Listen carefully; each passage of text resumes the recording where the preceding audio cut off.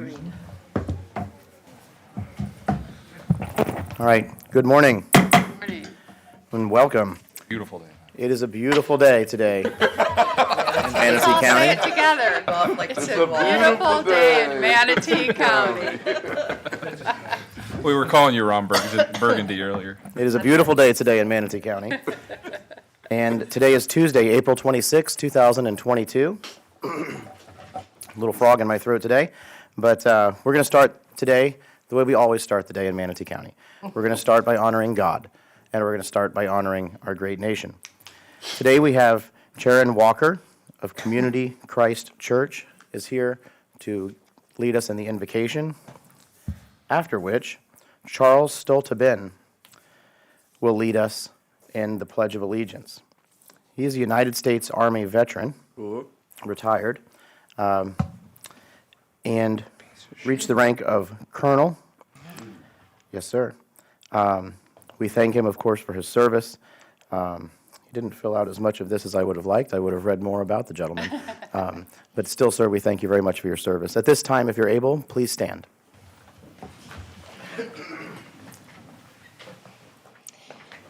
Good morning, God.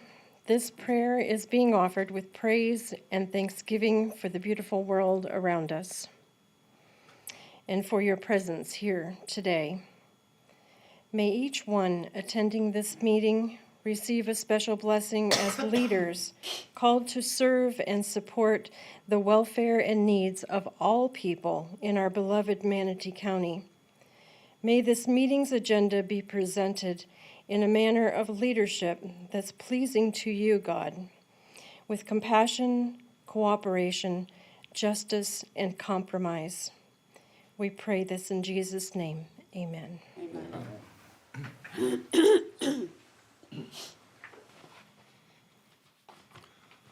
I pledge allegiance to the flag of the United States of America and to the republic for which it stands, one nation, under God, indivisible, with liberty and justice for all. Thank you both so much for coming down here today. Okay, we have a lot of important business today. So, Dr. Hopes, if you would start by reading us updates to today's agenda. Yes, Mr. Chairman, updates to the agenda for the update dated April 22nd, 2022. Under public comments, citizen comments on future agenda items were added, as well as comments on item number 40. Changes to the advertised public hearings under Public Works. Item number 40, a PowerPoint presentation was added to the agenda item. Changes to the regular agenda under Public Works. Items 43rd through 50. Each of the above resolutions were updated to include additional information in the whereas clauses and to add an Exhibit A. Under additions to the consent agenda under administrator items, item number 52,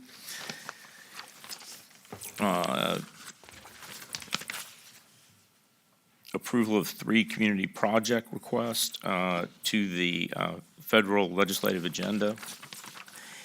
In addition to that, items 53 through 55, resolutions related to the lighting of the Sunshine Skyway Bridge were added. Additions to Commissioner agenda, Commissioner Baugh added item 56, lobbyist registration, and item 57, standards of conduct. Agenda amendments dated April 25th, 2022.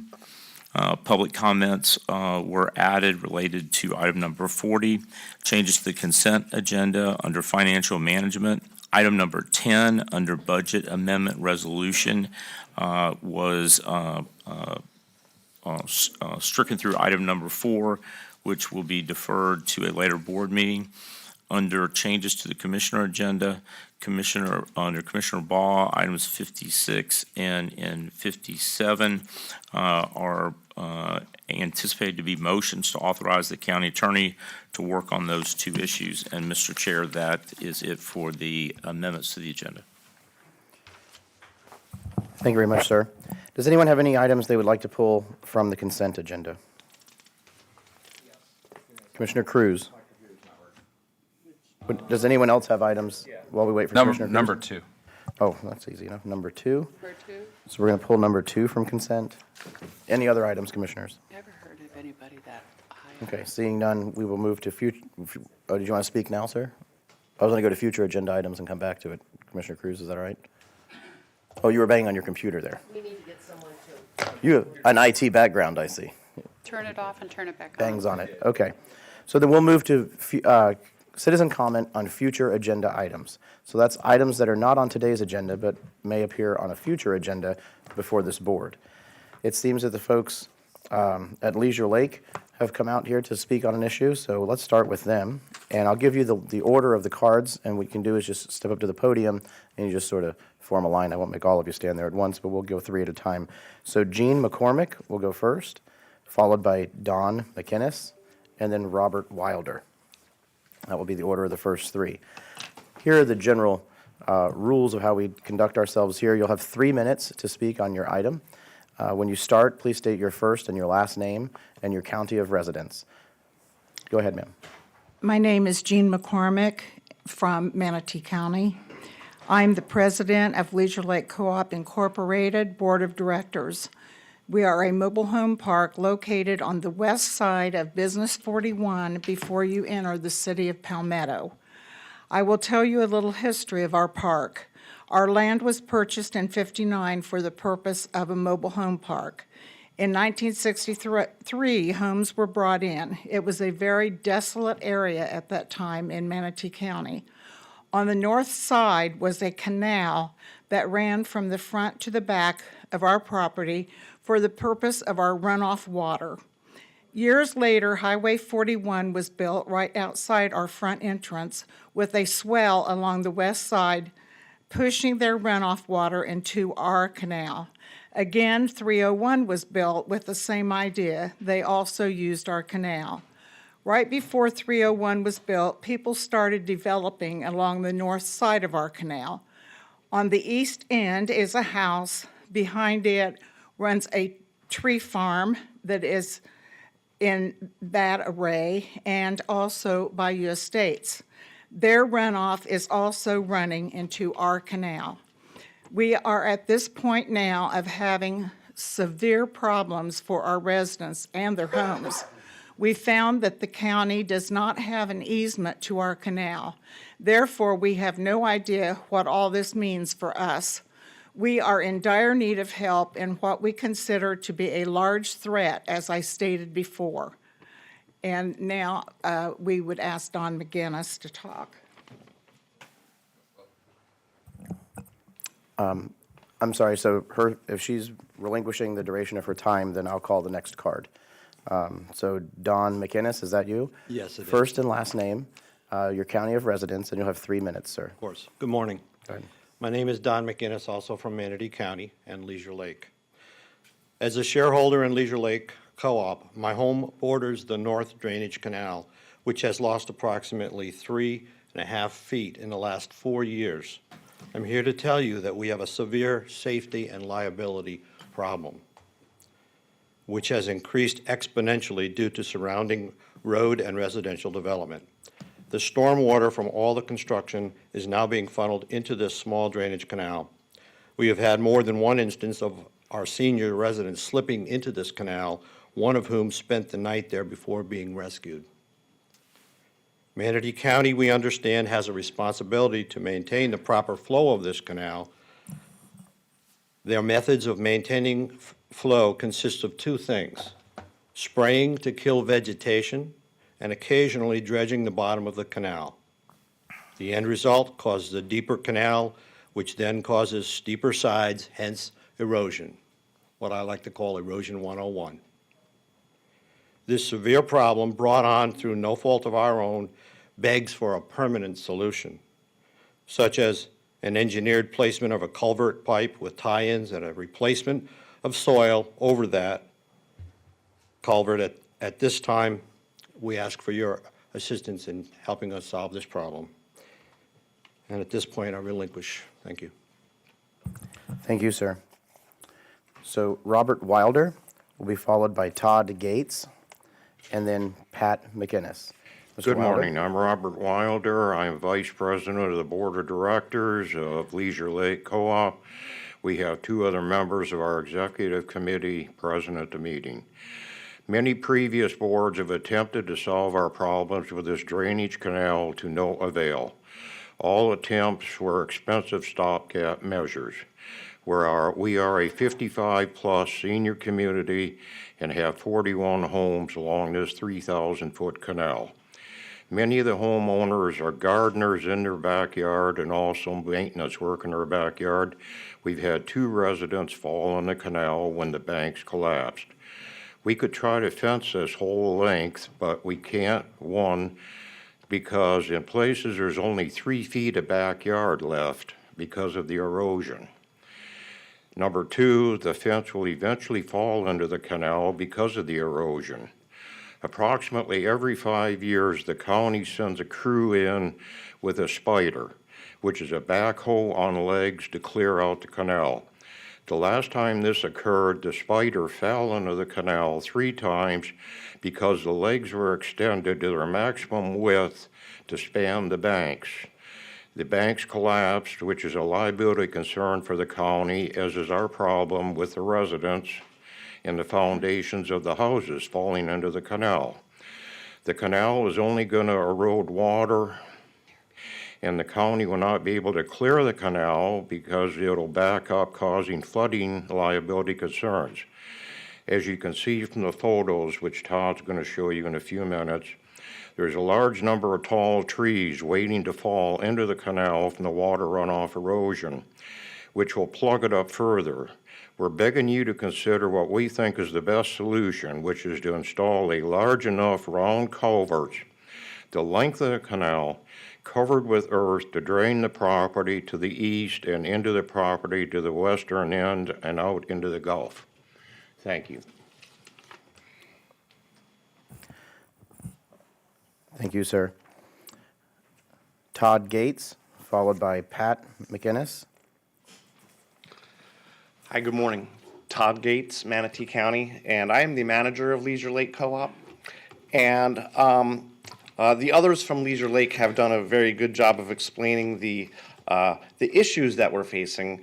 But I would just add that we had hoped to find a resolution to this issue by working directly with Manatee County Public Works Department. And we just haven't been successful in getting much in the way of a response one way or the other, which is why we decided to come here today to ask you for some assistance. And I do have some pictures of the canal in question. I don't know if it's appropriate. I'm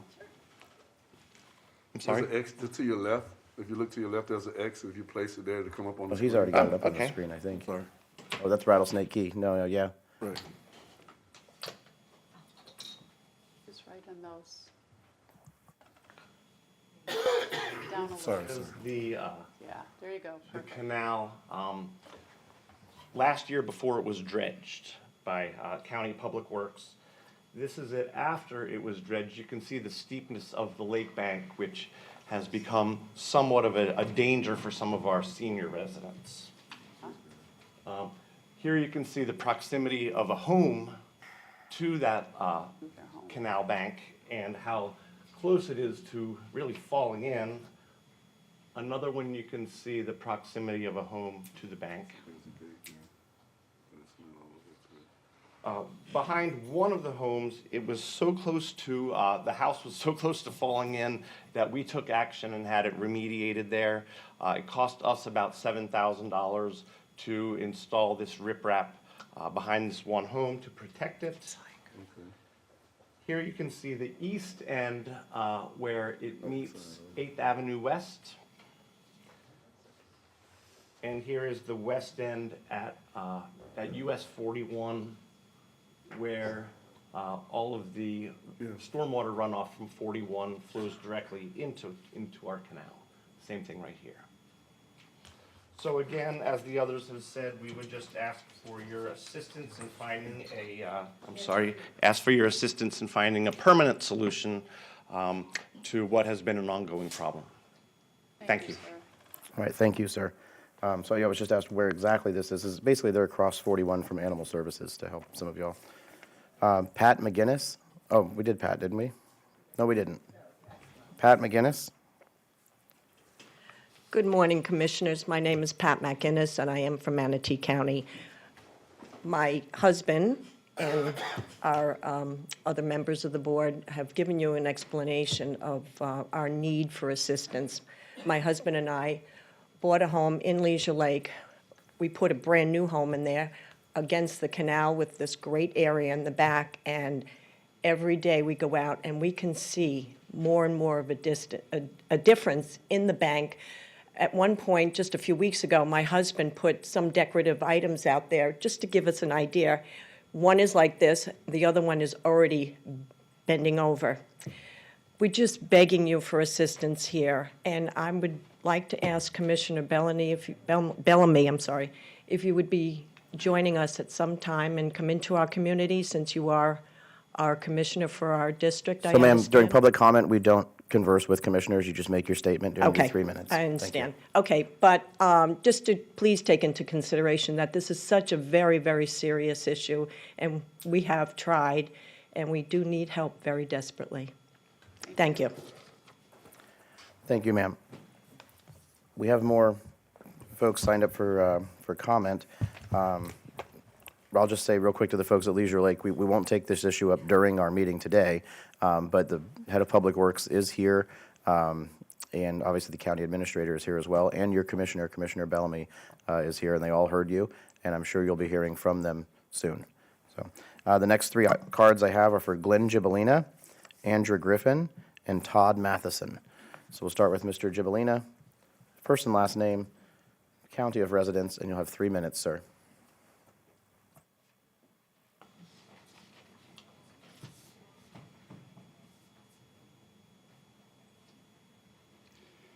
For the record, Glenn Gibellina, Manatee County. So, future agenda items. We still have not have a solar renewable policy either at our current county buildings or at the port. And I think there's a missed opportunity here, and that should be revisited at some point in time.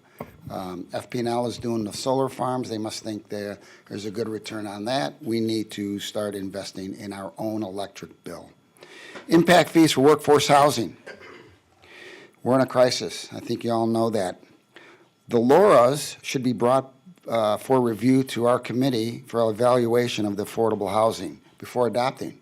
I look at some of the LORAs that you've thrown out the last couple of years, 920 in particular, is absolutely horrendous. You've got a panel of experts on the 5th floor that meet once a month that could review those LORAs and say, this is a good deal, this is a bad deal. At least get our input. We're in the business. I would like the advisory board, it should be videoed and live streamed if possible. I don't know what the big deal is. It's not that much of a jump. I think the citizens of this county deserve to be heard and watch what goes on in the Health Committee, the Children's Advisory Board, the Affordable Housing Board. I think it all can be televised very inexpensively, and it should. All advisory, okay. Bonus density must be paid for the developer, if not the 25% set aside. John Clone had it right. If you're not going to put 25 at every development, because you need to integrate workforce housing into every development. Those people should have an opportunity to live where they work. Currently, they do not. And if they don't, they pay the difference. Very simple. But they've been skating for a long time. Tiny homes, I don't know why we're not moving forward. I've all sent you good information. They just expanded Tampa tiny homes. They're hitting a home run with those. It's just another tool for workforce and affordable housing. I think it needs to have another second look at it. The missing middle, you know I'm a big proponent of that. Duplexes, triplexes within the urban core out to Lakewood Ranch. I think it's being underutilized. We should promote it. We are in the housing rental crisis. This board should do whatever the free markets like Horton, Neal, and Medallion have not. It's not in their business model. They will never build workforce housing. So we need to do the difference between that. And the smaller developers, you need to, you know, we had 2 lots, nobody bid on them. We couldn't build them for the 213,000. So there needs to be some funding for the small developers if you want workforce housing to make those. You know, labor costs and material costs have skyrocketed. And I think you should send one of the board members to the Florida Coalition. Thank you, sir. Thank you. Andrew Griffin. First, last name, and county of residence, ma'am. 3 minutes.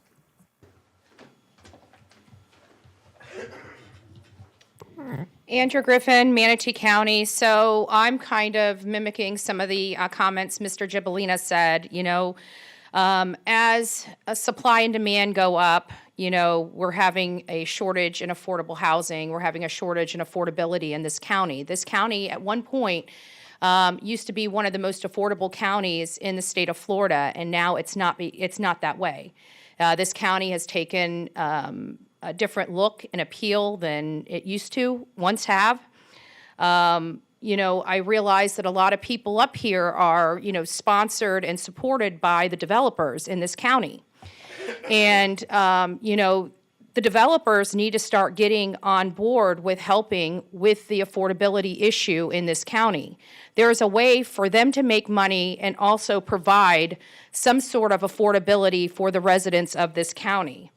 Furthermore, I go around the country now, and our tax prices here on our gas are really high. And as many of you know, we're seeing the gas hikes everywhere. We have a lot of retirees in this county that can't afford this. This county is becoming unaffordable, and it's the responsibility of the people as well as the county to help offset that. And I'm hoping that you guys reach out to Governor DeSantis to see if he can give us a break on the tax and road use and the county tax as well. Because in Georgia, Brian Kemp has helped his citizens, whereas we're not getting any help here in Manatee County, yet we have ports in Tampa and ports in Manatee County that bring in this gas. The advisory boards, I agree with Glenn. Those things, at least some of those advisory boards should be live streamed for people like me that are, and people that just want to watch that don't have the time to come here should be afforded the opportunity to see what goes on before it gets to this point, before it comes before you guys. Also, you know, forced masks on planes were deemed unconstitutional. And, you know, some of the people up here, you know, wanted to end some of the restrictions. And I'd like to see this thing finally go away. We've been here, we've seen this here for almost 2 years. I'm sick of looking at it. I think at this point, it's time to take it down. I think it's time to move this county forward. And that would be what I'd like to see move forward. I appreciate your time. Thank you very much. Have a blessed day. Thank you. Todd Matheson. Todd Matheson, sir, please state your first and last name, your county of residence, and you'll have 3 minutes. Excuse me. It's Tom Matheson, and I've got a presentation, and I'm with Manatee County District 3, and I have no presentation. What I'm here to talk about is, there it is, it's a future agenda item being rising sea levels, so I ought to come every month, I guess. But specifically, we're dealing with Rattlesnake Key. I understand $30 million are going to be paid for 1,000 acres, and that's $30,000 an acre, and Manatee County is kicking in $3 million. And it's going to be underwater in no time at all. It's the old Florida real estate legend. If you see where Port Manatee is there, as I used to be a meteorologist with the government, I worked with all your hurricane drills up in North Carolina, South Carolina. Now this is a Port Manatee, there's a tide gauge, and we're looking at the last 20 years.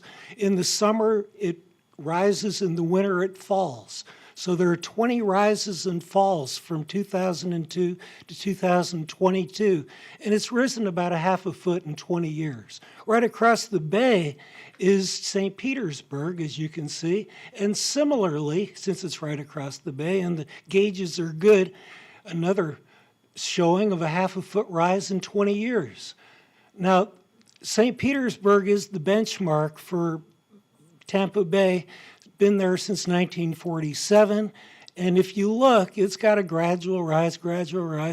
And look at the right side, the increase since 2010 is off the scale.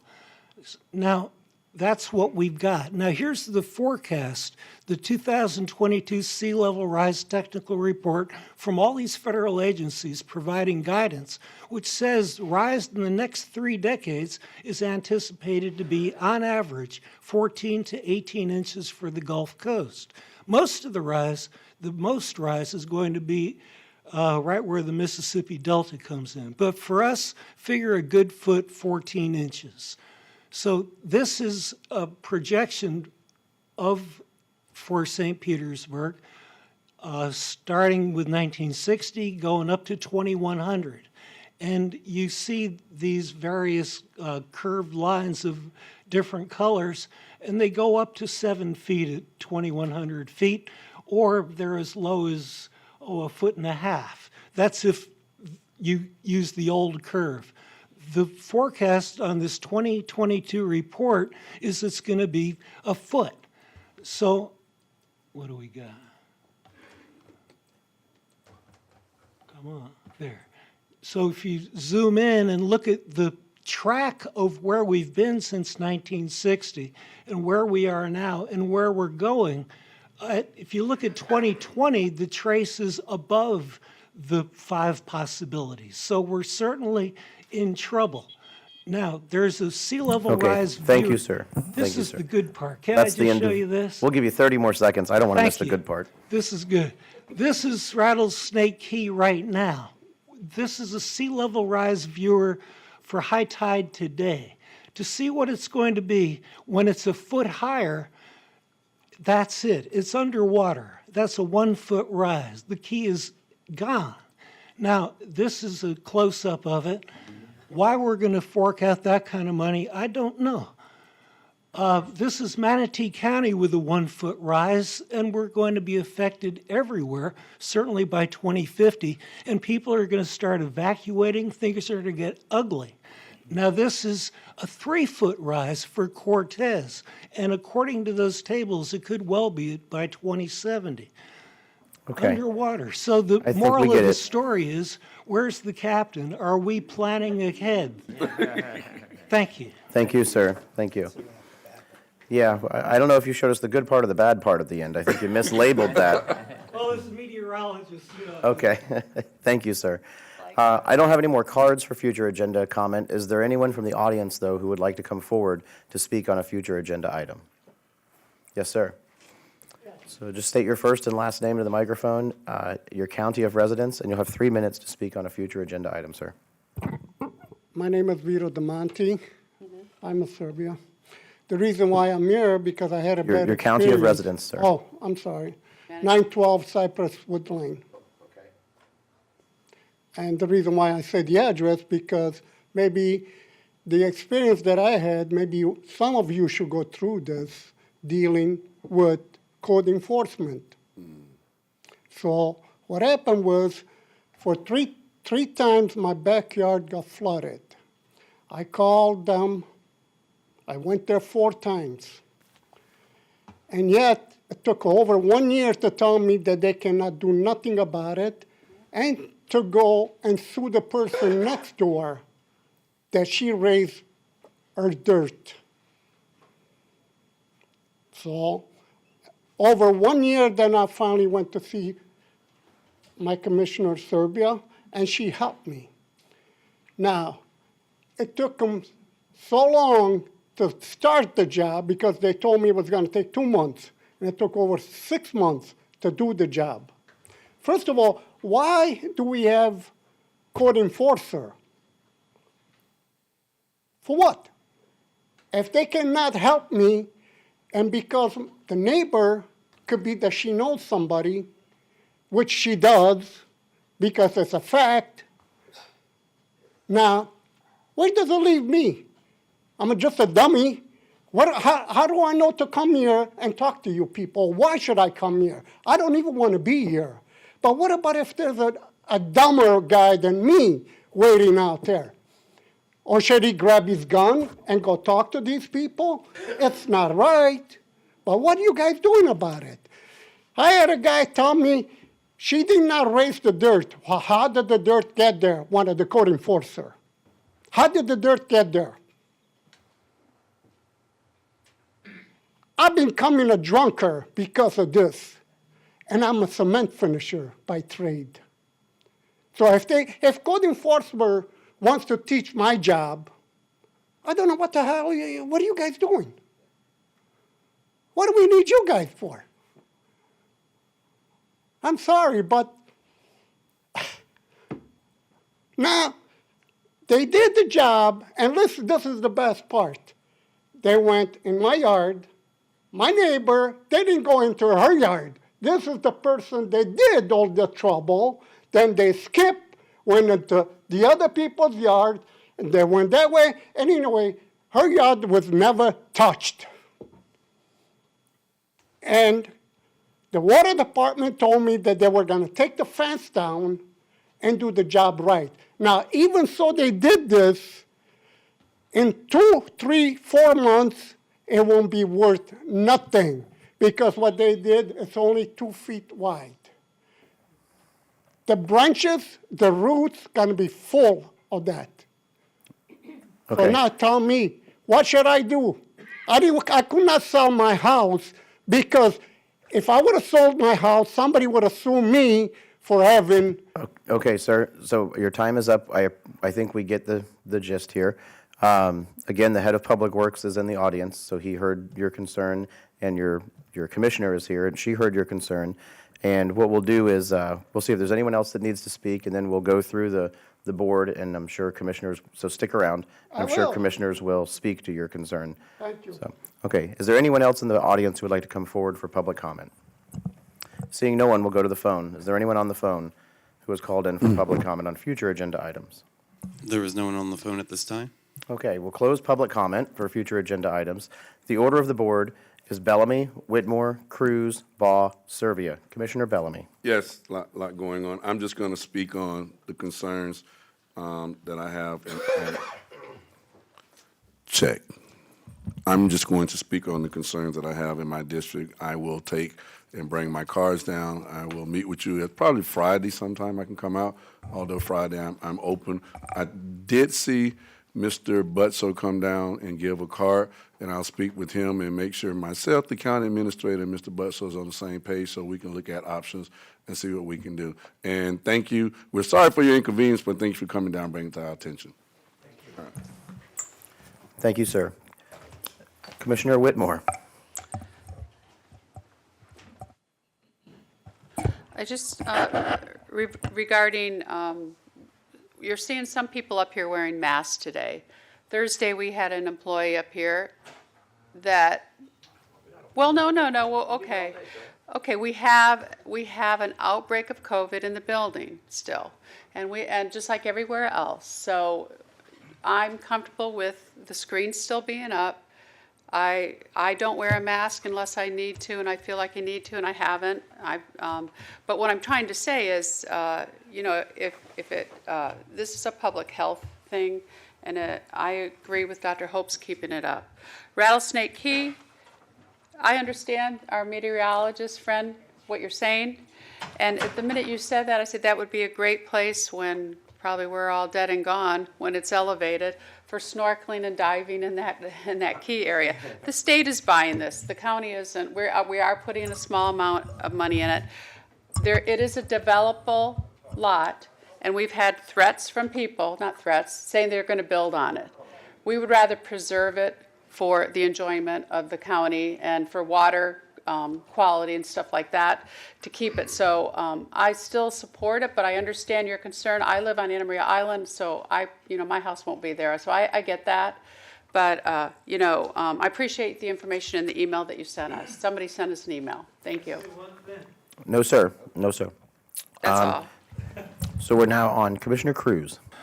All right, 3 things here. One, to Glenn and Andrea. I mean, a lot of the stuff you mentioned about affordable housing development is something we just talked about last week. Those are things that we are working on. I brought up changing our LORAs to expand them. I talked about having developers pay in lieu payments if they don't take the density bonuses. We talked about tiny homes and rezoning.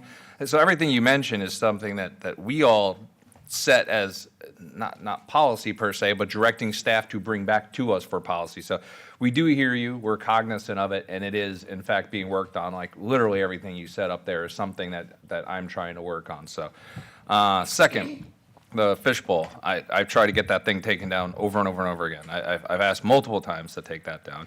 And I get where you're saying that somebody got COVID here, but at the same time, you know, everything else is released. We don't have plexiglass between us. We don't have mask mandates. We don't have temperature checks. Look at the school board. They don't have a plexiglass. Look at Sarasota County. Look at City of Sarasota. You know, look at City of Bradenton. We're the only ones left with this. And honestly, it makes it a little harder to hear people, and it makes them feel like they're one step removed from speaking to their elected officials because we're putting them behind a wall to speak to us like we're somehow better than them, and then we make them go sit in a crowd of people 1 inch from each other. Whereas even the closest person, the county attorney, is 6 feet away from, more than 6 feet away from that. So by even the old definition of whatever the CDC was pretending was safe, they're more than 6 feet away even without the plexiglass. I think this thing is ridiculous. I've asked to have it removed in the past, and if people want it removed, I'm 100% on board with making whatever motion necessary to get that thing taken down. It's the last remnants of our safety that served no purpose in the first place just because of the distance of where that person's standing. Notice nobody wiped that microphone, so you're telling me we have to protect ourselves, but we're going to let 10 different people stand up there and cough and spit all over a microphone, and it's like, your safety is your problem, but our safety is more important than yours? It's ridiculous. I make a motion, I'll make it after this thing, because I want to finish my comments. As for Rattlesnake Key, look, I hear what you're saying, and there's differing views, and I'm not going to opine on the views of sea level rise. Everyone knows it's going up. The causes of it are up for debate, but we know it's going up. But at the same time, what would we have us do here? Based on your own map, Robinson Preserve is going to be under. We're talking about fixing the boardwalks in Robinson Preserve. Should we save that and let that just fall to pieces and lose that amenity for Manatee County? We're talking, FDOT's talking about spending hundreds of millions of dollars replacing bridges out to the island. Based on these maps, the islands are going to be gone. Why spend that money? Let the bridges fall into the water. Now, we can't look to maps 30, 50 years down the road and say, let's make our quality of life meaningfully worse today, because there's maps that imply that maybe it's going to have problems a generation or 2 generations from now. You know, this is a great opportunity for an amazing piece of property that's going to help our water quality and our environment, and Manatee County and the state of Florida as a whole. We're all supportive of this. There's no amount of maps or charts from anybody that's going to convince me that this purchase of Rattlesnake Key is a bad idea, because maybe 50 years down the road, based on some map, it may be slightly underwater. So I'm sorry, I just fundamentally disagree that we should pull up shop and move everybody off the coast and, you know, take down all of our estuaries and all of our parks and all of our barrier islands, because maybe a half a century from now, there's going to be a problem with it. Thank you, sir. And I would make a motion to remove that plexiglass. And I'll second it. So we have a motion by Commissioner Cruz and a second by Commissioner Satcher to remove the plexiglass. Commissioner Whitmore, you're on the board to discuss plexiglass. Since our administrator happens to be an epidemiologist, I just want to know what your opinion is. No, I mean, I'm an infection control, but he's the expert, not me. I do. I have no problem with it. I'm certainly an adequate distance from Yeah, that podium. yeah. This is the first I see a lot of you guys every week. Nobody's asked to have it taken down. It was coming down when we redo this at the recess at the summer recess anyways. But you know, it's up to you guys. I have no problem. I call the question. Second. The question has been called with a second. Well, in debate, we'll open this to public comment. Would anyone like to come forward? Would anyone like to come forward to speak on the plexiglass? Oh, I'm sorry. We will vote on the call to question. All in favor of calling the question, please say aye. Aye. Aye. All opposed? Madam Clerk, it passes unanimously. We'll open public comment to the plexiglass. Would anyone like to come forward to speak on the plexiglass divider at this time? Talk about real high-level stuff today. Seeing no one, we'll go to the phone. Has anyone called in to comment on our plexiglass divider? There is no one at this time. He's feeling good. Okay. He's all right. We will close public comment. We will conduct the vote. All in favor of removing the plexiglass divider, say aye. Aye. All opposed? Madam Clerk, it passes unanimously. Just a question, Mr. Chair, would you like to take a recess so I can No, take it down sir. immediately, or after the meeting, okay? After the meeting, okay? And after the meeting is fine. Okay, Commissioner Ball, you have the floor. Plexiglass, jeez. Mr. County Administrator, I would appreciate a report on the gentleman that was here, his property regarding code enforcement. I'd like to know the background, what's going on and why, because I've had similar problems in my district. So I'd really like a report on that. And then the only thing else I'll say, Glenn, I think if I'm not mistaken, you were at the workshop about affordable housing and homelessness, and yet you brought that up today. So I don't understand, because you were there at the meeting, you knew. Third of all, plexiglass. You know what? If you're scared, wear a mask. If you're not, don't. Thank you. Thank you. Commissioner Satcher. Thank you, Mr. Chair. I'll be quick, especially since it's already moot. But I just wanted to point out that one of my biggest concerns with the plexiglass is we've had people that, with the troopers come in, and then employees, retiring 30 years, things like that, and, not able to get a normal picture. You got 4 reflections.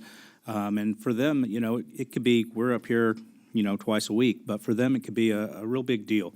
And so I'm glad that that's done. I just wanted to commend the residents here from the Leisure Lake. Thank you, sir. And just for anybody that wants to get something heard before the commission, the way they did it, they set up the issue to let us know what the problem was. They gave us pictures of it that illustrated it. And then they even gave proposed solutions and things that they've tried. And it did take more than 3 minutes, so that'd be tough for just one person to do all in one presentation, but still, it was really well done, and so I appreciate them doing that. Thank you, sir. Thank you. With no other commissioners on the board, we will move to the consent agenda. I'm entertaining motions to pass the consent agenda minus item number 2. So moved. Commissioner Servia has made a motion to pass consent, seconded by Commissioner Cruz. We will open up consent minus item number 2 to public comment. Anyone from the public like to come forward to speak on the consent agenda? Sir, you'll have 3 minutes. Please state your first and last name and your county of residence. And keep your items to the consent agenda only. You did, sir. I apologize. Mr. Gibellina would like to speak on item number 8. For the record, Glenn Gibellina, Manatee County. So, I want to talk about a good Laura and a bad Laura. So, as you know, Mark Van Groff is a front runner in workforce housing. He is a hero in our community. So, what he did is he went to 80% of AMI to make it more affordable. Now, he's only asking for $5,300 per unit. He could have made that difference up in 2 years at 100%, but he chose not to. This is the type of Laura that we need to be encouraging and stand by. We currently don't do that. So I guess my question is between that and then, let me just move this one over here. The 920, we have the same staff coming forth with recommendations. So there is a disconnect between when a developer comes to see you to write his own Laura versus a conscientious workforce housing hero that comes to you and said, I want to do the right thing. So my question is, why didn't the 25-year Laura from the CO, not from the time you sign it, from the certificate of occupancy, apply to the 920 project? You guys are our first line of defense in protecting workforce housing. You gave them a prime piece of real estate for $100,000. You think we would want to protect at least 25% for at least 25 years. That went out the window for some reason. So we need to get some continuity to our LoRa's. You know, then he goes over the city and says, I need a 99-year lease on the parking for the post office. Well, guess what? Maybe our workforce housing needed a 99-year lease for parking when they were living. It's like Jamie Ross said, in perpetuity. When you give a prime piece of property, and by the way, it's not even knocked down, he's running out the LoRa. So what's he got left, 4 or 5 years? He is not helping anyone but himself. So when that LoRa is up, it's going to go right to market rate or convert to condos, and we have lost that opportunity forever. I think one of these commissioners or the administrator should reach out to Ron Allen and say, look, we made a mistake. Can we renegotiate this? You got to do the ask. That's all you should do, is at least do the ask. And again, I think every LoRa that comes in front of this board should be reviewed by the Affordable Housing Committee, and we would put our blessing or send it back to you and say, revise it. So thank you for this time. It's a big concern of mine. I know we can fix it moving forward. Thank you, sir. Is there anyone else who would like to come forward to speak on the consent agenda minus item number 2? Oh, I think don't I have number 38? 27? That was consent agenda, sir. Oh, It 27. was your opportunity to speak on the consent agenda. Do we have anyone on the phone who has called in to speak on the consent agenda? There is no one at this time. Okay, seeing no one, there are no commissioners on the board. We'll move forward with the vote. All in favor of passing the consent. Did you want on the board? Was it you that pushed the button? Did you want on the board? Did you want, Commissioner Satcher? You want to speak after the vote? I can go quick. Go ahead. Be just one sentence. Just good to see CEO Rick Piccolo here from the airport, and I appreciate their investment and hard work in Manatee County, and getting people in and out of town. So I appreciate them being here. Okay. So then we'll move forward with the vote on the consent agenda minus item number 2. All in favor, please say aye. Aye. Aye. All opposed? Madam Clerk, it passes unanimously. Shall we take up item 2 at this time then? Commissioner Cruz, you pulled this item. Would you like to speak on it, sir? Sure. Shouldn't Liz come down? Why not? Some of this isn't so much, none of this really is directly pertaining to it. It's more just a discussion about the concept of item number 2. Item number 2 is an economic development grant that we're giving to whomever Project Sapphire is. And for anyone at the paper that wants to imply, like they did with Sarasota County, that we actually know who these people are, we do not know who they are. Florida statute gives them the right of being anonymous to the public as well as to us. So I to this minute, have no idea who Project Sapphire is. My concern is, on a more global scale, so, I just want to bring this to light, and then I can follow up with the administrator. We don't need to go into a long discussion, but I feel like we're, as the chair always says, he doesn't like picking winners and losers. But in situations like this, I feel like we're picking winners and losers. We need to have a more focused effort, both between our in-house REO group as well as the EDC, on what we're trying to become as a workforce in Manatee County, because I feel like a lot of times we just sprinkle money around where it's not necessary. And yes, it's 120 grand, it's not breaking the bank, but there's a lot of little 120 grands. We need to be working with the EDC, and more importantly, I think we need to be working with both the Manatee and Sarasota EDCs, because I don't think either of these counties are going to bring the big whale company in here like St. Pete did with ARC and like Palm Beach did with Elliott Capital Management. If we keep pretending we're 400,000 person plus towns instead of a 1 million person region, we're going to keep getting beat out by Pinellas and Hillsborough. And so, part of this is I feel like our EDCs either just need to be one EDC for both of us, or at least be working in conjunction with each other. But these little things here, it's like, this is a company wanting to expand. That's what companies do, is expand. If the Horns want to open up for breakfast for Anna Maria Oyster Bar and say, we're going to hire some more staff for breakfast, give me $1,000 per person. No, they're opening up for breakfast because it's profitable to do so. That's how you expand business. It's not our job to use taxpayer dollars to help somebody do what they should already be doing on their own. If this company thinks they can build a new plant to expand their production and hire up to 57 people to work that plant, and that's going to be profitable to their bottom line, they're going to do it with or without us.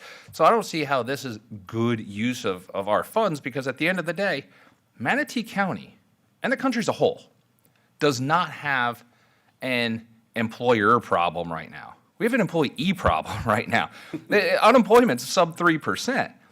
So those 57 people, if they really want to work, they can go out and get a job this afternoon, because there's jobs all over the place for people, especially when you're talking essentially at average wage. This isn't an opportunity where we're bringing our entire corporate headquarters down from Connecticut and everyone's going to make $100,000 and reinvest that money into our restaurants and our retail in Manatee County and expand our tax.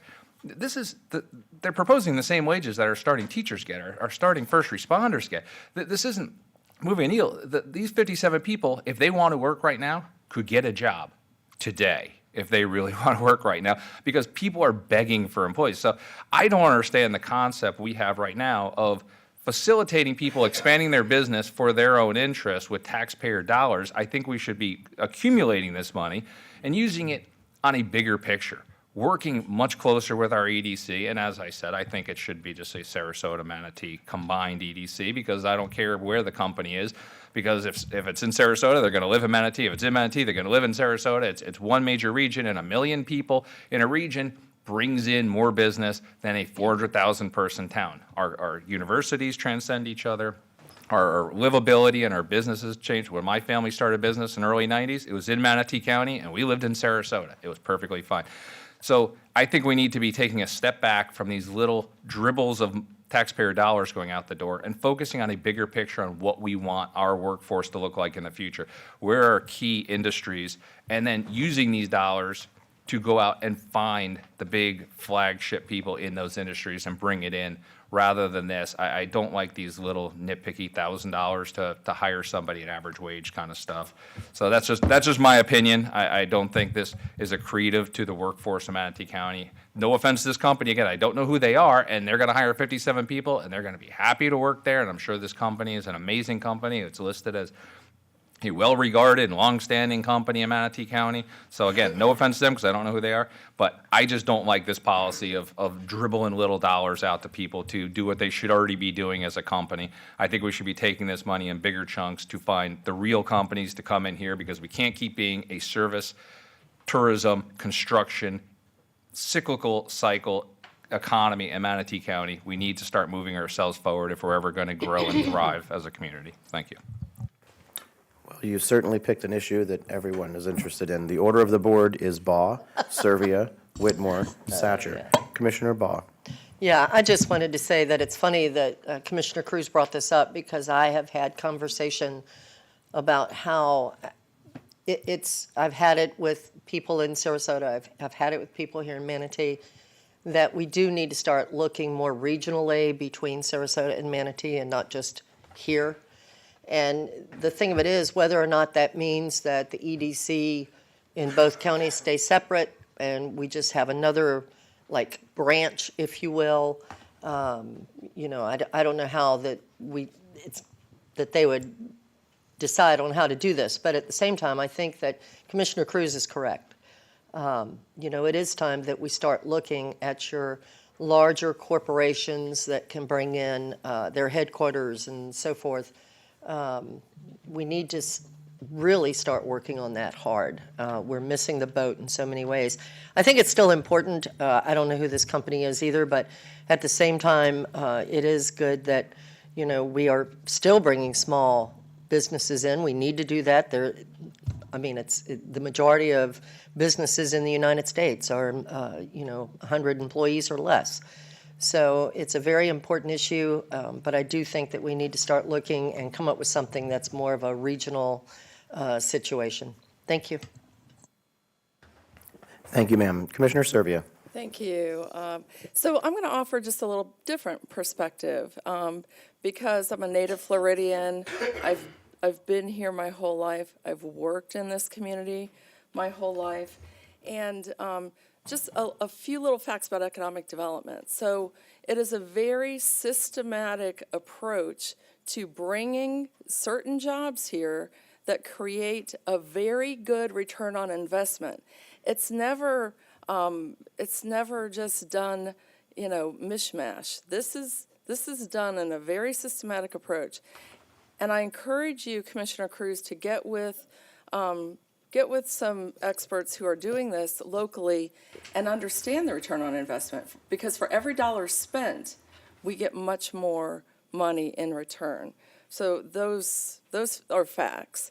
As a Sarasota girl who grew up in Sarasota, I will tell you that in Manatee County, that was always where the industry was, and in Sarasota, that's where people wanted to live. And it hasn't changed much. So Sarasota's base and where they get most of their revenue is because they have very high property values and they attract a lot of wealth to the community. And that's the same today. And in Manatee County, if you want to do business and you want to create a new industry, that's where people came. So to a large extent, that hasn't changed. Manatee County has always had a very robust economic development program. Sarasota County, not so much, because they didn't need it. So I would not be in favor of bringing ours to theirs and thereby diluting our efforts. So be very careful about that, because we are really doing a good job, and they need help in this regard. So as far as working regionally, it's a concept that I live with. I mean, it's what we have always done. Take the Moat Sea Aquarium, for example. Big regional project, benefits the region. That's why I got behind it so strongly. It benefits Sarasota and it benefits Manatee. And we should all think regionally in that regard. I just don't want to dilute our efforts to benefit another county. In your example of the Horns offering breakfast, that would not be something that would meet our qualifications for incentives, and you probably know that. So that's a bad example. I'm sorry, it is a bad example. If you want to expand to serve breakfast at a restaurant, you're not going to be creating those jobs that are of the wage level that dump money back into the community. So therefore, you would not be eligible for those incentives. So just a few points that maybe you don't know about, but I would encourage you to get with the EDC representatives and have an understanding of that. I'm sorry that you're laughing, Vanessa especially. I'm trying to be helpful, Thank you. Commissioner Cruz, you're a reference. Would you like to dialogue, sir? You were not referenced. Yeah, Well, you were referenced, but no. Am I next? Yeah, I'll say a few things. You said, because she was referring everything to me because she spent her entire time trying to counterpoint everything I said in terms of some way of knocking down everything step by step. I'm sure there's a bullet point of how can I disagree with every single sentence. In terms of mismatch, let's think of our mismatch. In the past couple of years, we have an insurance company, a Air Products, a headquarters for a restaurant. We've got a sports industry thing. We've got a medical. That's mismatch. That's mismatch. That's just randomly throwing money at anybody who wants to show up at the front door.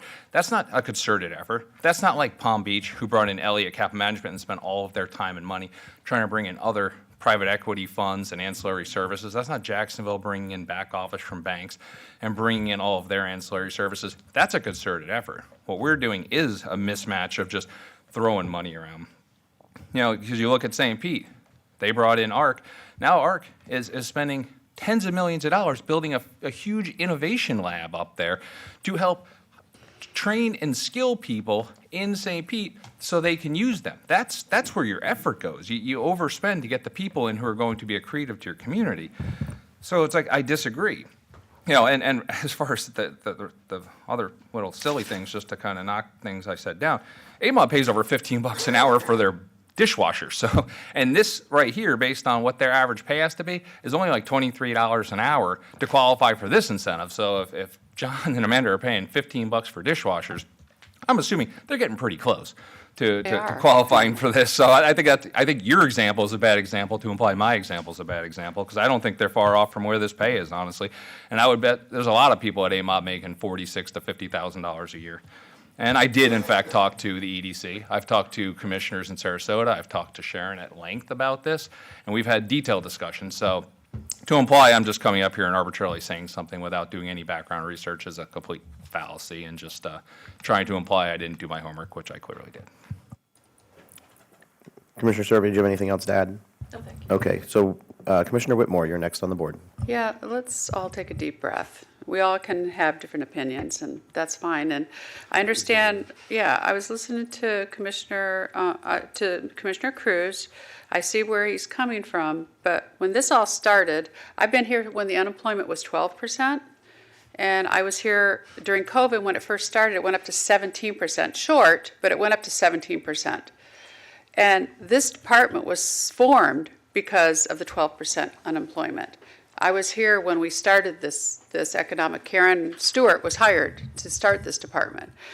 And we did come up with a plan of what we wanted: manufacturing, corporate offices, expanding current offices, certain income, certain employees. Vanessa's been involved for years. Things that you had said that we aren't doing, we are attracting corporate manufacturing. Air Products was a big win for us, and that. But you do know that both counties are very competitive, and I do not think the EDCs are going to share. And I really don't know the history of Sarasota and Manatee. I concentrate on Manatee, and just the TDCs are very competitive. I'm sure the EDCs are just as. Our REO has done a good job. It's kind of up in the air, screwy right now as far as, are you REO or are you EDC? I don't even understand it really. I know you're in-house or out-house. I don't know how much we're working together. But I would like to sit down and talk to Ruth and EDC together to see, what are you guys thinking? Because I don't know, and I'm a policy setter. You remember what you're saying, you want to save money for big projects. I mean, you want money to accumulate for big projects. We did that in the Southwest TIF, and this board voted to take a lot of money out this year for another project. I know, but you see what I'm saying? So, you know, and there's going to be future boards. We have to attract certain businesses and certain incomes. We could increase the incomes. That would probably maybe stop this a little bit more, maybe 50, because you're right, a nurse and heck, even truck drivers are making $90,000 now. I mean, we could look at it differently maybe. And I agree with what you're saying, but they are following the direction of the previous boards. Now, do we want to change what we want them to do now versus what kind of business what we want them to attract, what kind of salary range? That would be something, I think that's what you're talking about. Because again, we don't know who this company is. And it's for a reason, because that company doesn't want us to know until it's approved. And, you know, we all know there's been some major companies come before us, and we have not, and some make it and some don't. And it's brought thousands of jobs to this county. We used to get a report, I don't know if with everything that's going on in REO, but the board used to get a report on how many jobs we've, you know, that we've made in their salary ranges. Remember? Vanessa, you remember? I haven't seen it in a long time. No, that's because everything's so up in the air now. So I would like to, I don't want to take anybody from their job, but it would be nice for us as policy setters to know what's going on. I think increasing the salary may be something that we should look at if we want to really get corporate people here. Feld Entertainment's a perfect example. I think we did it for 200 jobs. I met with them not too long ago, 450 they have now. Yeah. That's all. Thank you, Commissioner. Commissioner Satcher.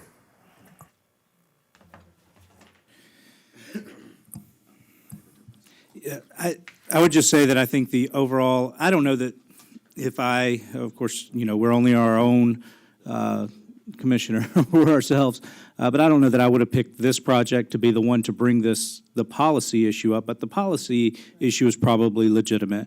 As far as, I mean, one of the reasons we do things like this is we're competing with other people, and I don't think I like competition. I mean, I can tell you, when Moat was getting established, if I had already been on this board, boy, I would, you know, there would have been some competition going. But as far as overall setting ourselves up as a business-friendly community, I don't think there's anything wrong with that personally, even if it isn't huge amounts of money every single time. But I have spoken with EDC about different types of businesses I'd like to see coming in here. Any big-time business in the north right now, I would have a second headquarters in Manatee County if I were you. if you have a big, if you have a lot of CEOs and whatever, the management, upper level management, this would be a great place to spend your winter and still get work done. So, so I do think we need to look into it, and it's a policy question of what types of companies we're going. But I don't think for right now, diversity can be good, and being business friendly can be good. And just to say, on the way in today, heard the news, and Manatee County's average, whether this is good or bad, but our average home right now is well over 500,000.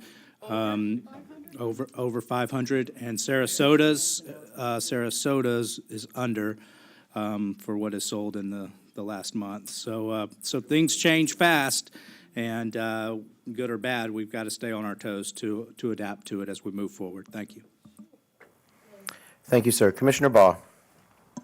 Yeah, just a few comments on this. I think that Commissioner Cruz brought this up only right now because it was a discussion that he wanted the board to have. I mean, that's why I said what I did about it. I think it's a great idea to look at it.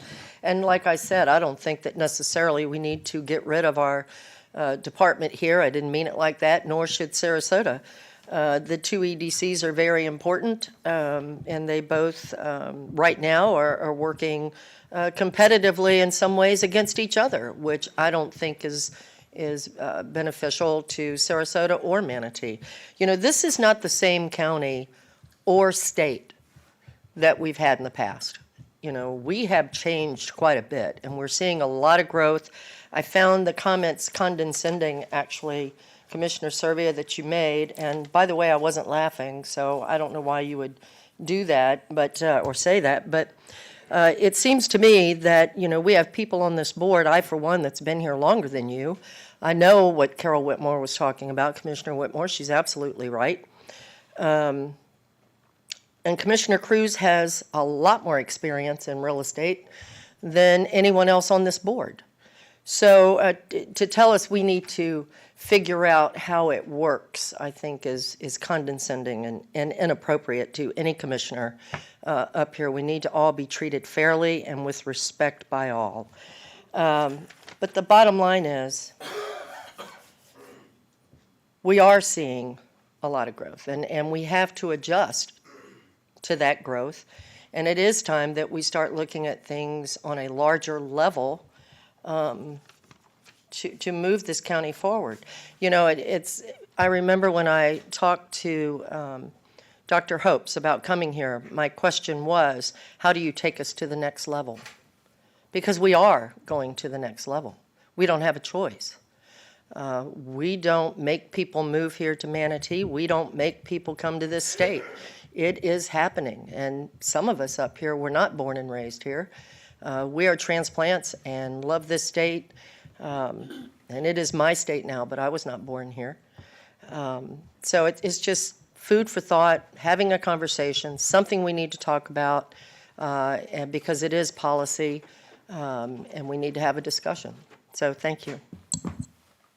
Thank you, ma'am. Commissioner Bellamy. Yeah, a lot going on. You all know I don't get in the middle of that.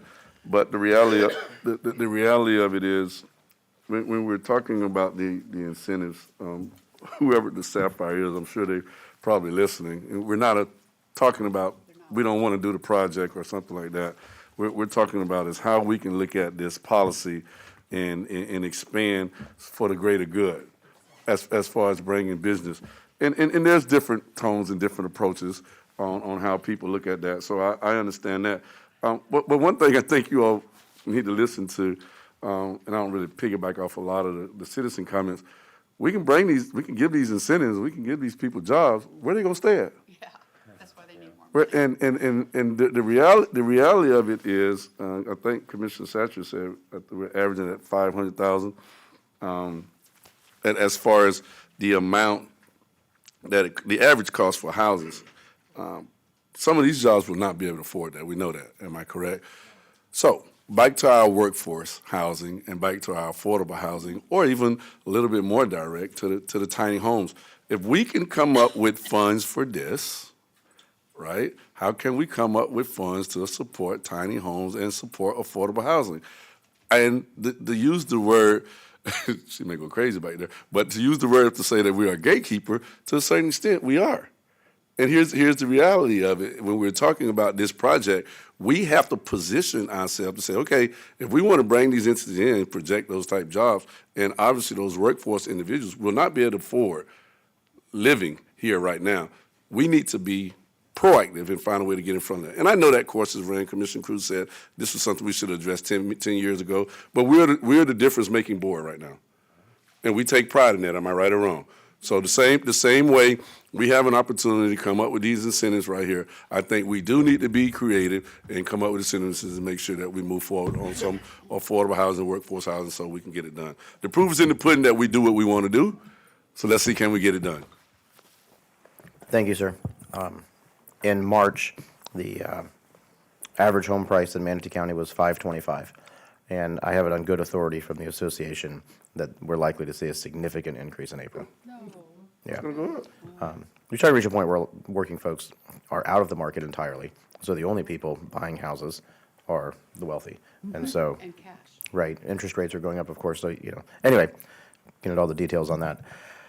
I have Hopes, Clegg, and Whitmore on the board. It is, 11 minutes after 10, 12 minutes after 10 o'clock. We're still on consent. But if Hopes and Clegg would like to make brief statements that hopefully will move things along, I'd appreciate that. Dr. Hopes. Yeah, real quickly, Commissioners, it's a good conversation. As you know, on May 3rd, you're going to hear about the changes in development services and in community and veteran services. Community and veteran services where the affordable housing has been moved so they can better focus on it. With regards to economic development, I spent a good bit of time with our EDC before you hired me in this role, as well as Enterprise Florida and Enterprise Ireland. And after recess, we will have a work session about where I believe we are headed and should head around the area of economic development. Many of you know I have spent a majority of my time in this area with national and international companies that are looking to move here. That being said, this company is one that has been participating in the program. I will tell you that the EDC and our department both use different software for calculating economic incentives, eligibility, et cetera. And both of them are well-recognized algorithms in the industry. In addition, I would have preferred that we're not talking about this particular item because you're not talking about this item. Right. But, in addition to these jobs, they're also, proposing to build or expand an additional 60,000 square feet of advanced manufacturing space. That's not a small building. That will go to the tax base. And $50,000, while it may not look much compared to a BSN or something like that, these are advanced manufacturing jobs. These are kids that are coming out of our school system that take an advanced manufacturing course at MTC and can go into these jobs locally, making over $50,000 a year as a 19 or 20-year-old. And so that's not bad. So at any rate, I assure you that I think you will be pleased with the session and or special meeting that we'll have after recess that will focus specifically on economic development and, as Commissioner Cruz said, how this board wants those monies to be invested and how you don't want those monies to be invested. Thank you, Mr. Chair. Thank you, sir. Clegg? Mr. Chairman, Commissioners, I'll just be very brief. Florida law gives the county quite a bit of discretion in what it decides to incentivize in economic development. The state of Florida operates under statutes that are very tight in terms of where jobs compare to average wages, but we operate under 125045 Florida statutes, which gives us a lot of room to be different from the state. And with that discretion comes business judgment. And the board sets policy, and Commissioner Cruz has raised, I think, a significant policy issue about what do we want to incentivize in economic development. It's been quite a few years since the county looked at that. I think Commissioner Whitmore and Commissioner Baugh remember when it was done, it was in a much different economic environment, and the county was a different county. So it is a board decision in terms of policy where you want to go with that. I would respectfully ask that for this item, we keep in mind that this is a negotiated transaction that's come to the board where the party on the other side, and I don't know who it is either because my office was not involved in this one, we're not involved in all of them, but they have obviously taken a certain amount of steps to get to this point. So I would ask that you have that policy debate more as a general policy for the board going forward than over this one transaction. That's all I have, sir. Thank you, sir. I would just add that we are here to discuss item number 2, which is Project Sapphire. So I would just state, thank you to Project Sapphire for choosing Manatee County. I'm thrilled that you're coming here. We try to keep the taxes low and the temperature high, and we're a very business-friendly environment. I do have Whitmore, Cruz, and Hopes on the board. I am entertaining motions at this point, commissioners, so please try to keep it to Project Sapphire. Commissioner Whitmore. The reason why you're hearing Dr. Hope say what he's saying is because there is a confidentiality agreement that's signed, and only the administrator and REO and EDC are the ones that know. So what you're hearing more is more than we even knew. So that's why you're hearing that. When we do have that work session, whether the pros and cons of maybe increasing that amount of salary for future, because I agree with Mr. Clegg, it needs to be looked at, but when there's always an increase, there's going to be a crash, so remember that. Okay. Thank you, ma'am. Commissioner Cruz. Yeah, I'm very glad we're having that work session. I'm really looking forward to it. I think that's an important work session for us. But again, this had nothing to do with this. It was just one of those things, we've done it on a few other occasions where something kind of just is the linchpin that starts a bigger conversation. So I apologize for going off the rails. But at the end of the day, this board's job is to follow the policies in place at the time of the discussion. I believe these policies should change, but they have not changed. So for that, I'm not going to go against this particular thing because I have to honor the policies that the previous boards have set. So I will make a motion to adopt Resolution R-22-038, finding that Project Sapphire is approved for economic development incentive grant. Second. Madam Clerk, we have a motion by Commissioner Cruz and a second by Commissioner Servia. We'll open this up to public comment. Is there anyone in the public who would like to come forward to speak on this specific agenda item? Sir and ma'am, when you reach the podium, please state your first and last names, your county of residence, and you'll have 2 minutes to speak on Project Sapphire. 3 minutes? You'll give 3 minutes. Thank you. As long as you're speaking on Project Sapphire. I am. So, Glenn Gibolina, for the record, Manatee County. So here's what I did. I looked at this project, and then I did my homework, and I'm from Chicago, so I kind of do what I had to do. And I reached out to the CEO, and I said, look, here's what they're going to do. Yeah, I do know who it is. So I said, what are your employees that are going to come down here, right? What are they going to do with that $166 a month? Are you going to put that towards their rent? $57,000, right? I looked at the property. I looked where they're going to expand. They have room for workforce housing. And I'm going to go out there next week. I'm going to talk to the manager and say, look, let's go back to the county and see if we can put in some workforce housing on your property, right? Because it's an ideal location. It's out by Cisco. So I haven't heard back from the CEO, but I want to inform him that if you want to come down here, then you need to get your feet wet and see how difficult it is to live in this county making $50,000 a year. Oh, well, they'll get another job. Well, then your quality of life goes down. We'll get a third job. And then your quality of life goes down even more. So I don't think $166 a month is going to do anything to them. I think the company is going to keep that money, not going to pass it on to the employees to do what they want. You know, if they got a $2,000 bonus, maybe they'd have that down payment for that $2,200 a month single bedroom apartment. So we'll see if the CEO gets back. And I have to tell you, Mr. Baumann, who is the CEO, I have been eating Vienna hot dogs for 50 years. Please, that was not appropriate. Thank you, sir. Ma'am, you have 3 minutes, first and last. Sir, you'll have 3 minutes, first and last name and county of residence.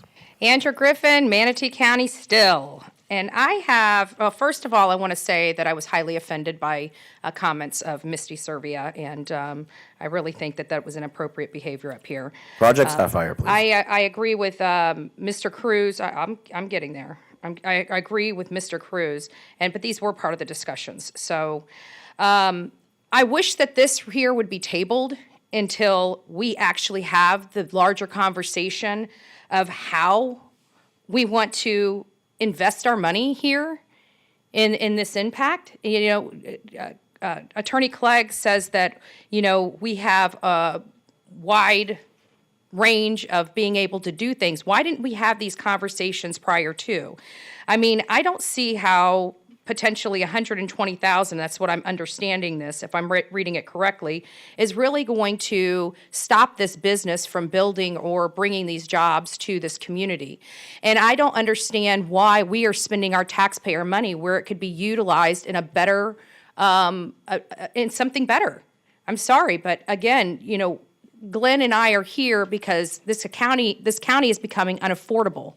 And I don't see how these jobs at $50,000 is going to really help anybody with the amount of jobs that are currently open to people in this county. So I would really like to table this item for another day after we have the discussion on how this county wants to invest these dollars. I feel like this is once again, you know, backwards. We're not having the discussion on how we want to invest the money. We're just throwing the money out. If you guys have $120,000 just to throw away, I'll take it. I could use it. I will impact this community. I promise you. But I just think this needs to be tabled. I think this needs to be tabled. We need to have the bigger discussion. If we have the work session, we need to have the work session prior to making a motion or approving this. That's just my opinion as a community activist here in Manatee County. Thank you so much. Have a great day. Thank you. Is there anyone else from the audience who would like to come forward to speak on this specific agenda item? Seeing none, we'll go to the phone. Is there anyone on the phone who would like to speak on this item? There are no callers at this time. Okay, we're going to close public comment. No commissioners are on the board. We'll hold the vote. All in favor, please say aye. Aye. Aye. All opposed? Madam Clerk, passes unanimously. Okay, we're then going to move into, I believe, public advertised hearings. Dr. Hopes, introduce the first item, please. 39. Yes, Mr. Chair. Item number 39 is a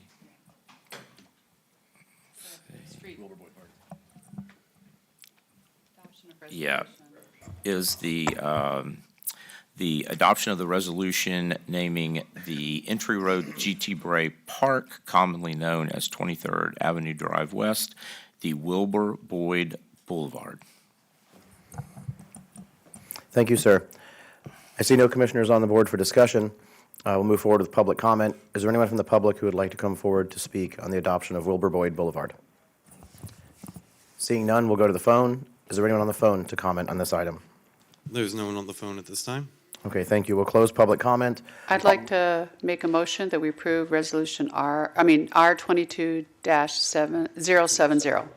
Second. We have a motion by Commissioner Whitmore and a second by Commissioner Satcher. All in favor, please say aye. Aye. All opposed? Madam Clerk, passes unanimously. Dr. Hopes, item 40. Thank you, Mr. Chair. Item number 40 is adoption of ordinance 22-35 related to Lorraine Road speed limit changes. Okay, I see no one. We have a presentation? Yes. Okay. Upon request. Would anyone like a presentation? Yes. Sir.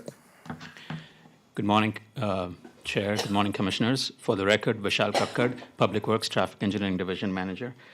And I have a presentation, and if you will indulge me a little bit, I know it looks a little bit long. If I could, I'm sorry. Yes. If I could just interrupt. Probably not a long that's not what I really need. Just touch base for the public so they'll know what's going on, because I can tell you they are watching. Okay. The maps, Thank the you. maps and where the changes are.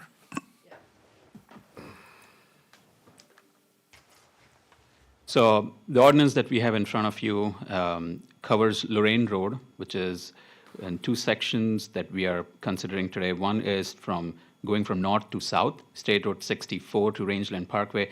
Existing speed limit is 50 miles per hour. This is your two-lane section, and this is the map.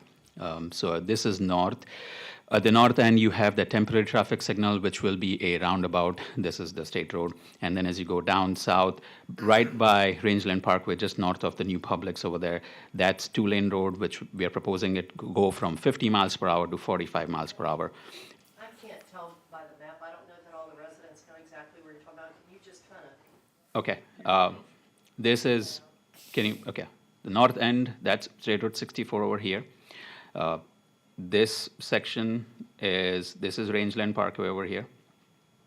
These are the two new signals that we just placed. One is Lorraine at Rangeland over here and Lorraine at 44th. This section has speed limit of 50 miles per hour. That is your two-lane section right now, which is in your Big Six projects, eventually to be considered to be 4 lanes. That is posted 50. We are proposing that to be 45 miles per hour. Then you go from that point onwards south. So this southern end in this area is State Road 70 traffic signal. This corner here is where the new Publix is. This little section is posted at 45 miles per hour. It's already widened when we were doing the Publix project. But that section, and then we move from State Road 70 here all the way down to University Parkway. This section right now from State Road 70 to University Parkway is a 4-lane divided section with median. We have landscaping, you have berm, and then you have residences on either side. That is posted at 35 miles per hour. And that is what we are proposing to go to 40 miles per hour with this ordinance. We have several public schools in the area. This is Willis Elementary off of Masters Avenue. The orange zone is shaded to show that there is a speed limit reduction for schools. This is McNeil and Nolan. These are schools here, and we have a reduction in speed limit for them as well on Lorraine. So this is where we are. Some of the statistics here, if you want, I can go into that, those 85th percentile speeds. But what those are when we did our studies, this is a driving behavior. That is what we are seeing here. 85% of the cars are traveling at this speed or below. So for this section, we are seeing 47 to 50 miles per hour is what 85% of the drivers are driving. These are the pictures. Again, this is the northern end, no shoulders, no bike lanes clearly, and about 10.5 to 11-foot lanes at best. And this is at the southern end, just north of the Masters Avenue. This is the 4-lane section I was talking about, and this is by Greenbrook. This is where we have kids crossing, and we have a traffic signal, and again, same 4-lane section. I think anything beyond this, or? That's good. Okay, thank you, sir. Commissioner Baugh?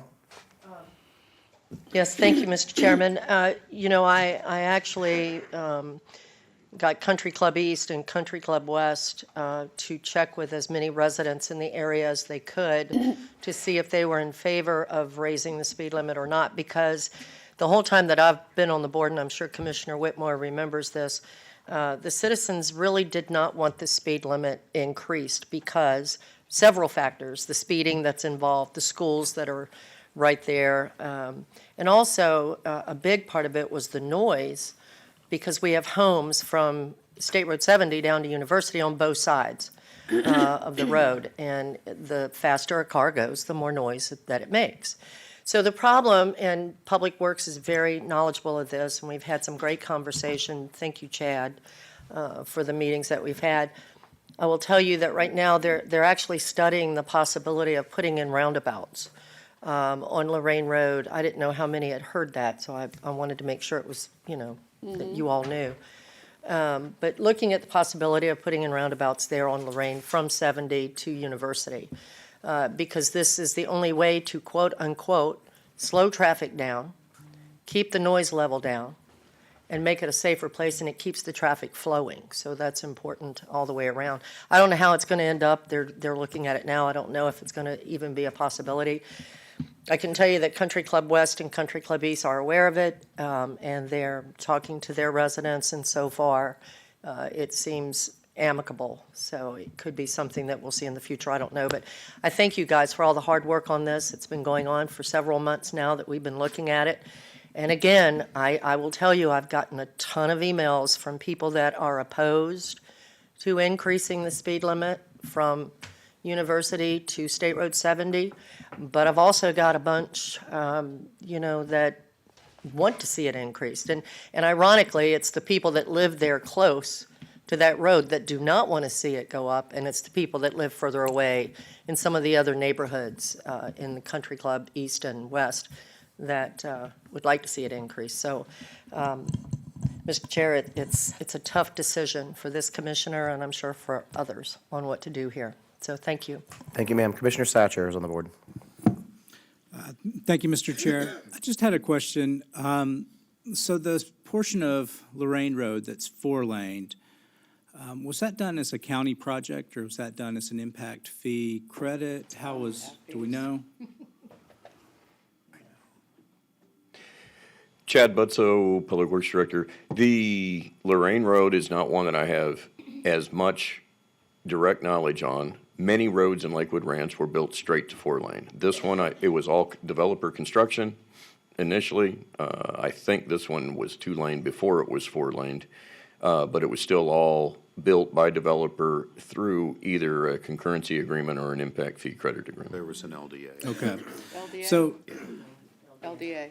yeah, that's kind of what I assumed. I just want to point out that, right now we're looking at Rye Road, and for those that may not have ever driven it, basically, functionally, if you live up Rye Road, it's Lorraine Road. You go down to 64 and you just jog over that quarter mile, half mile, and then you get on Lorraine when you need to go to 70 or to University. And we've got a situation where, Rye Road has had some, I think you call it functional improvements. So it's a nice two-lane road right now. But there's a lot of places. I mean, I drove the other day north of Moccasin Wallow on, what's the name of that? Buckeye? Buckeye. On Buckeye, and they're already, land is clear, houses are going in right now, huge developments on Buckeye, and we're behind on Moccasin Wallow. And then now we're talking Rye. I know that there's some homes that are, moving there as well. So I just want to make a general statement to the county and everyone, and I know everyone's doing their best, but let's do whatever we can to not get behind on these roads so that we don't end up with another Moccasin Wallow situation where we have an unsafe route for so many people. So, and any help we can get from any developers, I sure would appreciate it. I know everyone here would appreciate it, and the citizens would appreciate it as well. And not to say that they don't, I know they work hard and they've got a business model, but I'm just saying anything that we can do to help get people on safe roads as we build and put in more, as more people want to move to Manatee County, I would like us to look at closely. Thank you. Thank you, sir. Commissioner Cruz, you're the only person on the board, so we are entertaining a motion, and the floor is yours. Sure. Well, I'm not going to make a motion, but I will say, the presentation is a very good presentation. This was something that I focused on during my briefing. In fact, we had a whole standalone Teams thing where I went through the entire presentation with them to really understand what the dynamics were and the rationale and the metrics to justify the speed adjustment. This is the kind of thing, we're talking 5 miles an hour, and we have a district commissioner. So from that standpoint, I'd be inclined to defer to the district commissioner who has to deal with people on a day-to-day basis in terms of whether it's too loud or not. I'm just being honest. This is, it's not like we're going from 25 miles an hour to 50 miles an hour. It's not. It's a 5 mile an hour thing, and I drive on Lorraine a fair bit because we seemingly play in a soccer tournament every weekend in Premier, but I've never noticed the speed being a problem. If anything, that the north part from 64 to 70 is that needs to be ratcheted down a lot. So I'm 100% on board with that one. I'd rather just see it 40 all the way across instead of adjusting midway. That seems a little silly with all the construction, at least till we fix the road. It's just smoother transition saying that whole stretch is 40 instead of saying it's 45 till here and then here, because it's no safer in the north part of that leg right there with the construction. But this bottom part, my only concern was, and it was a sentence that was said during my separate meeting, was, well, Lakewood Ranch Boulevard is 35, but that's because it's all curvy. This one is better for 40 because it's straight. I'm like, that's literally backwards in my personal mind.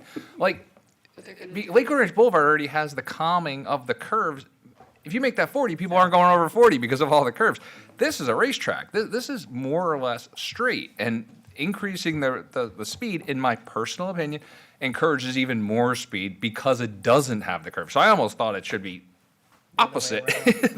That we're focusing on calming on 9th. We're talking about roundabouts. We're putting a lot of effort here. I mean, Commissioner Servia is talking about the what is it called, the net zero, or what's the Destination zero. Destination zero. We're having meaningful conversations about minimizing fatalities and traffic accidents, and then simultaneously we're saying, hey, this straight road, I bet you people can go much faster and get someplace 30 seconds quicker if we increase the speed. I personally don't see the purpose of it. I've driven on that road a million times. I've never once questioned the speed of this road. You go 35? I actually am pretty good about keeping relative to speed. I get yelled at by my wife and my kids, but yes, I'm one of the people who slowly speed up after a red light and don't gun it. But I've never noticed a problem. I don't personally see it, but I'll kind of defer to the district commissioner on this because it is only 5 miles an hour. But I wasn't a fan of it. That's why I did the whole presentation. I don't see why we're talking out of one side of our mouth about trying to minimize traffic accidents, the other side about saying, let's increase the speed someplace for seemingly no reason. Because again, leave 2 minutes earlier, you're going to get to the same place, and you're going to get there safer and alive. Thank you, sir. I just remind everybody, we're just debating over a 5-mile-an-hour speed limit change here, and we're flattering ourselves if we think that many people pay attention to the speed limit.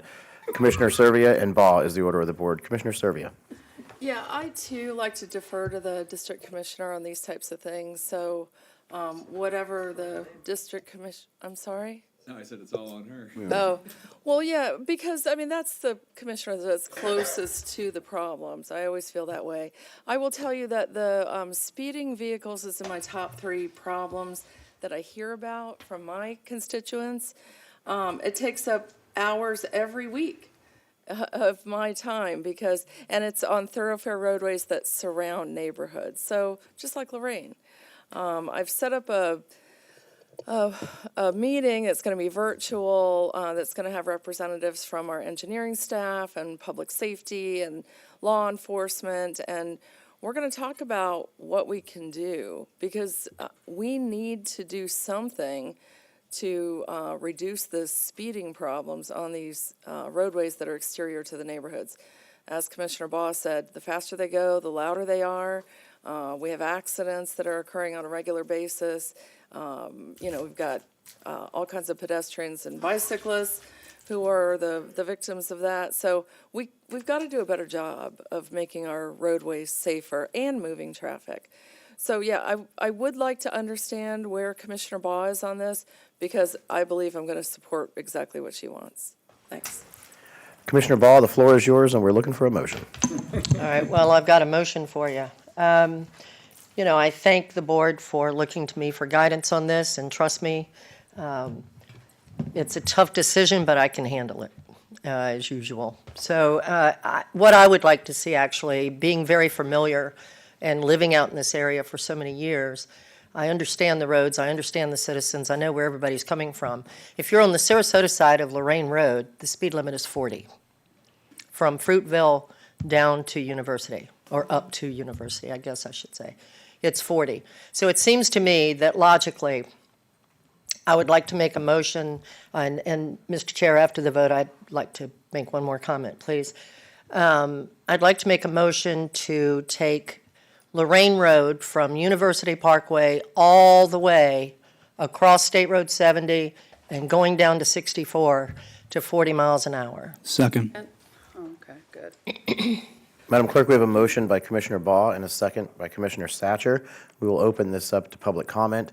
Is there anyone from the... wrong streets. No. Did we I'll misstate? need to clarify the motion. Okay, first we'll have the attorney clarify the motion. I say Go ahead, something sir. wrong? So Commissioner Ball, you want to adopt the ordinance with that change to the ordinance? Is Yes, that with the correct? So speed limit for all of Lorraine Road. All right, so can we just rephrase the motion to be, I move to adopt the proposed ordinance with the one change of making the entirety of Lorraine Road 40 miles an hour? Yes, and I'll tell you why I'm doing that. Does the Maybe I should seconder go- agree? Yes. You're who's not the seconder. I don't even know. Commissioner Satcher says he agrees. Oh. Thank you. And the only reason I'm doing that is because Lorraine Road from State Road 70 to 64 is not four-laned. And there's a lot of new development going in. It is jam-packed with new development that's being put up right now. So to go up to 45, I think, is a little much for that road being two-laned. Thank you. Thank you, ma'am. So we'll go to public comment. Is there anyone from the public who would like to come forward to speak on this 5-mile-an-hour speed limit change? I will make it quick. First Andrea and last Griffin, name, Manatee county of County. residence.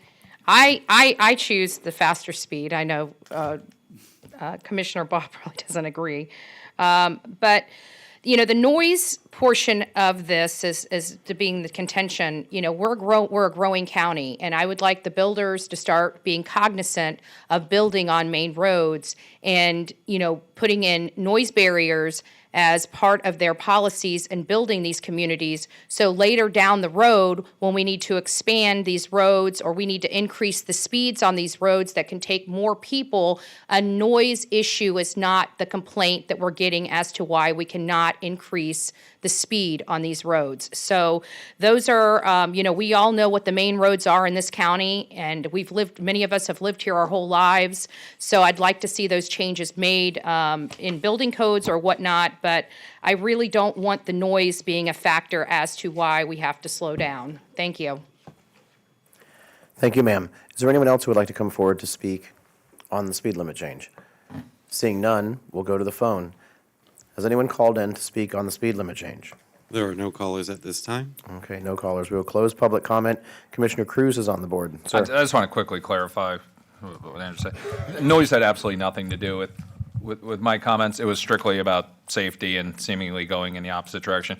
If any place in Manatee County did a proper job of putting in the berms and the walls for noise abatement, it's Lakewood Ranch. So the noise had nothing to do. In fact, we talked about that during my meeting, that you had to go like 20 miles an hour faster to make any discernible difference in decibels. So the noise had nothing to do with my comments. It was strictly a safety thing. All right, thank you, sir. No other commissioners on the board. We'll move forward with the vote. All in favor, please say aye. Aye. Aye. All opposed? Madam Clerk, it passes unanimously. Commissioner Baugh. Yes, thank you, Mr. Chair. The only reason that I did what I did, I do get a lot of complaints on the noise. That's my job, that's my district, and so I'm going to look at that when I am trying to make a decision in that area. However, the main reason that I went along with it is the safety issue. You know, we have a lot of schools, I think altogether there's 6 of them, from University to State Road 70. It is a dangerous area. You do have a lot of cars on there taking kids to school. You do have some kids that walk to school. So, you know, that was a big concern for me. The other thing is, though, however, is looking at those roundabouts, that could be the solution to the problem that Commissioner Whitmore and I have dealt with the whole time I've been on this board. In trying to keep the traffic moving, trying to slow it down, because we're still going to have the racers out there speeding. So there is no good solution other than to try and figure out a way to slow the traffic down and keep it moving at the same time, which is roundabouts. So that's kind of where I am. Thank you for the vote, and let's move on. Thank you, ma'am. Madam- Before we recess, Commissioner Whitmore. Just real quick, I want to thank staff because we didn't even acknowledge them. I want to thank staff for your hard work, and we appreciate your information that you gave us. To me, it just made more sense to all have one speed limit and not break it up, especially when I heard that they're doing it from Fruitville to University. So, but I want to thank you guys for all your hard work. Okay, thank you, Commissioner. When we return from recess, we're going to go slightly out of order. We have people here from Neighborhood Services and Public Works, and members of the public here for some of the Public Works items as well. So we'll skip over item 41. We'll go to 42 and stay with District 5 on the naming of the library. and then we'll move into the roads after that and hopefully complete that by lunch. For now, we're going to take a 10-minute recess. We will re-adjourn this meeting at 10:55. We're in recess.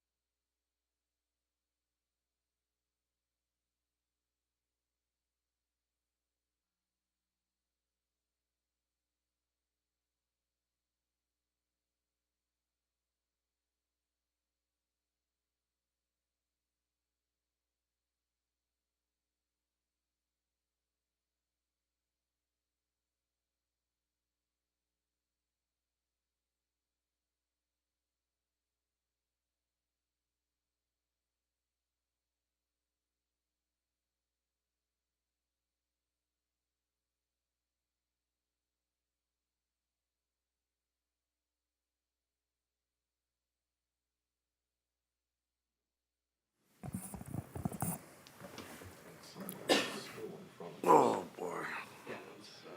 Okay, welcome back. We are going, as stated before the recess, we're going to take things a little bit out of order. We're going to stay with the theme of District 5 here, and we are going to name a library. So, Dr. Hopes, introduce the next item, 42. Yes, Mr. Chair. Item number 42 is the selection of the name of the new Manatee County Branch Library under construction at Lakewood Ranch. With that, Mr. Washington, who's the Director of Community and Veteran Services, who conducted a survey, will share the results of that survey with you. And staff. Our library manager. Drum roll. Team effort for sure. Good morning, Mr. Chair, Commissioners, Dr. Hopes, Mr. Clegg, Washington, Director of Community and Veteran Services. As Dr. Hopes had stated, we'd sent out the information related to the survey of naming the new library that's under construction. And those results, I don't know if you have on your screen or the written version or not. What did the survey say? The survey said 55% of those asked Lakewood Ranch Library Branch, 33% Manatee County Library at Lakewood Ranch, and the remainder Manatee County Library at East County Branch at 12%. But again, the survey was just a starting point to have this discussion, and we'll pass it back to you all to make that decision on where we're going to head. But looking forward to it, though. All right. Thank you, sir. I'll weigh in real quick on this personally. I mean, whatever, it's pretty overwhelming what the survey said, so we're sort of tomato, potato as to, how you word it. Commissioner Ball, you are the district commissioner. Please weigh in. This must be my day. Actually, I'm really excited that we finally gotten to the point of naming the library, and I had nothing to do with this. It was solely staff and Lee, and I'm excited to see what the number one name was, because I think it's only appropriate. Mr. Chair, in looking at this, I feel like, we've got the Central Library, we've got Braden River Library, we have Rocky Bluff Library. Huh? I'm sorry, I forgot that one. So I think when the time comes, Mr. Chair, I'd like to make a motion. I'd rather hear from all now, or I can go ahead and do it now if you'd like, and just hold it until I think you public should go ahead comment. and make your motion, ma'am. All right, I'm going to make a motion to name the library Lakewood Ranch Library, and underneath that, Manatee County. Wait, Lakewood Ranch Branch Library? No, not the word branch, because none of them have the word branch. No. So Lakewood Ranch Library, and then underneath that, Manatee County. So the island does say the Island Branch Library. It does? Manatee County underneath it. Isn't that the one you, never mind. And No, that's Central Library is the Downtown's the actual name Central. of it, is Central Library. Mr. Washington, can you weigh in on the usage of the word branch? All right. Okay, ma'am. So, again, Tammy Parrott, Library Services Manager for the county. Thank you. It's good to see you all this morning. You're right, the signage is a little inconsistent. We, in some places, refer to them as branches or branch libraries, and sometimes it's just straight up library. Our system is a centralized system, so technically none of these locations are standalone libraries. So branch library is appropriate in that sense. And again, our signage is a little consistent. But our theme is we are one library with many locations to serve the community in which they are. So, and we will provide those services no matter what the name is. Commissioner Ball. Yes, sir, thank you. And I do realize that. I actually just had a discussion with them about it. And I know that they would like to start putting branch in everything that they do. But right now, it's not consistent. That's not really what's happened at our libraries. And so I think from that standpoint to all of a sudden now the Lakewood Ranch Library have to be called the Lakewood Ranch Branch Library, it doesn't run off the tongue very well. And so I would like to be more consistent like the others that we have. But I would love to see Lakewood Ranch Library with Manatee County underneath it. So we have a motion on the floor to name the library the Lakewood Ranch Library. We're looking for a second. Second. We have a second from Commissioner Servia. All right, so the order of the board is Servia, Cruz, Satcher, Whitmore. Commissioner Servia. Yes, thank you. And this is another one of those where I defer to the district commissioner. This is in her district. She knows the area best. I personally don't like the ranch branch because I think it's very difficult to say. Although I understand why we have branch, but in this case, since we're at the ranch, I don't know. I do like what Commissioner Ball has recommended. I do think that she should take the lead on this, and I do like to geographically explain where our public facilities are, like libraries. So all that makes sense to me, and that's why I seconded it. Thank you. Thank you, ma'am. Commissioner Cruz. Yeah, there's no way I'm voting for anything that says ranch branch on it. Isn't that awful? My question during my briefing, however, was twofold. One was, how did we get to these three? Because we had a survey of three, but I don't recall us picking the three that we chose between. So that was my first question, was where did these even come from? Because I'm not a huge fan of any of them.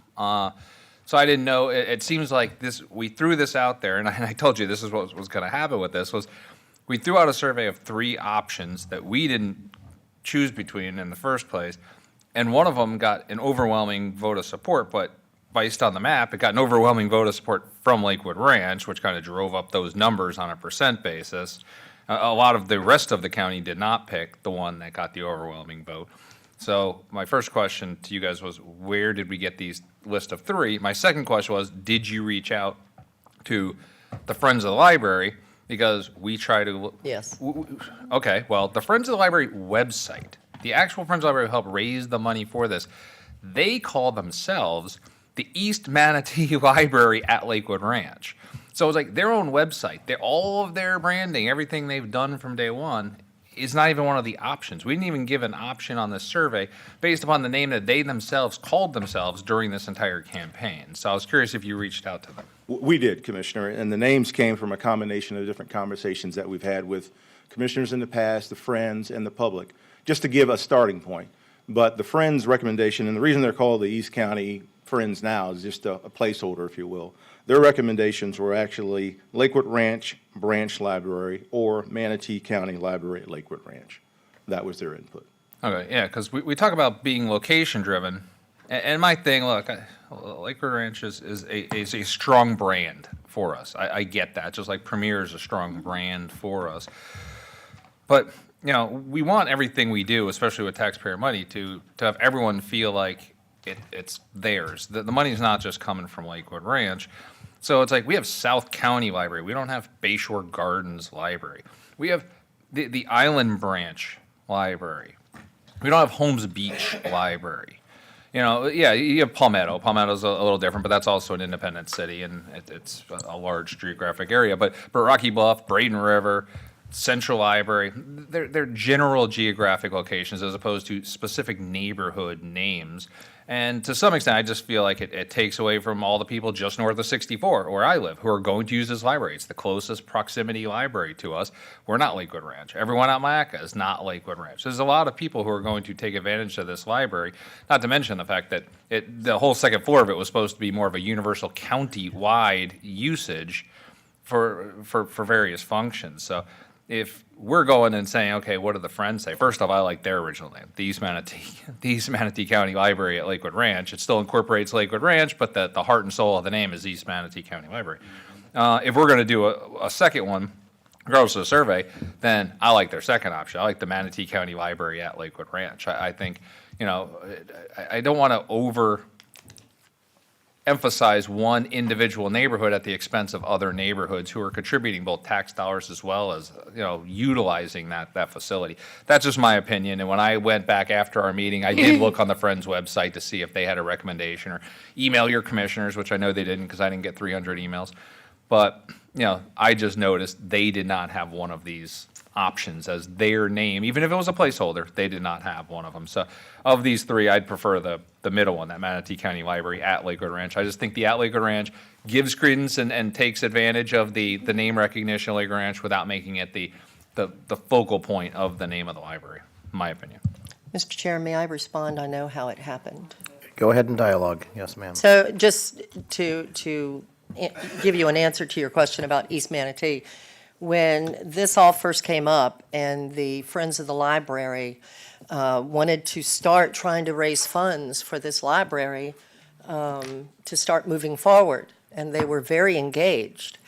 And unfortunately, and I'm not going to go into, at any rate, they were told the only way they could do it was, and from the county, was the East County Friends of the Library or something to that effect. East County, that's where it came from. They were made to use that name. That's what they told they had to use. So it's not that that's the name they wanted, they didn't have a choice. And they can't, and I can, if I can, Mr. Chair, is that they can't use that name going forward permanently because it's already taken. East County is already taken, so they were asking for another alternatives to name the library, so. Okay. Thank you. Commissioner Satcher, you're next on the board. Thank you, Mr. Chair. Looking at these options, I don't think it's a big deal for, to not live, to be north of 64 and come down to the Lakewood Ranch branch library or at Manatee. I think we it's important we listen to the survey here and the people as much as possible, at least keep with the spirit of it. And I think that Commissioner Baugh's motion does that. It does, and it sidesteps the ranch branch awkwardness. So I would support that motion from Commissioner Baugh. What are the odds that this is not jokingly called the ranch branch from now on by everyone? Commissioner Whitmore, you're next on the board. I kind of, to be consistent with our whole system, it did make sense to put the branch in, but I understand why we're not going to. But if you look at the chart given below of other names, they were going to name an Austin Bridge. Somebody suggested you, and Vanessa, and yeah, all these different names. Yeah, at the Stagecoach, Probably the guys I play cards with or something. Yeah, Parkway, Rex, the Jensen Library. So other names, people did suggest other names. But I think that we should, I'm going to support Commissioner Baugh's recommendation. I do understand about the branch, but then after they started saying that, I get it, I understand. So I will support it. I don't think we should change it. It is located in Lakewood Ranch, so it's a no-brainer. I mean, it's in their area, so it's down the street from the post office. I just think we should just move on from there.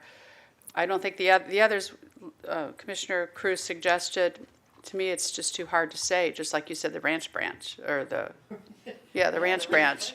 So I would just stick with what was just, the motion was made.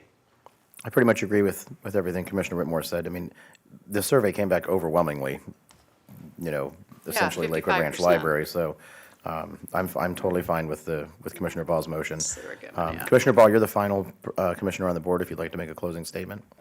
No, I'm just excited that we're at the point where we have to name it, to get the sign ready, because if you haven't seen pictures, it's really moving along. It's very exciting.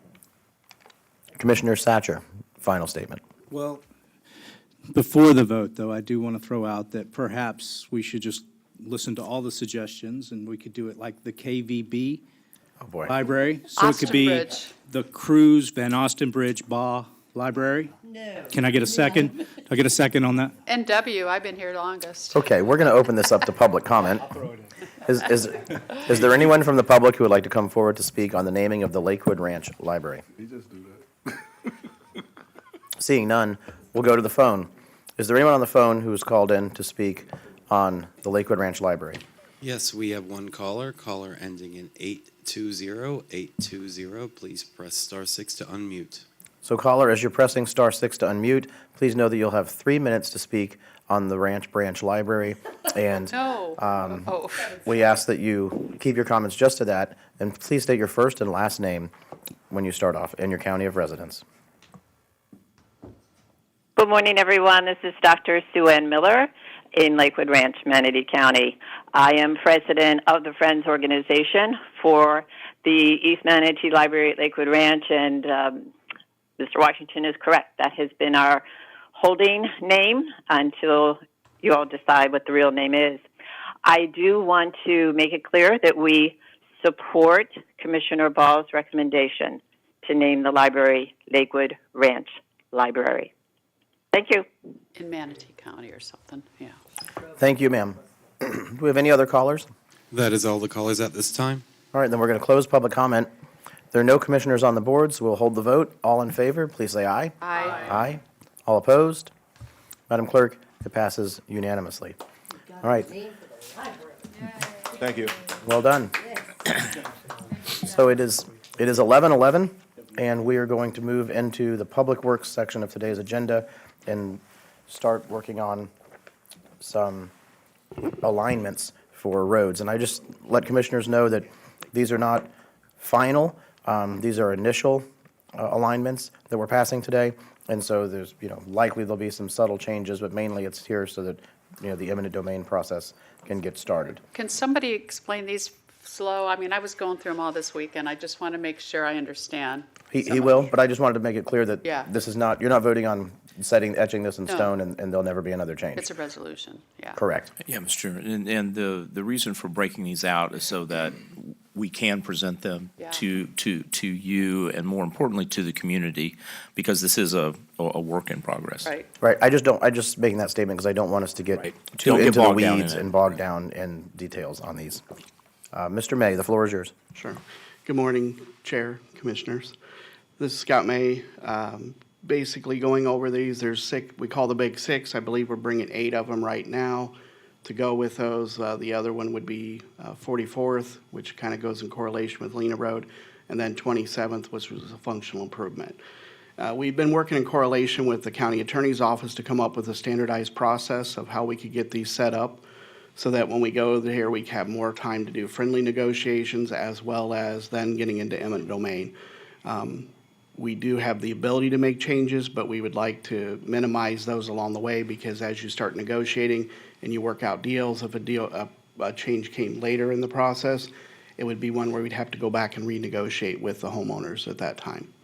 So with that, the first one was 59th, and it's part of the Big Six, and basically they did alignment. With these alignments, just to step back a second to go with all these, they looked at different options of there, whether you do a left, a center, a right, or like a meander type of option. Basically, that's, to avoid whole property takes, or where we're going to be too close to someone's front yard, or looking at those type of situations. So based upon that, there is a recommendation in the overall documentation, but for here, we were just going to present the actual recommended alternative and kind of just go through the slides so you can see how the layout is and go from there. Okay, so here's 59th. If you notice here, this is Cortez Road, starting at 59th, implementing dual lefts here, and Are you using the pointer? you can. Well, it might be easier for you. Oh, yeah. You'll know what you're pointing at. Okay, so can everybody see this? We're doing the dual left. Can everybody see my little hand? Okay, good, thank you. And coming in here and then going down with the notification of the stop. Next slide here, as you can see, we've got some dividers to hopefully separate and make it safer conditions for people to turn. And then just continuing through here, all along the way. If anybody has any questions as I slide through here, let me know. 36th here, I believe that is. And then we just keep, and like I said, wherever we can, we put a divider in with a grass median. That helps slow it down. Have the multi-use trail off the side of the road so that when you have bicyclists and everyone else, they're not right up against the traffic and having to worry about. Part of that came about looking at when we had 9th where there were bike lanes and somebody did get hit even though they were in a bike lane. So where areas where you have more families and those type of things, we felt it was a safer condition to put them off into a area that was separated from the road. And continuing down, as you see, we have the dividers for everywhere where they could turn left into intersections.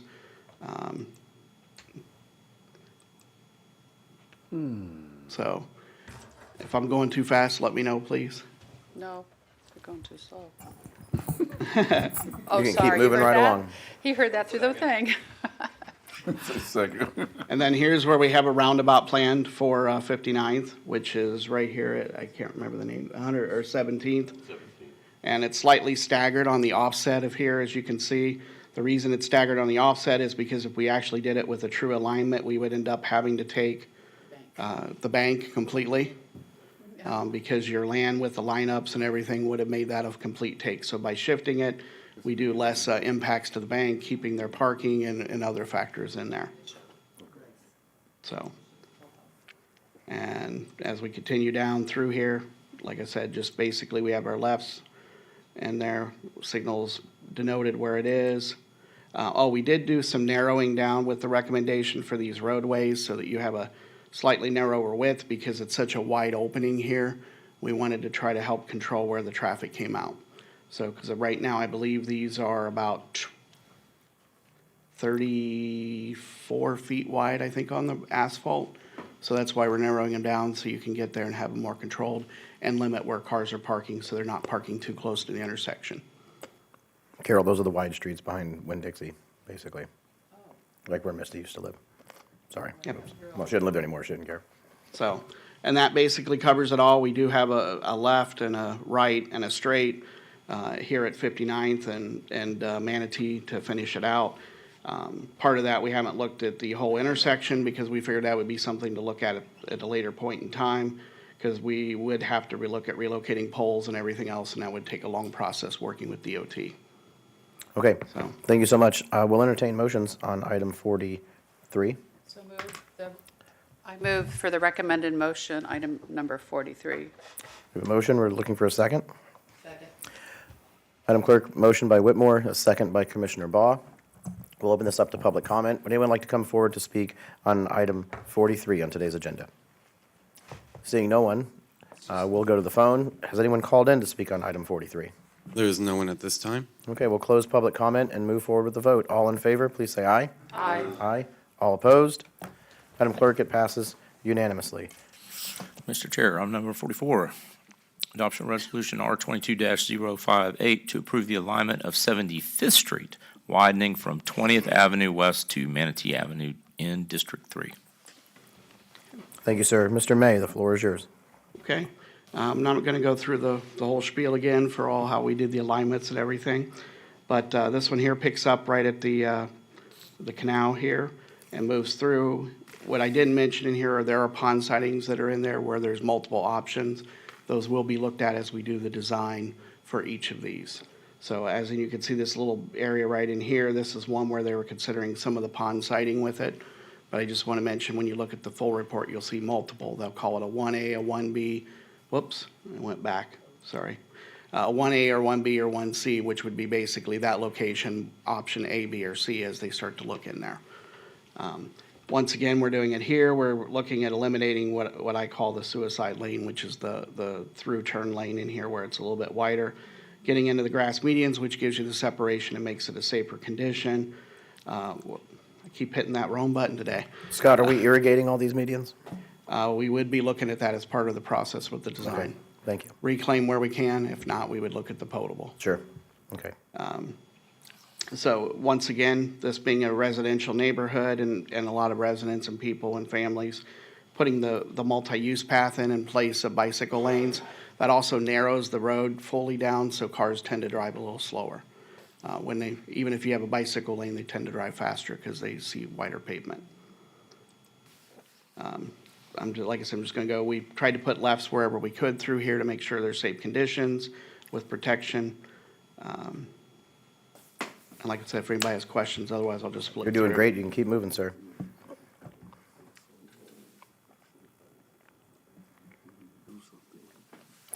All right, we're entertaining motions. We have a motion to approve by Commissioner Second. Baugh. We have a second by Commissioner Cruz. We'll open public comment. Anyone like to come forward to speak on item number 44 on today's agenda?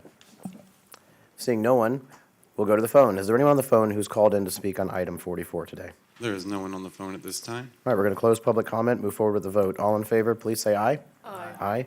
All opposed?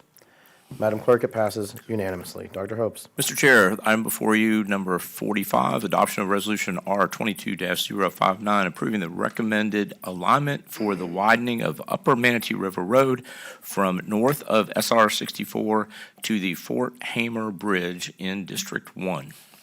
Mr. May. Okay. Once again, going back to the same standard here, this is where we're tying in It's where it widens out for your turn lanes and everything. That's, where it narrows down in the, I think that's just north of, what is that going to be? Brixley Apartments, I believe that is. It's being built.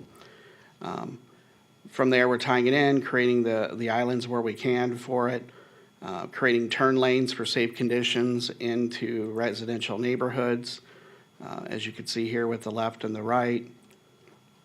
Moving up, staying in here, once again, also doing bike lanes as well as a wider multi-use path in here because of the existing conditions and things that are out there, and it's a little less on the residential, but you'll have both options out here in this case.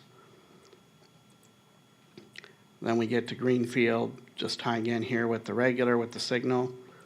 Going on down, as you can see. We get in here, this is one of the potential ponding sites where we talked about. There is another one on the south, or on, excuse me, I'm looking at it wrong, on the east side, where we may look at that as well as we get into negotiations. So that's that part of that 1A, 1B. And this is partly where you see the meander because we already had right-of-way that was donated as part of the watercolor place.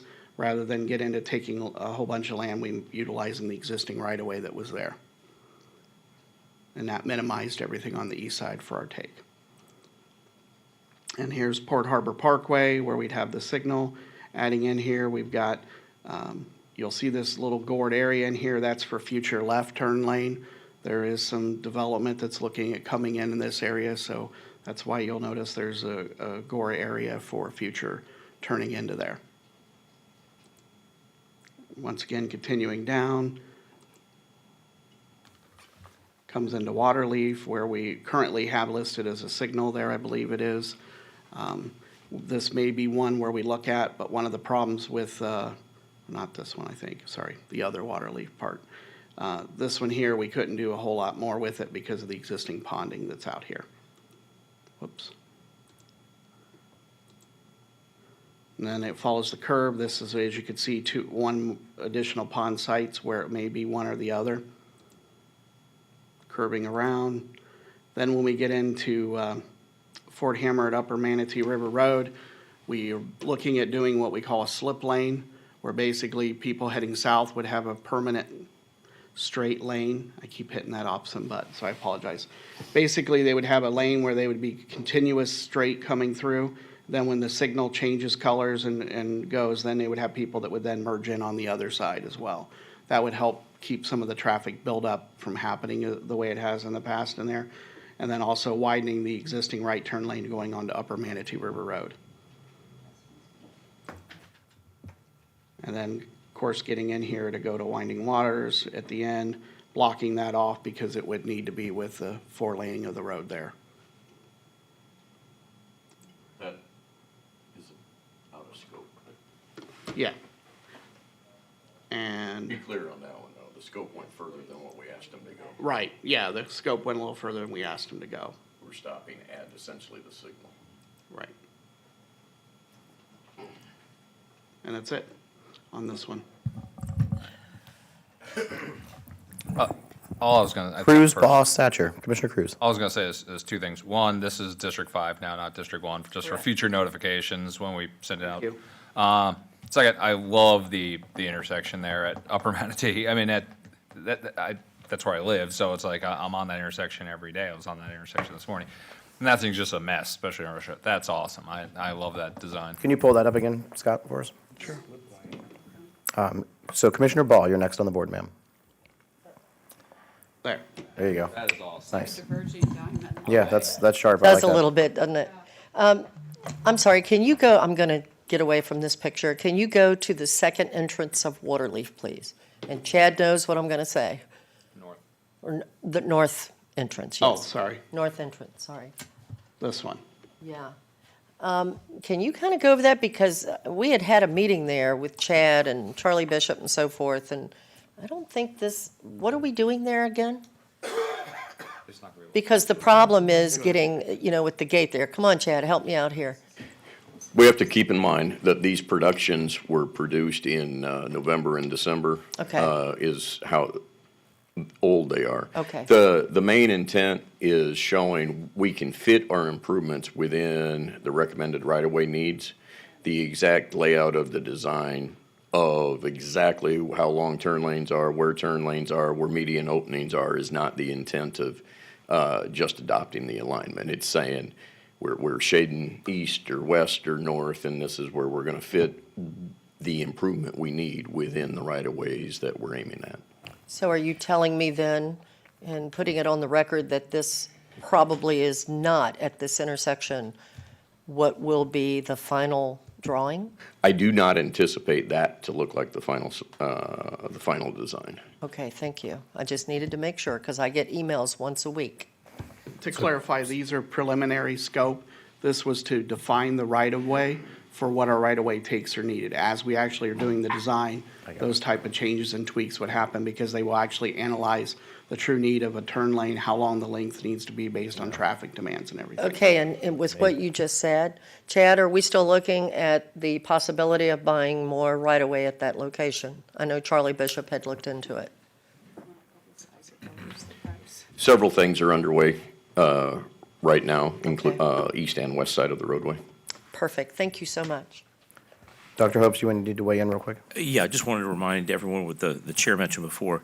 This is really a stage in the process, as Chad mentioned. Mr. Clegg and I have been working for some time on how we can accelerate these road projects, and part of that is ensuring that our staff compile the information that, should it become time to do eminent domain, Mr. Clegg's office has what they need. So this is really merely for the purposes of approving the realignments so that they can define the right-of-way that needs to be acquired, so we can initiate that process while they're doing the final engineering of where exactly intersections are going to go, what they're going to be shaped as.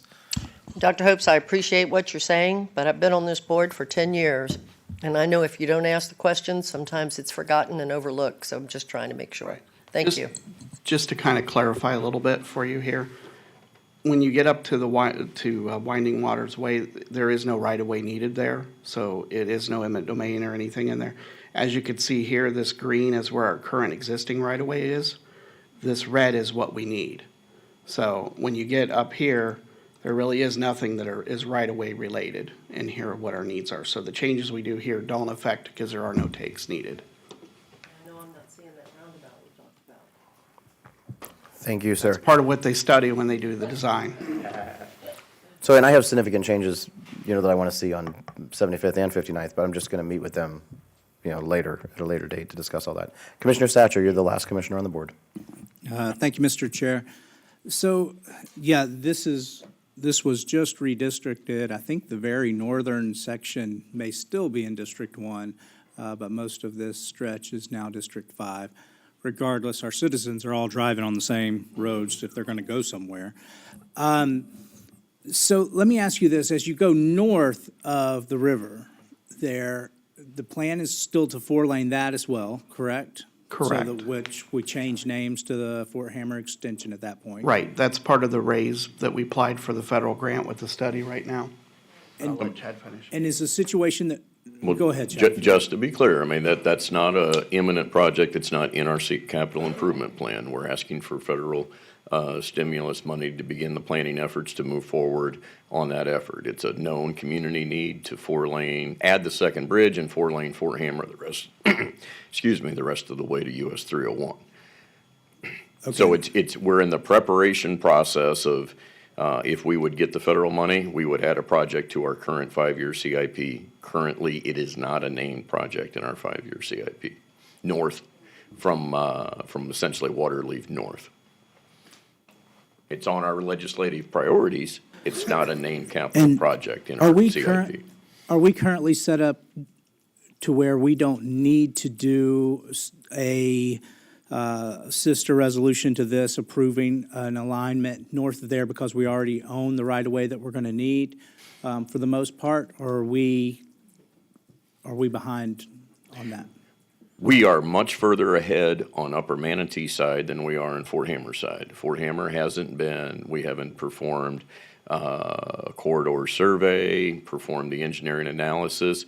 Back on June 16th of 2021, when these 6 projects were added to the CIP, Either at that same time or very shortly thereafter, we had an allocation of a budget of roughly $500,000 per project to survey and do an engineering analysis. And this is mainly the results of those engineering analyses that's here. Something on Fort Hammer would be in the order of somewhere between 500 and $1 million to do a similar effort, which is what the planning grant that we asked for from the raise that we should hear results in August about, to help us do those studies without being out of our funds.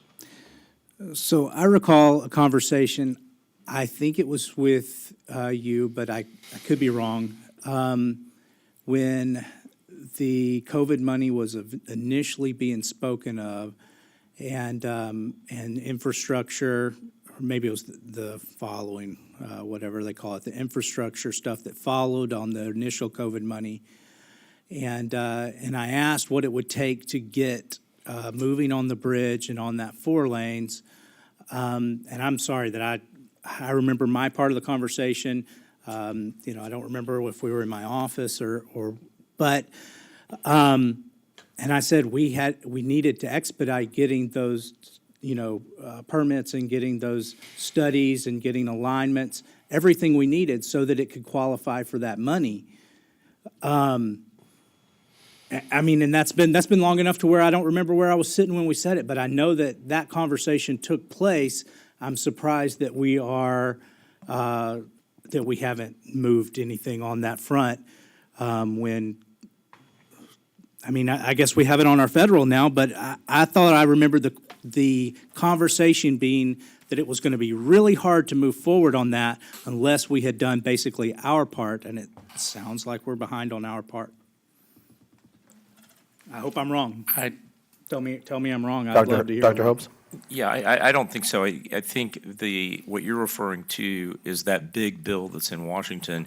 The CARES Act and ARP funds weren't for things like that kind of bridge. That's a $100 to $150 million project, and that's one of the things that you added to the federal legislative agenda.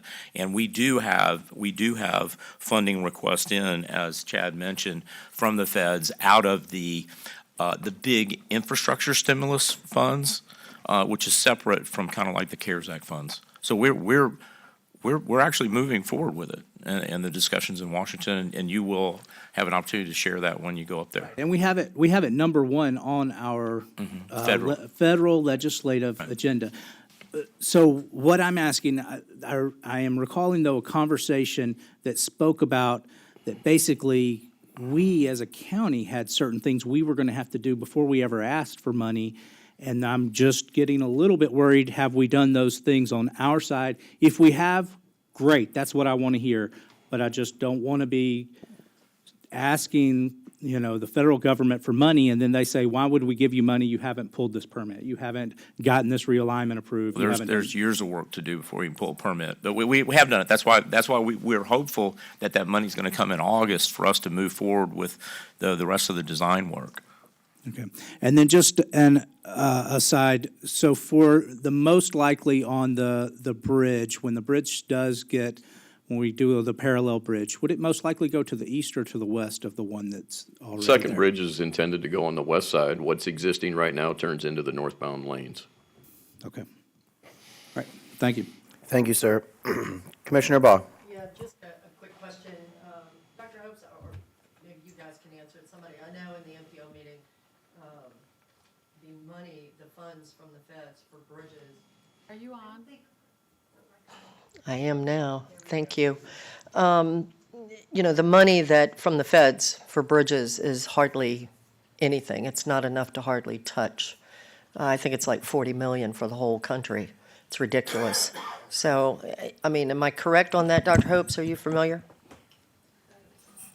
I don't have the exact figures. I It's know not much. based on everything that the Northeast needs, because their infrastructure is so aged compared to us, it's almost inconsequential. Fortunately, we have a strong leader in Vern Buchanan. That's what I was going to say. And he really has been very helpful at helping to move this along, because the strong argument here is it's an I-75 reliever. Exactly. And that's what allows us to get the federal monies. And so I think we're going to find that we've got a priority among our Florida delegation, as well as the Board of County Commissioners, in moving this forward. Yeah, the reason I bring it up is because in the MPOAC meeting, DOT was there, and so were the feds, and they talked about how really it's only enough money to try and make repairs to smaller, very small bridges, and, like out in Mayaca, et cetera. So I didn't think it was going to help us much in that regard. Thank God for Congressman Well, Buchanan. and the strategy for going for federal is because if the Fed, I'm confident the federal government will take it up. With them taking it up, it makes it a little bit easier for us to deal with the Corps and all the hardships that we had originally by federalizing this project. Right. Okay, thank you. And Commissioner Ball, I wouldn't worry too much. Democrats are in charge. They'll just print more money, then you're fine. Okay, let's move forward with a vote on this one. Have we held public comment on this one yet? Okay, so would anyone call in? Has anyone called, or is there anyone in the audience who would like to come forward to speak on item number 45? All right, seeing no one, we can do the motion as soon as we finish public comment. As soon as we finish public comment, we'll make the motion. So seeing no one to come forward on 45, we'll open it up to the phones. Has anyone called in to speak on item number 45? There is no one on the phones at this time. Okay, we'll close public comment, and we're entertaining motions. Move to approve. Motion by Commissioner Baugh to approve, a second by Commissioner Cruz. All in favor, please say aye. Aye. Aye. All opposed? Madam Clerk, it passes unanimously. Dr. Hopes, number 46. Yes, Commissioners, item number 46, adoption of resolution R22-060, approving the recommended alignment for the widening of, Lorraine. no, I'm sorry. It's of the Lorraine Road from SR 64 to 59th Avenue East. Mr. May. Good morning again. Once again, the same project here.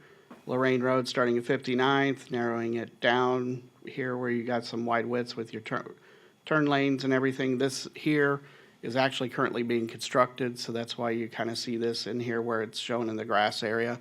This is because it's down here near State Road 70 with the developments that occurred. Doing the same process here where we're trying to get the areas in. Of course, you'll see there's the bike turn lanes in here as well to meet with what's existing out here. And from there, I'll just scroll through, and if anybody has questions, don't hesitate.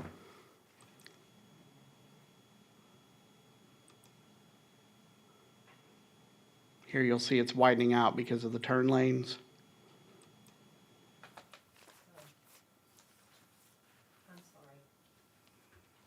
Scott, help me with this. I can't Sure. make out what I'm looking at here. Okay, sure. Basically, down here, we were down near State Road 70.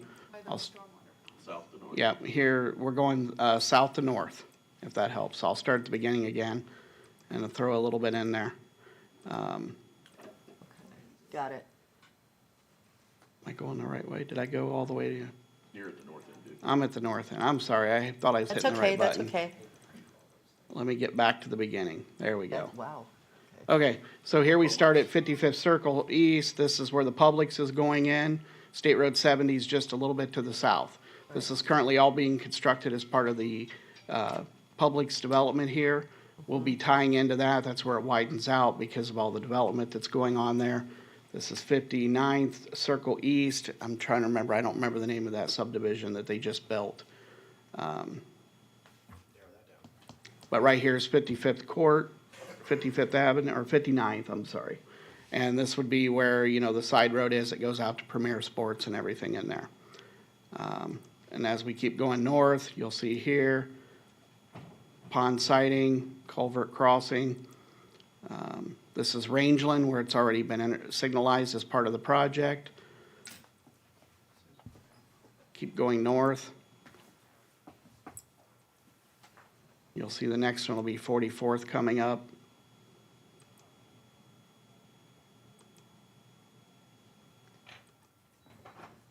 Right here is 44th, which has also just been signalized, tying in with some of the work, that, of course, Lakewood Ranch just finished out here. And then from there, continuing north again. Here's where it kind of meanders up for some of the areas that we're talking about due to avoid some other problems.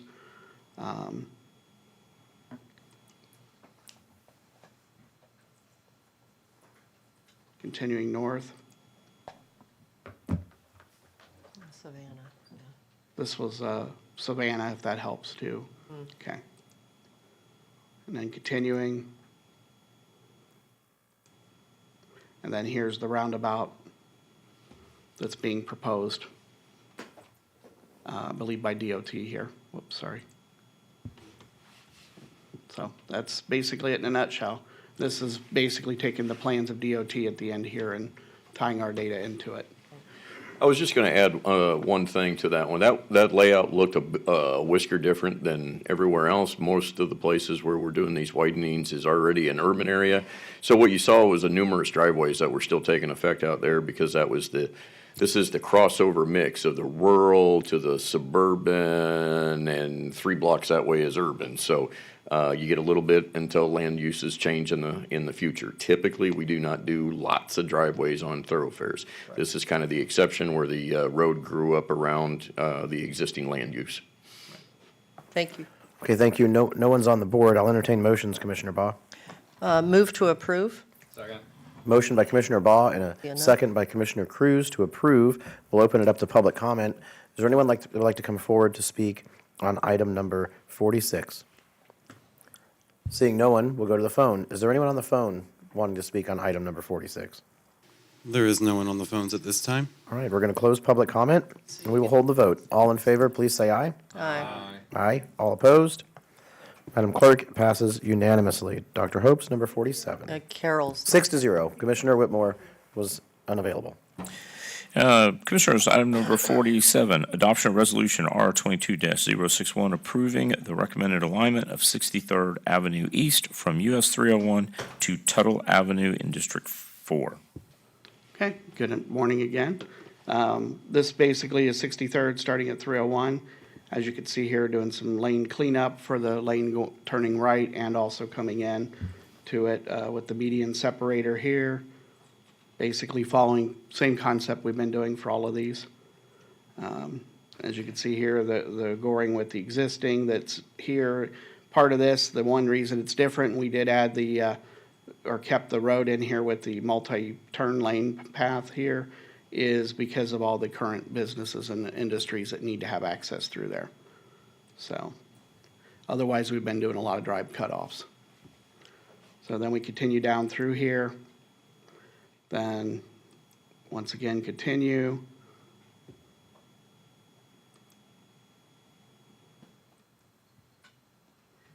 Then once we get more into the residential, if I remember right, we started doing some grass median strip to kind of keep that safer separation between business and residential. And then that's where it ties in at the end right now to meet in there. Are there plans for a signal at that intersection? At this intersection here, that's part of what's being studied with the plans. Still studying that aspect. Okay. All right. 2 things on that, sir. It was, technically, that was a standalone intersection job that actually, depending on which version of the CIP you looked at, it disappeared because it got consumed by this widening project. It wasn't worth moving forward with standalone because this job would be on its tail too far. This alignment, we gave them a defined scope because the right-of-way was clean to the east, but obviously we have design improvements of connecting to the 4-lane section of Saunders Road just a little ways to the east. So obviously construction will continue to the east, but both were recently platted subdivisions. The right-of-way was satisfactory. Okay, thank you. Commissioner Servia, did you want to comment? I thought you were on the board. Maybe I'm losing my mind. No commissioners are on the board, so Commissioner Servia, we will entertain motions. Well, thank you. Oh, I it's was- Reggie's district now, isn't it? I was on the board, and I took myself off because I wanted to hear from the public first. Okay. But this is a very important improvement to me. I initiated it, if you remember. I do, yeah. We have a lot of industry in this area that was being hindered by not being able to get where they needed to go, so thank you. Well, do you or Commissioner Bellamy want to make a motion? Yes, I- Second. Okay. We have a motion by Commissioner Bellamy and a second by Commissioner Servia. We will open this up to public comment. Is there anyone from the public who would like to come forward to speak on this agenda item? Thank you, sir. So you'll have 3 minutes. Please state your first and last name and your county of residence. Kevin Wright, Manatee County, and more specific to this, 3622 62nd Avenue East, which means myself, my wife, my dog Hank, and our cat Boo have a vested interest in this project. I'm not here to speak against this project. When I first brought it up, a commissioner asked me, are you for or against? That's not the issue. The issue is here, this is the first step. Citizens need to be forward-thinking, just like we expect you all to be. This is the first step in negotiations, and maybe we can make, if it gets into eminent domain discussions and all that, it'll smooth that over. I will tell you that there are some of the residents. About 2 months ago, we had a meeting amongst our HOA. We meet every 6 months. My wife brought this up. I wasn't there because I asked her to. And there were some folks that would say, do exactly that. We don't want anything to do with this right there, but it'll go forward. But there are some things that I want to bring up. And on the second sheet, I've given you all handouts. There are some things that, in our mind, and I don't speak on behalf of the HOA here. I wanted our attorney that's on retainer to be here today, but they didn't respond. So I'm going to speak for the residents and the folks I've talked to. I haven't talked to the folks that live south of 63rd, which is not an HOA. It's a mix of rentals and people that own it. Just like our community, it's a mix of senior citizens, like my wife and I, and yeah, we're not quite there. But it's a mix of families with young children and all that. So it's quite a mix. And we're almost all 90% property owners in Regal Oaks. And the same is true of our sister subdivision there, Prospect Point. But get to the point on here. On this, there's a couple things. One of the things that we would definitely like to see on this is one of the projects that went up until, and when I met with Dr. Hopes on Thursday, we tried to find it and it disappeared. 2 months ago it was there. That's why there's a question mark on that stop sign at Tuttle Avenue, because there was a project for a traffic signal to go in there. And quite honestly, from a resident perspective, that is a busier intersection. It has higher traffic, and in the time I've lived there, there have been more accidents there than at 33rd Avenue where there is a plan for a traffic signal. I'm just saying it doesn't make sense to me. If you want to put a traffic signal at both, that's fine, but if you had to choose one of the two, it should go at Tuttle Avenue. Right now, that's disappeared. All there is a four-way stop. Second, the one picture I showed you, that vinyl fence, that's my backyard. And there's only about 10 feet between my vinyl fence and that current sidewalk right there. So the widening of this, it will be right there. That vinyl fence already is insufficient to protect the noise. I've kind of gotten sort of used to it. The rest of my family has not. The rest of the residents have not. And the people that live south of it, they have no fence. They've got about 10 meters at most from their homes. A driveway empties out onto the street, and we're going to widen that. Those poor folks have got it even worse than we do. But you've got the handout. You know how to do that. And for the record, I'll hand this to turn that in. But this is the first step in with what will, I hope to be citizen input into what this will finally look like when it comes to pass. Thank you, sir. Thank you. Is there anyone else from the public who would like to come forward to speak on this item? Okay, seeing none, we'll go to the phone. Has anyone called in to speak on this item? There is no one on the phones at this time. All right, we're going to close public comment. No commissioners are on the board, so we'll hold the vote on item. Oh, we have a motion by Bellamy. So we will hold the vote on item 47. All in favor, please say aye. Aye. All opposed?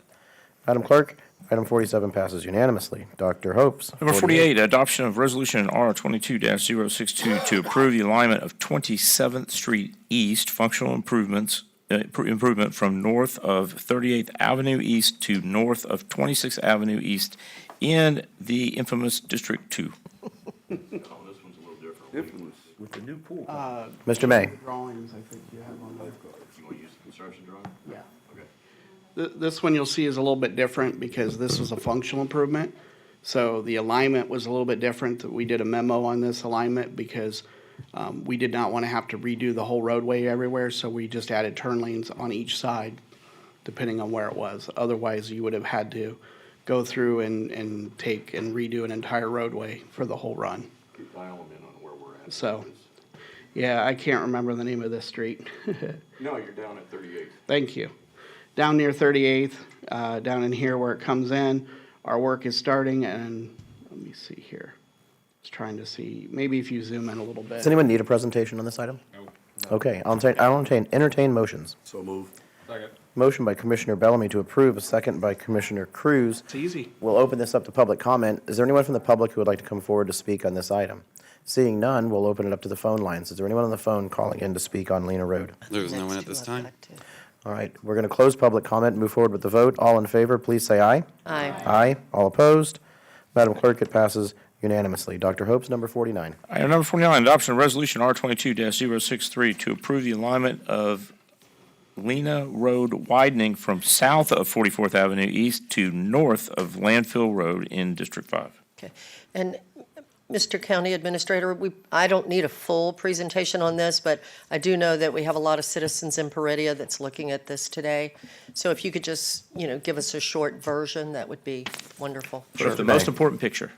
Sure, all right. Let me just start real quick with this, saying that this alignment and the 44th alignment tie together. Both of these need to be adopted together because of the fact that they are so interconnected. So basically, this is starting down here at Lena Road where the current cul-de-sacs exist to the south. And then from there, from 70. This will be north of 70 at where the current cul-de-sac ends. This way it makes that connection, and you'll have the cul-de-sac coming up, roundabout coming up at 44th that you'll see. So from there, we just basically curve through the existing, trying to utilize the right-of-way where we can, coming along there up to 44th. And 44th, you'll see the alignment, you'll see where the separation is. We do have a drawing in there that kind of shows where that dividing line of which alignment is which. But basically coming through here, utilizing the roundabout that's being done with the 44th alignment. And from there, moving back up, pond sighting, as you can see here, this is 41st, I believe that is, right there where we'd have a connector in there. Moving forward, curving around so that we can then tie into the road up at is that 81st, Chad? 81st. And that's currently where the industrial park is that dead ends, rather than having Lena where it currently curves and doing all of that. This is the smoothest, cleanest alignment and affects the existing homeowners out there to the least effect. And then from there, it'll just curve up, going through, once again, because it's an industrial, we're looking at the multi-turn path or lanes there, and continuing up. As you can see, we go through here. This here is Landfill Road. As we get through there, once again, that's once we get out of the industrial area, we're going to put some green space in with the traffic separators in here, coming down, or I should say going north, going up, following along here, just continuing all the way up, and then we hit a roundabout here at, it helps if I hit the right one, Brewer Street and the, Musgrave East-West Road that was part of the agreement that we had to put in there, so that those align up there with a nice roundabout. This allows like Coastal Orthopedics and all them, which are close to the intersection, to be able to come down, curve back around the roundabout to get back up to State Road 64. And then from there, it goes up to State Road 64 with the lanes and everything and ties in. The tie-in on that roundabout was, actually, it's just like our public meeting we had last night at Creekwood. We all know how fun this intersection can be with either trucks or trailers or things leaving the racetrack. So this is the Michigan left. You must turn right to go left. But a roundabout is of appropriate size and can keep the efficiency to come back to the signal at State Road 64. So while we totally cut off left turn access for the racetrack and the Coastal Orthopedics, we've given them a good option, hence one of the main reasons about the roundabout there. Otherwise, it could be an accident-prone area because people trying to turn left to go across there. Thanks. I mean, all of this cumulatively is really good work. I thank you, guys. I appreciate you. We have Satcher and Baugh on the board. Commissioner Satcher. Thank you, Mr. Chair. I just wanted to say great work. So this is labeled as a realignment, but for me, I would call that a connection. I mean, we're punching through. We're connecting those two roads, and that helps the whole world. So you can go from, where the racetrack is to where the PDQ is, or vice versa, and takes traffic off 75, takes traffic off Lorraine, Lakewood Ranch Boulevard. Great job, guys. That's exciting. Well said. Commissioner Baugh. Turned it on. Yes, thank you, Mr. Chair. I know this is early, what I'm about to say, but, I know that everyone from Peridia is watching this, and Commissioner Whitmore and I know that we need to. Rosedale. Rosedale. Well, Rosedale too, but also, not Peridia, you're right. It's Rosedale. Yeah, you're right. You're right. No, he's not there anymore. God bless him. But anyway, when this all starts, you guys, from what I gather, you're going to have signs up that no thoroughfare for So- trucks and. One of the unknowns for people that don't use it, because it doesn't go through right now, there is no convenient way to go eastbound on State Road 70 from Lena. You kind of got to almost shuffle behind the liquor store and jumble over to a very short stacking lane signal at the entrance to Rosedale. Our intention is to sign, 44th will always be open before this connection south to Lena would ever be opened, to give you the option to go east or west. And we intend to sign as heavily as we can eastbound traffic, use 44th to Lakewood Ranch Boulevard as much as we can to try to keep the stress off that limited function signal. And then when we do get to the south side, you'll have signs up about 44th Avenue, trying to get the traffic to use 44th instead of coming down Absolutely. so close to the neighborhood. All right, great. Thanks, guys. When you're ready for a motion, I'll be glad to make Commissioner it. Baugh, we're ready for a motion. Move to approve item number 48, please. Second. So we have a motion by Commissioner Baugh to approve item number 49. Sorry, 49, yep. And a second by Commissioner Satcher. We'll open this to public comment. Is there anyone from the public who is here today who would like to come forward to speak on this item? Seeing none, we'll go to the phones. Is there anyone on the phone who would like to speak on item 49 today? There is no one on the phones at this time. Okay, we have no callers at this time, so we're going to close public comment, and we will hold the vote. All in favor, please say aye. Aye. Aye. All opposed? Madam Clerk, it passes unanimously. Time is 11:58. We're going to recess this meeting. Here, do 50 real quick. What? Do 50 real quick. I've got one more Item number alignment if I 50. can. Adoption of Resolution R22-064 to approve the alignment of 44th Avenue East from 44th Avenue, and this goes with your other Lena project. So moved. Second. Vanessa said second. We have a motion. We have a motion by Commissioner Whitmore and a second by Commissioner Baugh to approve item number 50. We'll open that to public comment. Is there anyone in the public who would like to come forward to speak at this time? I just want to add one thing to this, the only I'm in change. public comment. I'll go to you in just a second. He's not public. Seeing no one, we will go to the phone. Is there anyone on the phone who would like to speak on item 50 at this time? There is no one on the phone at this time. Okay, we'll close public comment, and we will go to Mr. May. The only thing on this to really mention is the alignment was already adopted. However, originally it went south down around the pond. Now it's going to go through it. That's really what this adoption is just to change that piece of the alignment. Okay, thank you, sir. The order of the board is Servia and Satcher. Commissioner Servia.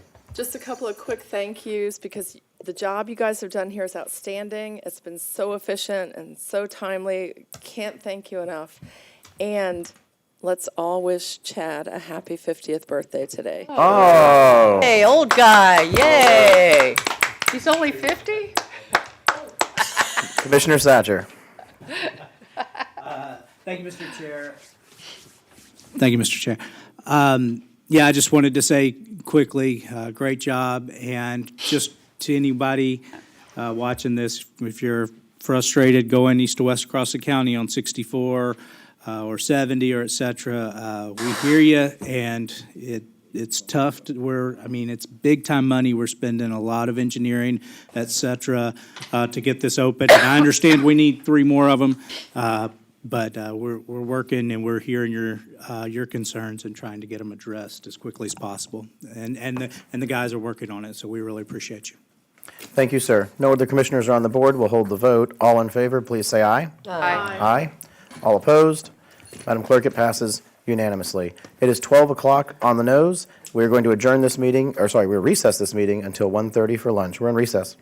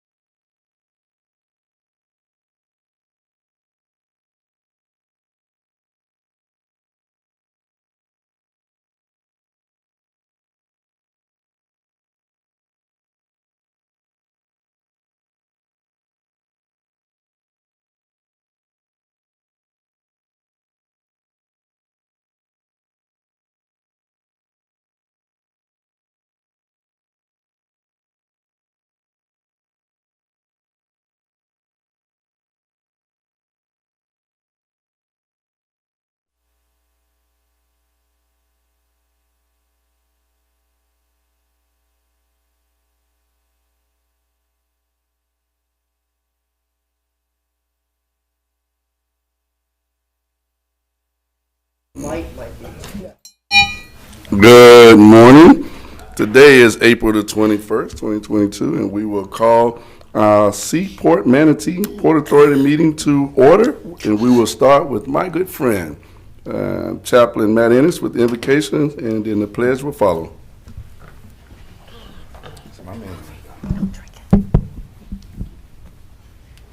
Good morning.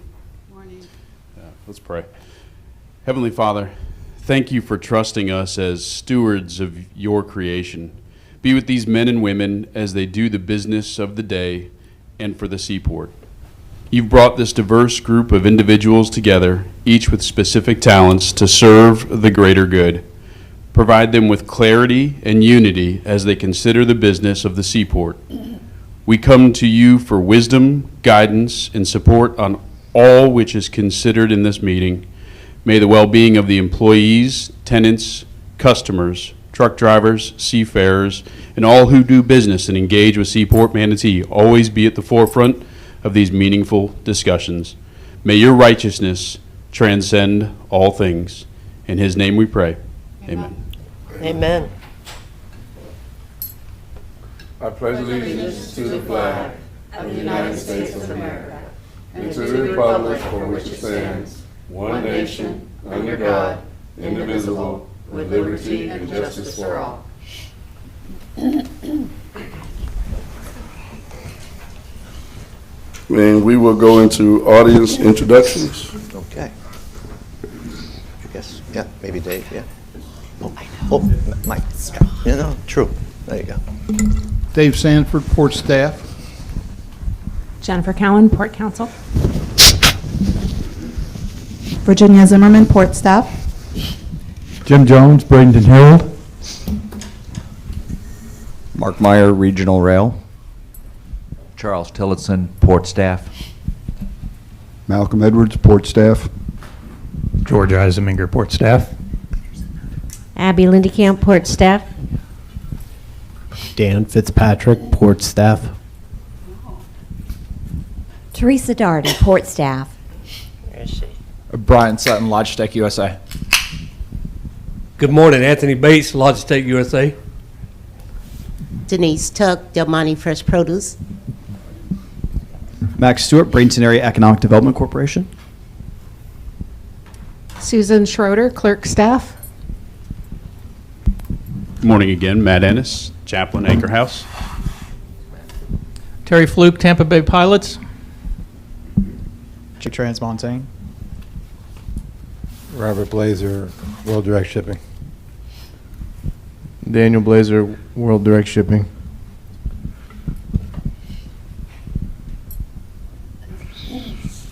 And as we see, we've gone through the audience introductions, and now we will open it up for public comment. Now is the time for public comment. Do we have anyone in the public that wants to comment on an agenda item?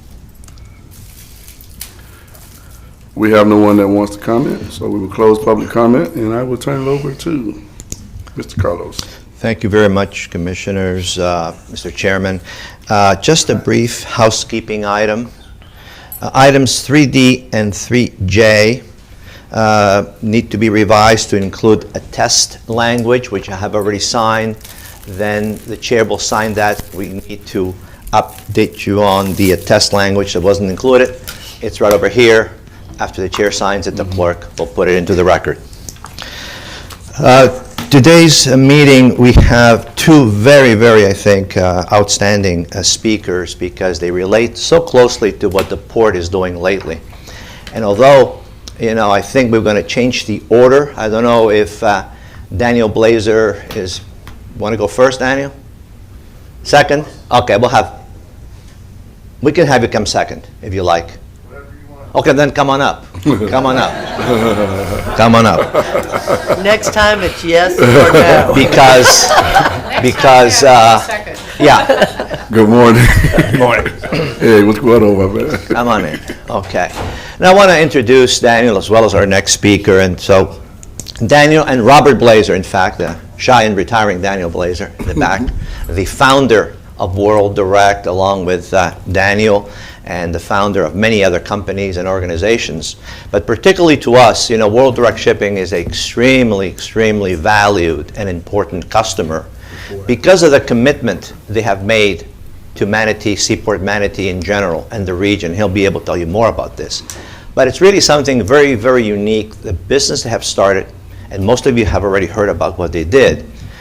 They took essentially, you know, what is a totally different business, the produce business, you know, the market business, the consumer business, and went into the shipping business, you know, how to lose money quickly. in the shipping business, but they make, in the produce business. But they've met with tremendous success, tremendous. In my, 30 plus years in the port industry, just in Florida alone, I don't think there's another company on record that not only has had this success, unprecedented, but also its headquarters are in Palmetto. It's the only large container company, not only in the U.S., because they now think by now they're probably the 24th largest shipping line on imports. Mind you, it's mostly imports for now. On the 100 in the U.S. That's no small feat to go from 0 to the 25th largest in the U.S. on imports. So, without going any further or taking away any of the additional information that Daniel's going to give you, I want to introduce you to Daniel Blazer. Nice. Here you go. Do I have to use this? Yes. You're on TV. Okay. Is it on? I'm on TV? It's not on, I don't think, right? You will be. Yeah, We'll be so you watching just you at night when we can't sleep. It's on our TV. Oh, that's horrible to tell him. I know. I doubt if I'll be doing that, Daniel. I said, I doubt if I'll be watching you at night when I can't sleep. So, We're bad today. I think I'm supposed to be just giving a State of the Union. That's kind of how it's going. State of the Union, yeah. So, I guess a little history. We just, like you said, produce business is the heart of our business. That's why we started the shipping business. We started with a chartered vessel that was leaving from a small area. Told you I didn't want to use it. How about now? Oh, yeah. So we started with a ship that was leaving from a small port that had no equipment at all, near our Mango packing house. And so we started with that, with a chartered ship, and little by little we decided to buy a ship and then expand our port calls in Mexico and add other ships. So now we have 3 of them, Queen B1 and Queen B2 and Queen B3. 2 of them are sisters. The small ones are sisters, and Queen B3 is a bigger one that Reggie drove one time. Is it still together in one piece? He had a lot of supervision. So, other customers like the idea of having a fast service from Mexico, and they have more and more over the years, especially with the border problems and shutdowns and closures and whatnot. So we've always been interested in rail. I've always liked trains and garbage trucks and ships and airplanes. And so we I've been talking to CSX over the past, say, like 5 years to a bunch of people who don't listen. And I like him. yeah, it's been tough. We thought that it was the most efficient way to get to the Northeast via Manatee, because otherwise you got to send a ship all the way around Florida and up to the, it takes lots of ships and lots of times, lots of days. And so I was talking to CSX about, hey, why don't you just pick up our containers from here and take them up there and come back, because we could reload over there and come back. But if you send a ship, it's all going to come empty from the Northeast. There's nothing from the Northeast going to Mexico.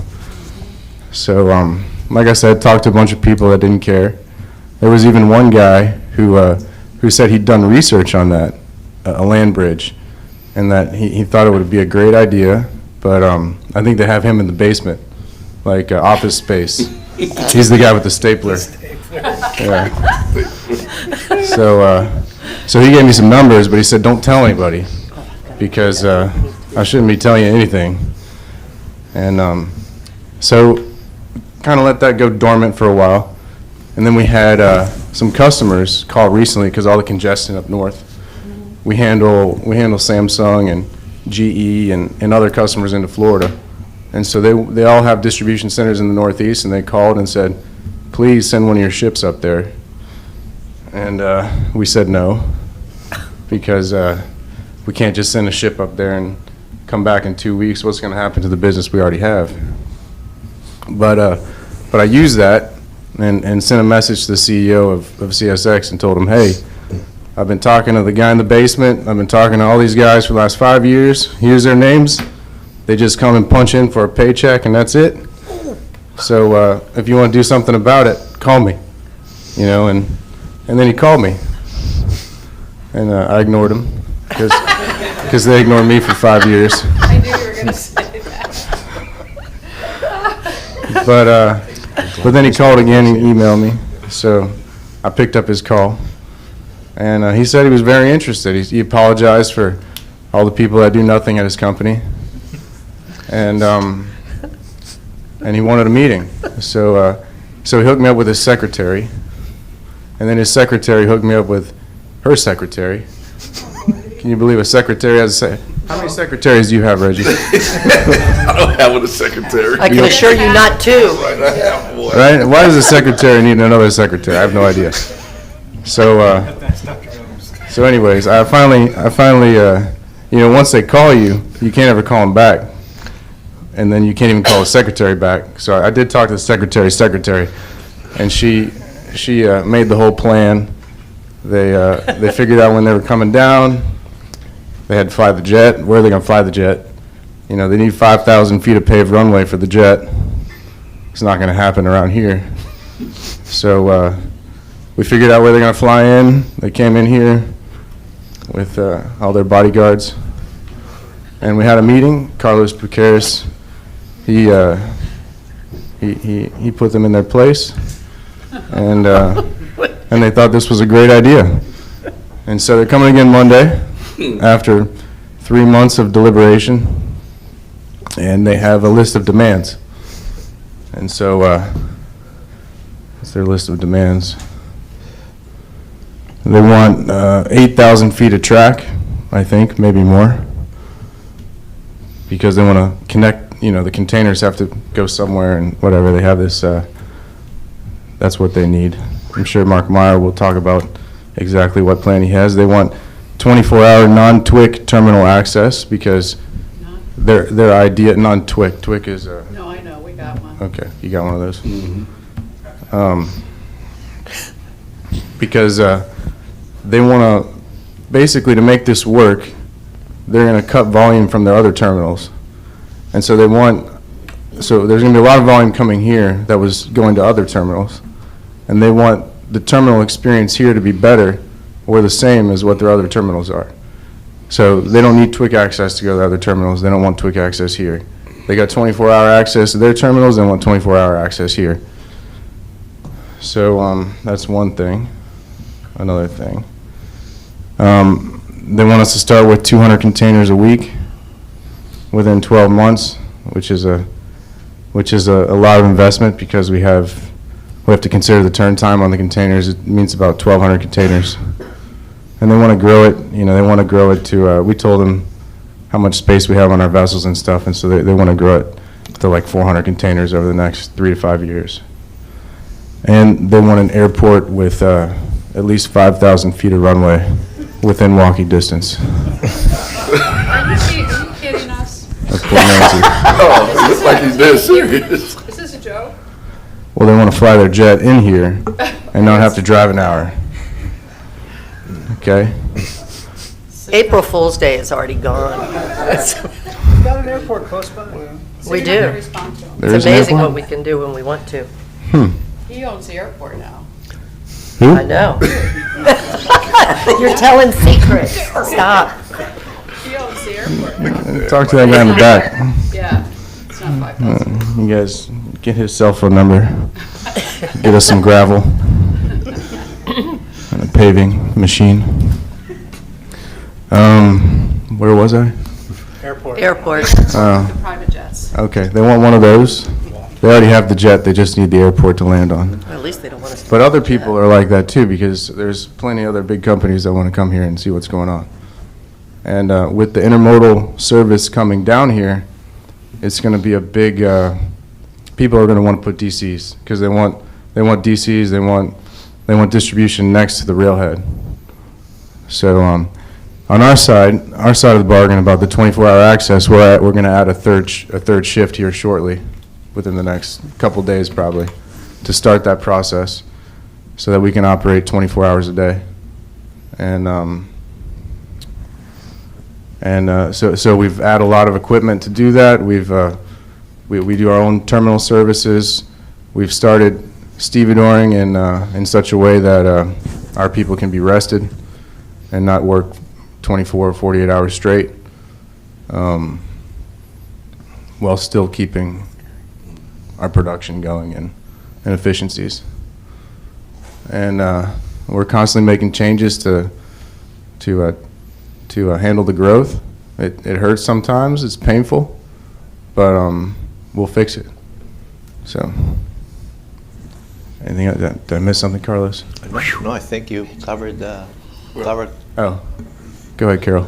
Wait. Oh, yeah. Before you even started talking, she asked, can she go and finish? I did. Before you even started his presentation, she asked. Yeah. Sorry. So let's go to Commissioner Ball. It was a lot more than what I anticipated, though, that you said, so Did you great take job. notes? I did take notes, as a matter of Looks fact. like a blank sheet of paper. It's because it was the second Oh, one. okay. She filled the first one out. I'm on my second page now. Good. My first thought when you started was, can we just have him run for the county commission? You know, I thought, my God, what an asset he would be. But then when you really got into it, I was like, forget that. You need to stay where you are. So I think it's going to be interesting to see where we go here. And I love having you as a partner here at Port Manatee, your company, World Direct. I just want to say thank you for being here.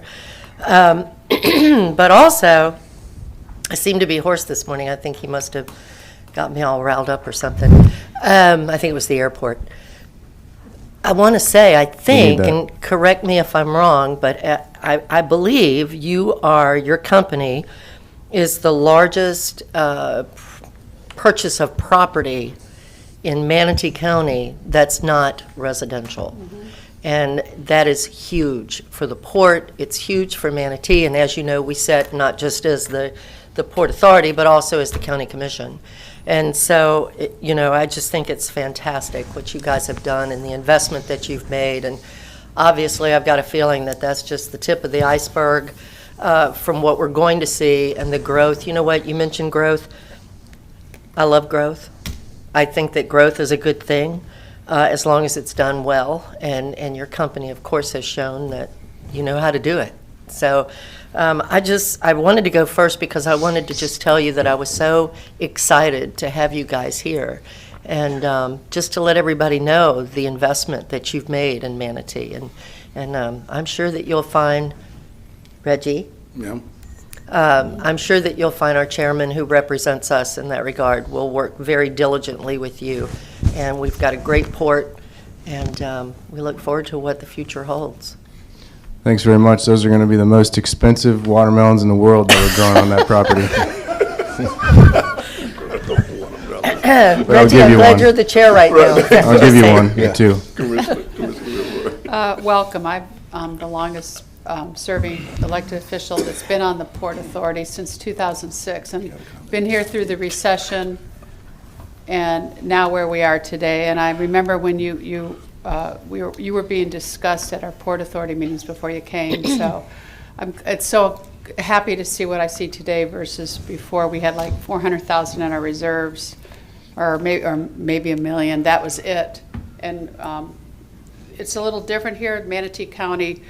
Actually, in case something happened, we have to guarantee that, you know, we have to help you in case, or we have to help the port in case there's issues financially and stuff. But the non-TWIC, I don't know. I mean, I don't know if we do that, if that's legal, because I just know it's all required by Homeland Security. And so that, the airport, my friends, the readers used to own, you bought it from them, and Good I went to people. high school with one of them. But Carlos I don't Baruch know as if well. that's something that you guys are looking at, or you just tell them they got to go to Sarasota or Tampa. And the 8,000 miles of rail, 8,000 feet of rail, where were they wanting that? Were they wanting that on your property across the street, or what? Oh, actually, they don't want any traffic jams on 41, so they just they want to put it over here. On here, so then it connects in, and so that's something we'd look at. I don't even know if we have that much this room. That's so. why we have staff. No, well, you've been talking to staff, so you gave us some big obstacles that I guess we'll have to find out if there's ways that we can accommodate that. Nothing is too big. Listen to you. I like him. He doesn't take no for an answer. I like that. Well, I'm not saying no. I'm just saying those are the things that stuck out with me. And actually, Congressman Micah, when he was transportation and committee, we were one of the few that actually required the TWIC. And everybody has them, but they don't have the readers, where we have the readers. So there's a few that do, but not, he was impressed that we actually did it because of the Homeland Security issues. So I don't know, that's something and Vanessa's right, you'll have to go through staff, and those are big, big things that we have to accomplish. What's our time frame since they're coming down tomorrow, next week? Well, we won't finish paving the runway by Monday. No. So You have the beginnings of a dirt one unless you covered it over. they could land once there. Yeah, exactly. I know. Just remember, she did say she was the oldest. Yeah. My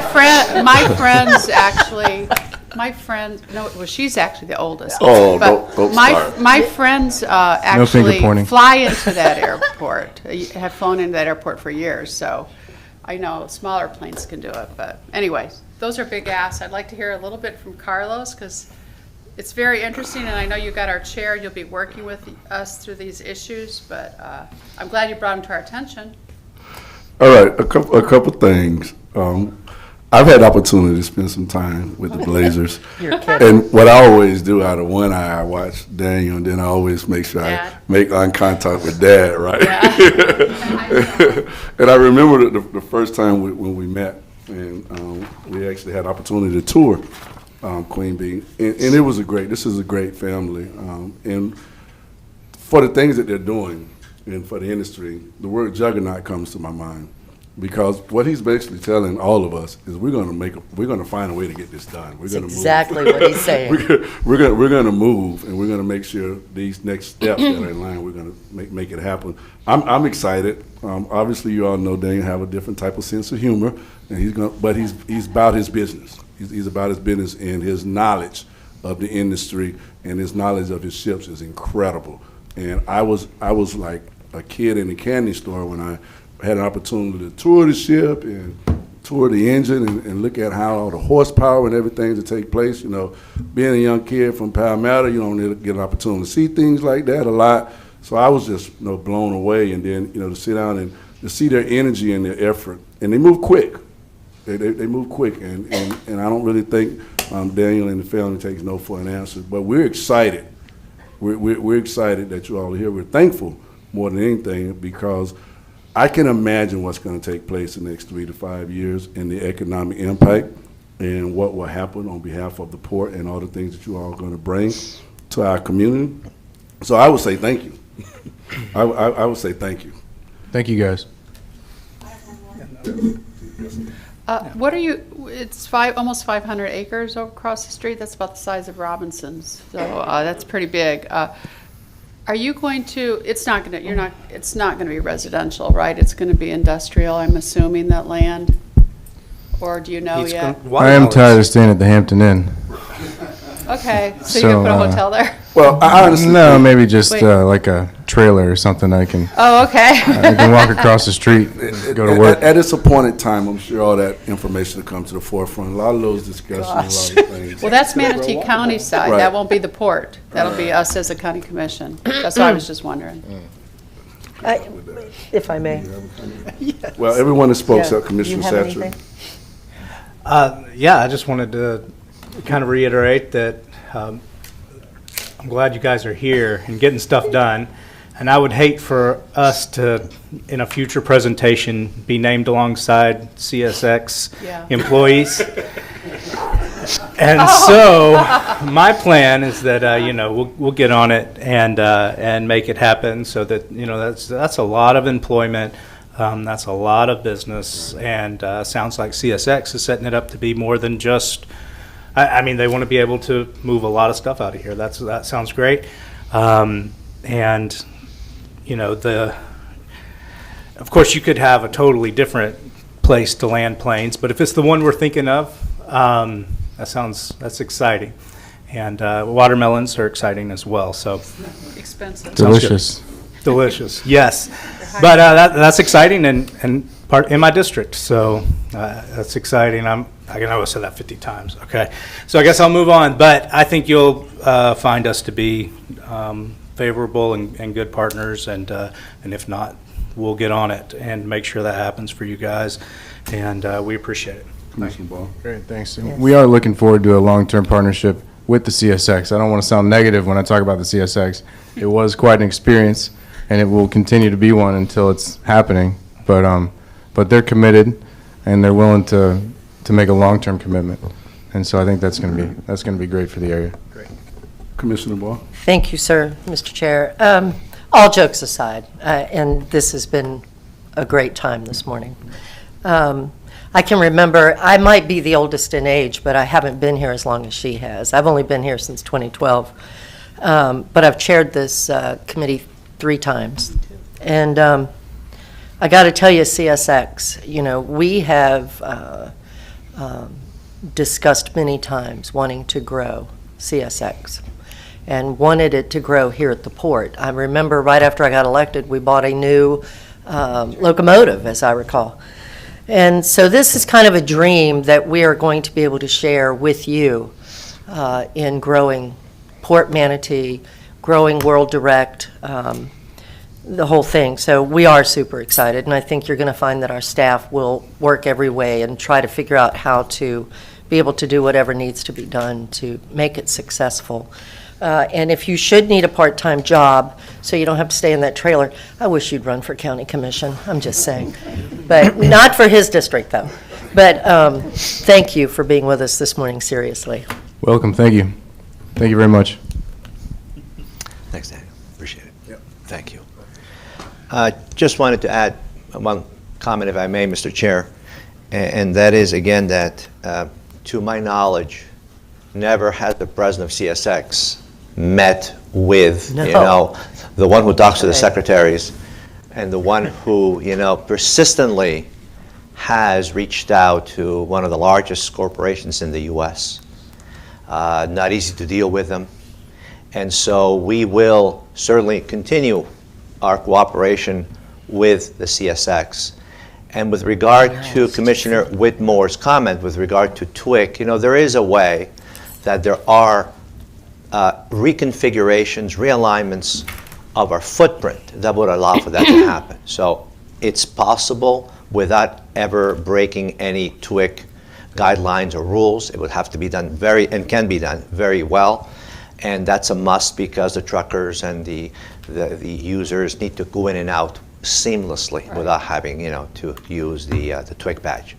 So, again, great company, fantastic partner, as you all have heard. And interestingly enough, we, matched them up with Mark Meyer, who is, the person responsible at the Manatee Railroad now that we provided, the operating agreement over the next few years. To tell you the rest, because while Daniel is really an expert in shipping and railroads, this person here next, Mark, is a real expert on railroads. They run railroads all over the U.S. Mark, if you'd like to come up and tell us about, how you're going to make those things happen. Yeah, because this is they gonna will be be an the other interesting partner, right? That's the, conversation. We need 8,000, if there's any way possible that you can pay for. Well, Carlos, I'm not following Daniel ever again, just so you know. Can't say I blame you. So before I get started, a couple of comments. I do know that they have corporate helicopters, so a helipad might be a little more reasonable. But to introduce myself, I'm Mark Meyer. I'm the Director of Marketing and Sales for the Southern Region of Regional Rail. And Regional Rail is a holding company that we have a number of railroads across the U.S. We are partnered with a company by the name of 3i Infrastructure, and 3I is the fund behind our holding company that allows us to purchase railroads all over the U.S. So right now, we have 7 railroads. We came into existence in 2007 and started purchasing railroads up in the Northeast. That was prior to my tenure at the company, but in 2020, they came down and purchased the Pinsley Railroads, which were the 3 railroads that we held in Florida at the time, the Florida Central, Florida Midland, and Florida Northern Railroads. As of this past year, we started operation at Seaport Manatee and are extremely excited to operate here. This is our second port. We also operate a port in North Carolina, the Port of Morehead City, and it's an interesting concept. I worked in just about every type of transportation in my history, but trying to teach the railroaders about boats has been very interesting, to say the least. So this is just a list of where we have railroads. So you can see the southern region, which is our most important area, is the area I control, and that's the four railroads here in Florida, and I have partial control of the CNLA up in North Carolina. So what do we do as a short line railroad? So we interact with the Class 1 railroads. We are basically the local pickup and delivery service for the Class 1 railroads. They do long haul really well, and we handle customers very well. So we spend a lot of time working with the customers to figure out how to better serve the customers. We also work in industrial development, and we work within the local municipalities that we're located in to develop safer and better rail service. So our focus in Florida is to develop our freight network. We deal in industrial development, transloading, which is helping to shorten the haul of trucks. So local delivery will bring it in by rail, and they will deliver all the products out to the customers that are not directly on rail. And then we also work in the warehousing world. When we took over at the port in December, I got it was an interesting situation. I got a call the very first day that we took over, December 1st, from Daniel. First conversation we had, he introduced himself and explained to me that he'd been trying to bring intermodal to the port for some time. I was trying to make sure that our operation ran flawlessly the first day, so I was interested in what he had to say, but kind of, Daniel, I'm a little busy today, but let's figure this out. And then I got a call a couple hours later. Hey, I just wanted to let you know I spoke with the CEO of CSX today, and he wants to come down and talk about this further. I dropped the phone.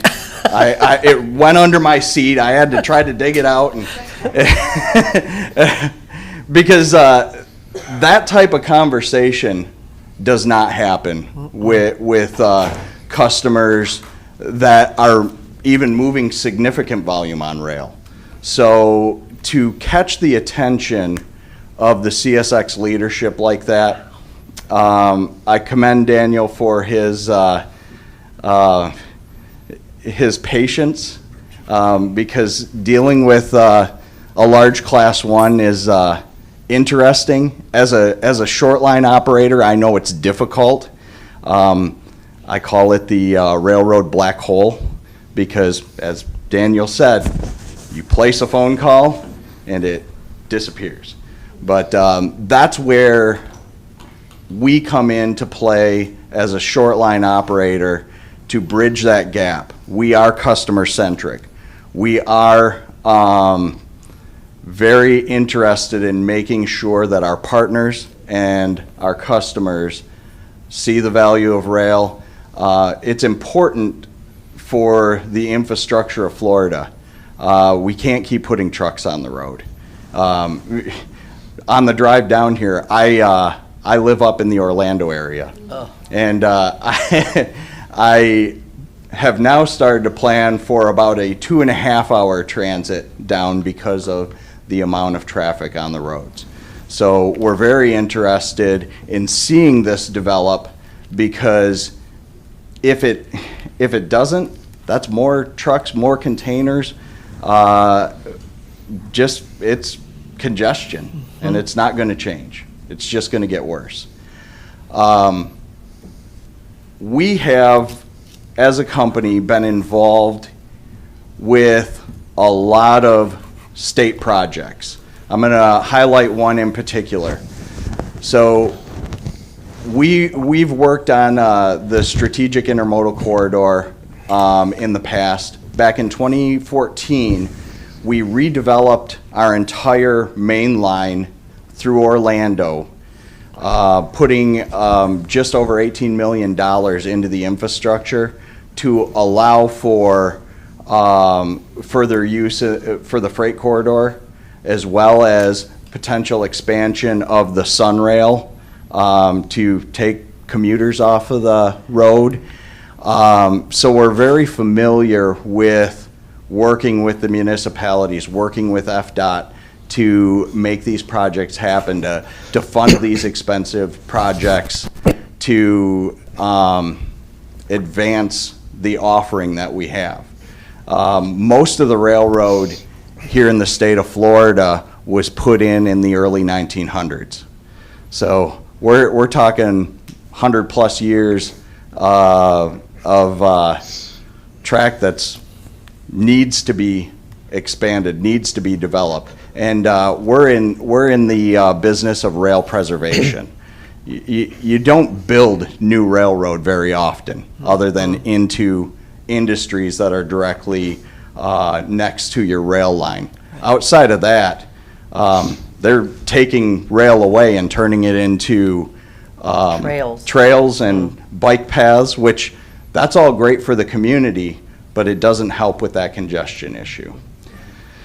So Daniel brought up some of the things that we're looking at with our strategy for Port Manatee and the intermodal offering. They need 8,000 foot of track. That is a significant ask. That's millions of dollars worth of track.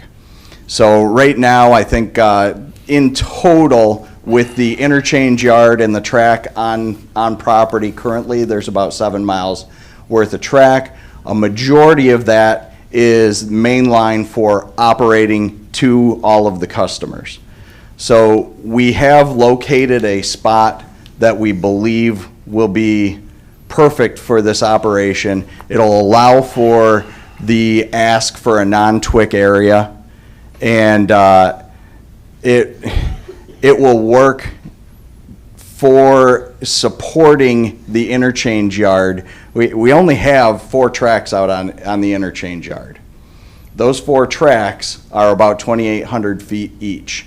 So with this intermodal offering, it will just about take up the amount of space that we have available to be able to serve the current customers and some new customers that we are always trying to generate business with. So if you see here, oh, there we go. We are right next to the intermodal building that we're in currently. There's that big ugly pile that's out behind the building. We hope that we can work with some folks to put rail in to help get rid of that pile, and eventually turn that into an intermodal yard. In the meantime, we do have our serving yard, which is directly adjacent the Martin Marietta site, that we can do an interim intermodal yard at. So that's existing track. It just needs the ability to have a container yard next to it, which from what we figured is possible. So this is the now, and here we have the future one, and that is 4 tracks of about 1,400 foot in length. Some of the things that our railroad will have to do to support this operation is right now we're a 5-day-a-week, 8 to 5 p.m. service. We'll hire crews, we'll have to put on locomotives. There's a lot that will go into this. We have the ability and we have the want to see that develop. Developing an intermodal yard with a short line railroad at a port that is not direct Class 1 served is unheard of. So this is definitely the case study with CSX and the other Class 1s. So we're extremely excited about it. We believe that it can happen, and we're going to. This is the big project here. We're continuing to try to develop new customer base. A few of the things that there is not currently operated at Port Manatee is a transload yard. Things that will help support local businesses that are not directly on rail. We believe that with this build out, we'll be able to open up track that currently is being used for other operation, the holding of cars and whatnot, to expand our service offering here on the port also. Seeing freight move through the port is my number one goal for the next 2 years. They've challenged me to make this my second home. So Daniel, I'm going to need a space for my trailer right next to yours, if that's okay. It's better than Orlando. Yeah. Yeah, no kidding. Yeah, I lived in Southwest Florida for 15 years, and when I went to work for the railroad, I told my wife, and we had just visited Disney 2 weeks before with our kids, and she said, I don't know how people live up here. So I go to work for the railroad, and I said, well, we're going to have to figure out how those people live up there, because that's where we're going.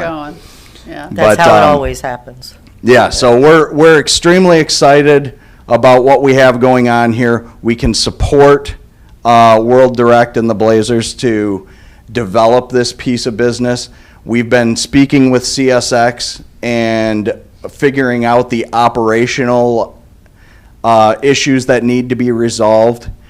CSX is excited about this, and anytime you have Jim Foote behind a project, it's going to go. Cool. Okay. Any questions? Lots. Okay. Who? Me? Oh, I thought sure I'd be last on this. You know, it's funny, you talk about Orlando. I have to go up there 2 or 3 times a month for meetings, and the traffic congestion is crazy. I mean, it takes me, you're right, 2.5 hours a lot of times to go from my home in Lakewood Ranch to Orlando, or even worse, coming this way. So, you know, I wrote down, you mentioned, see, I wrote notes. I mean, I got 2 pages again. Regional rail, yes. Regional rail. I mean, that when you said that, I was like, oh, I think I'm going to like this.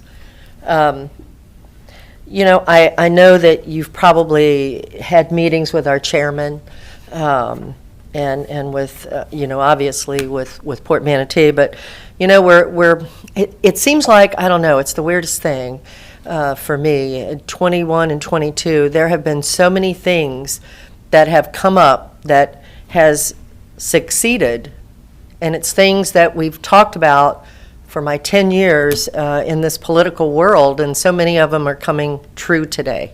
And I don't know if that's the sign that maybe it's almost time I can go home and be in the real world. That would be great. But I'm really excited. When you say, CSX, I mean, this is a dream.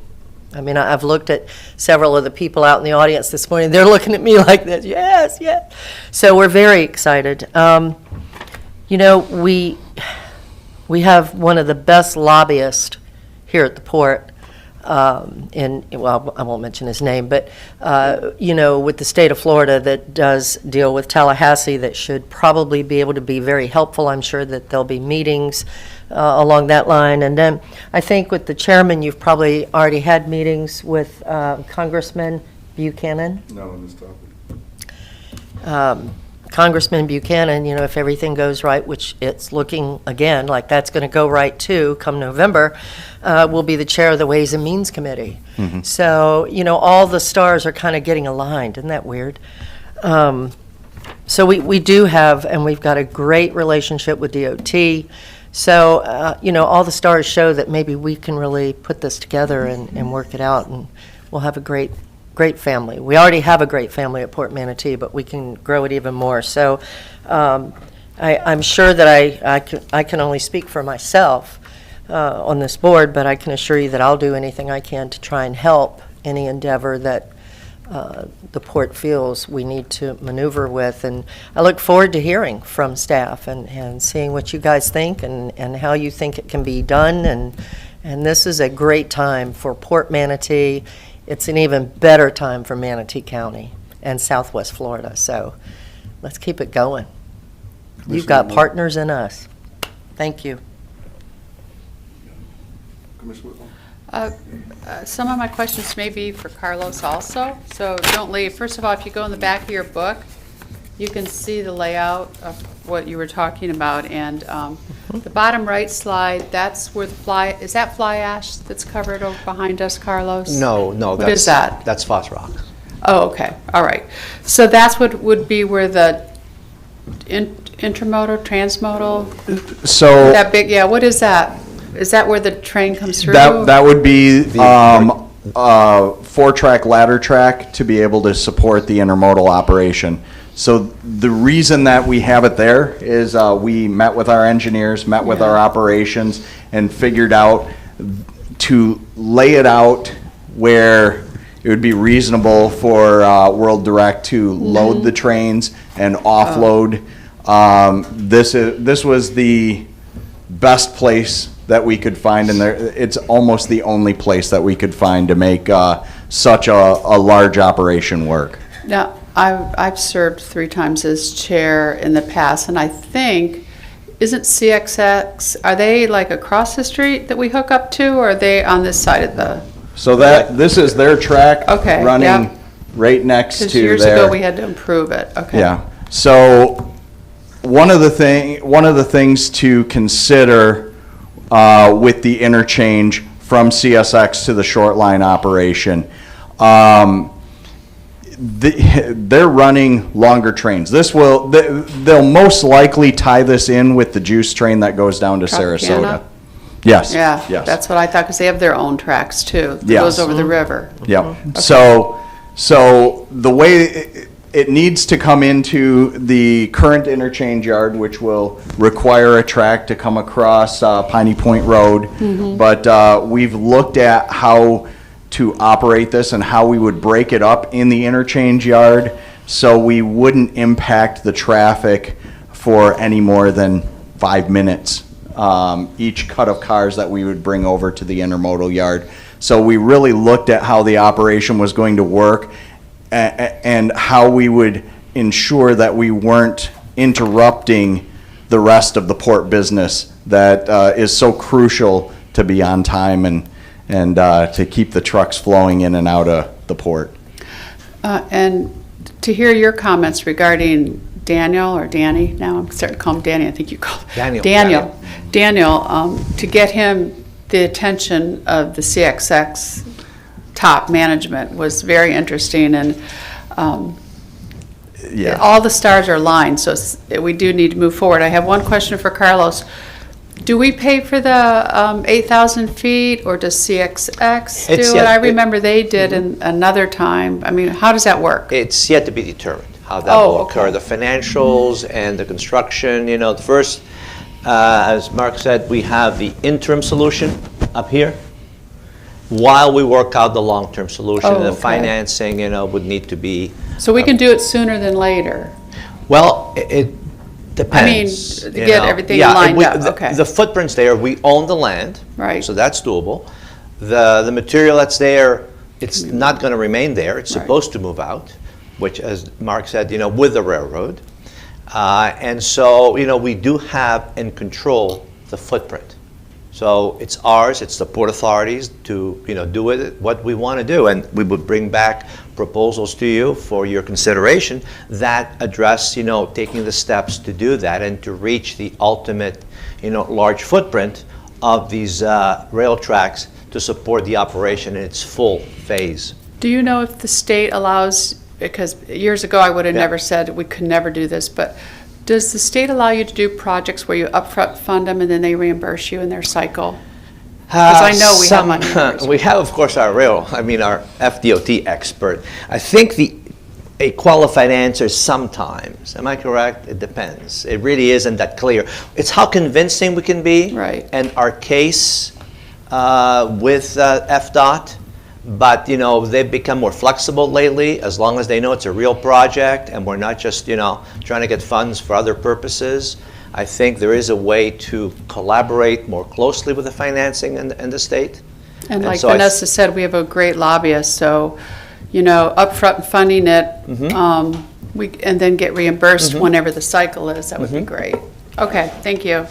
Yeah, so I think the reality of it is, in the initial phases, and there's a lot of work to be done, and the collaborators have to come to the table. A couple things that came to my attention that I want to kind of speak on as far as when Daniel spoke as the concerns with 24-hour access. And sir, you made a comment about the non-TWIC areas. Just from my understanding, within the port property, and then looking at your potential, area where you're going to rail with, connect with CXX. What are we identifying, or where do we identify non-TWIC areas as far as the port? Because that came up. So I just want to understand that a little right. bit. So, we have a secure area. Familiar. That's essentially the fenced area. Within the fenced area, those closest to the dock are highly more sensitive, and we have actual guards there, depending on the operation going on. And so we would have to realign the fence or carve out a part of the port, which is doable, to exempt it from TWIC. And so that is perfectly doable. It's allowable as long as you carve it out, and we have a way to do that. So it's not going to be. And that was pretty much my thoughts, is how it's going to get done. And obviously our security measures our security protocols that we already have in place. Now, when you start talking about non-TWIC areas, because of all the concerns, with access to the bay and things like that, I'm sure we'll be in front of that, but it was just a question that I had. Okay. Mr. Setchell. And if I understand correctly, it's pretty common to have it's great having the fence so far away from where the ships are actually loading like we do now. But if I understand correctly, there's plenty of seaports that have a fence, the TWIC area closer to and still are perfectly safe and operate every day and have for decades. So I don't think this is a brand new brain surgery. It's something that's been done. Am I correct about that? My experience is, you're right, it can be done. You've seen one port, as everybody says, you've seen one port. However, in our configuration, we have the capability to carve out areas, to exempt them from TWIC. And even we have protocols now, security protocols, that allows us, even within TWIC, to allow them entry in and out of the port by monitoring them with our cameras and with physical guards, so they don't have to have TWICs. So as long as we know we collaborate with the Coast Guard and Customs to do that, they're very agreeable to letting us operate, and as you know, the old saying goes, the most secure port has no business. So we don't want to be that most secure port without any business. And so that flexibility, as long as we set up the procedures and protocols to secure the cargo in a way that U.S. Customs, Homeland Security, as well as Coast Guard are agreeable to it, we can have it done. Commissioner Ball? No, Mr. Chair, I'm anxious to sit down and have a meeting with staff and see how we're going to move forward and get all this done. I think it's a very exciting time for the port. It's a great time for your business. It's a great time for World Direct. It's a great time for all of the businesses that we have here at the port. And, we're really seeing results. And we're very blessed in that regard, because there's been other ports that I've heard that haven't been as fortunate as we are right now. So, it shows, as I always say in these meetings, it's all about our staff. Y'all make us look really good. Thank you. All right, so all you in do. my closing comments on this particular topic, this kind of reminds me when I was ready to transition out of the military, and the captain said, well, what are you going to do next, Corporal Bellamy? And I say, I really don't know, but I put my shades on, and I say, my future's so bright, I got to wear shades. And that's where we are with the port right now. We have a very, very bright future and a lot of good things that's coming our way. So we're excited. Great news. Thanks for both presentations. Yes. Thank you very much. All right. Woo! Yay. You can leave it on. You can leave it on. Thank you, Mark. Appreciate it. I got a feeling Thank it'll you very move much. fast. Thank you. It's going to move fast. What a day we're having. Now we have consent. Yeah. Yes. Mr. Chair, Commissioners, for your consideration would be the consent agenda. That we only have consent today, so we would look for your consideration of the approval of the consent agenda. Mr. Chair, Yes, sir. Yes, ma'am. motion to approve We have a motion. consent? Second. And we have a second. Do we have public comment on the consent agenda? No, we do not. So we have a motion and a second. All in favor, say aye. Aye. And it passed unanimously. Thank you, Mr. Chairman, Is that Commissioners. the director comments? Well, we call for public comments if you want again, one Do we have more a public time. comment? Okay. No public Thank comment. you. We'll close it. Nobody on the phone? Nope. Okay. Nobody on the phone. You watch our meetings. Well, This you is never not know. live. I want to make sure We nobody have anybody on called. the phone. This I is wanna not- make- this is I want to not make sure live. nobody called and, they were not attended to. We answer our phones also. That was good. Okay. So with that, Mr. Chairman, Commissioners, we'll go into a brief Board Director comments. Again, record numbers, as you know, thanks to companies like World Direct. We're kicking on all cylinders. The numbers are record growth, continue to be that, as well as, the revenue growth, as well as the net earnings growth are all kicking in, not just growth for the sake of growth's sake, and losing money. We have to remain profitable, and you really, as a board of directors of a business, here, setting policy for us and the direction and supporting those businesses we have here. What's important about this is that often board directors go out and get a customer. The customer's very happy, they come in, and then the board doesn't agree with anything the director said. And that customer is shocked and then goes to another. We have the opposite here. We have an extremely supportive board. We bring the deals to you for your consideration way ahead of time, and that's what really makes a sport successful. Tremendous growth, even as you know, with the ranking for our produce and refrigerated commodities, 92% growth. Okay. 92% growth. The fourth in the state. Oh, there's our rail, right? They're letting us know they're here. Tremendous growth, there. Thanks to companies, like Del Monte and World Direct. We continue to supply the produce and the materials and all the other products that come in through the port for the local community. Again, we are looking to the master plan. It's for the next 20 years, although we revise it every so often. It's very positive. The volumes are positive.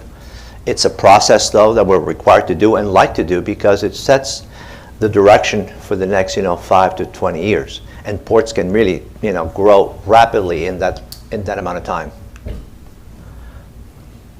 So we had the congressional staffers a few weeks ago. It's important, again, to have them here so they can be seeing it when their bosses are not available. But thanks to the board, the outreach with the delegation is outstanding. And so this was just an opportunity for the staffers to see and to hear what their bosses, already know and what the board has already told them.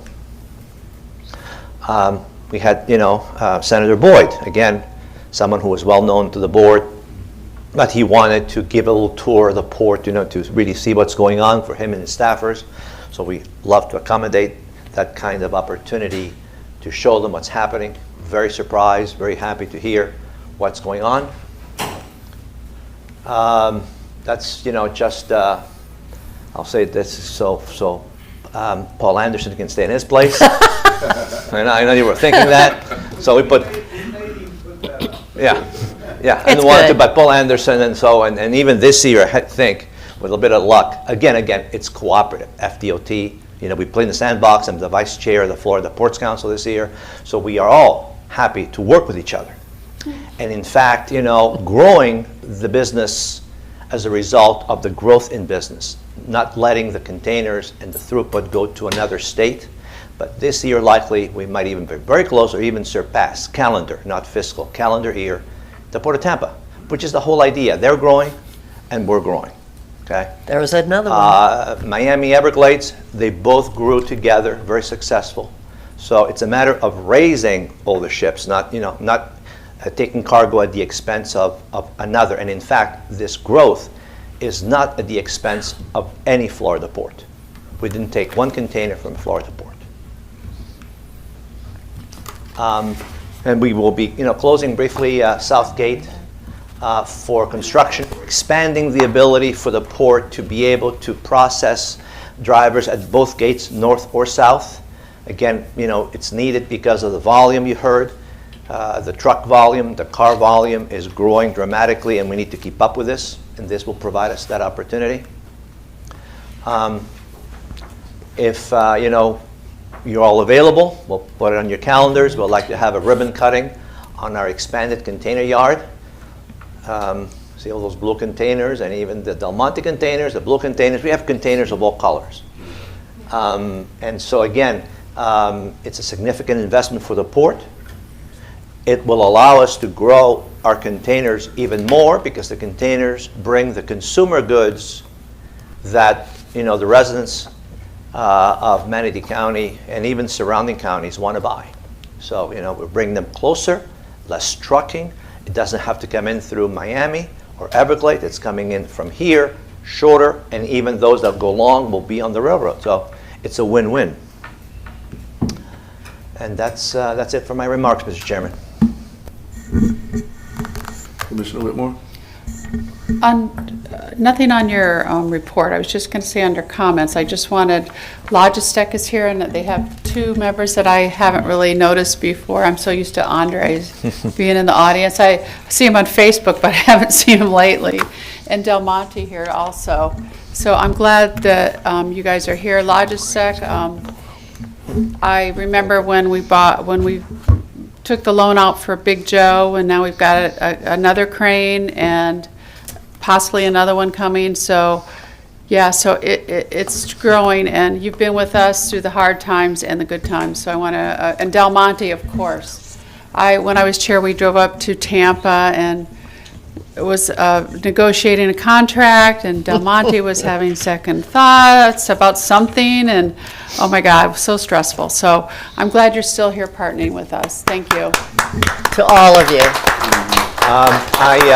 Dave Sanford reminded me, I forgot to mention something very, very important.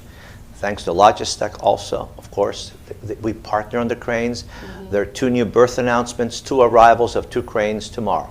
Oh, man. Tomorrow. We'll have video, we'll have footage, we'll have everything. So we'll have 4? Yes, Whoa. Commissioner. Yeah. 5. Well, five with the one that's already here, right. Wow, good. Congratulations. I remember when we thought we were great with one. Want to say a few words?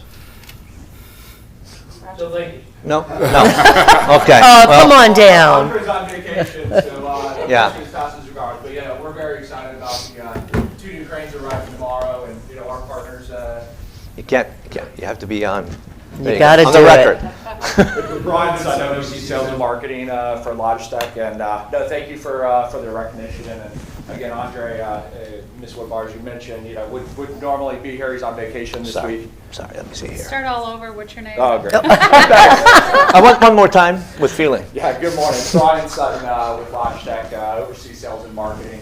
Anthony Bates is here as well, our local operations manager. So, again, thank you to our partners here. We're excited to have the 2 new cranes arriving tomorrow.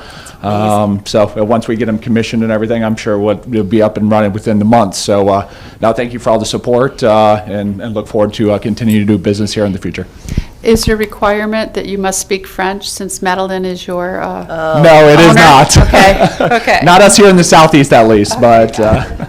But Anyway. we do offer French lessons at lunchtime Yeah. And Carlos teaches for those. those Yeah, yeah, for yeah. those that want to partake. So Yeah. we will be doing that in case some opportunities. Right? No, thank you very much. Thank you. Carlos. Thank you.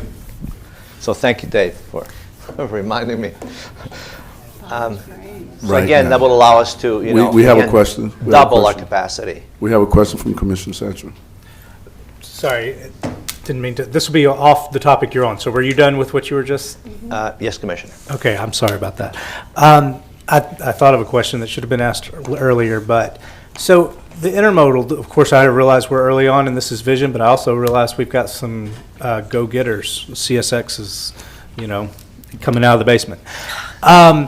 So is the vision for 100% of what goes on at the intermodal to be World Direct, or would there be a 5%, 10%? Would there be access to other people that would like to use that spot to ship things by rail? Without putting words in, Mr. Myers' mouth, I think it is an open system.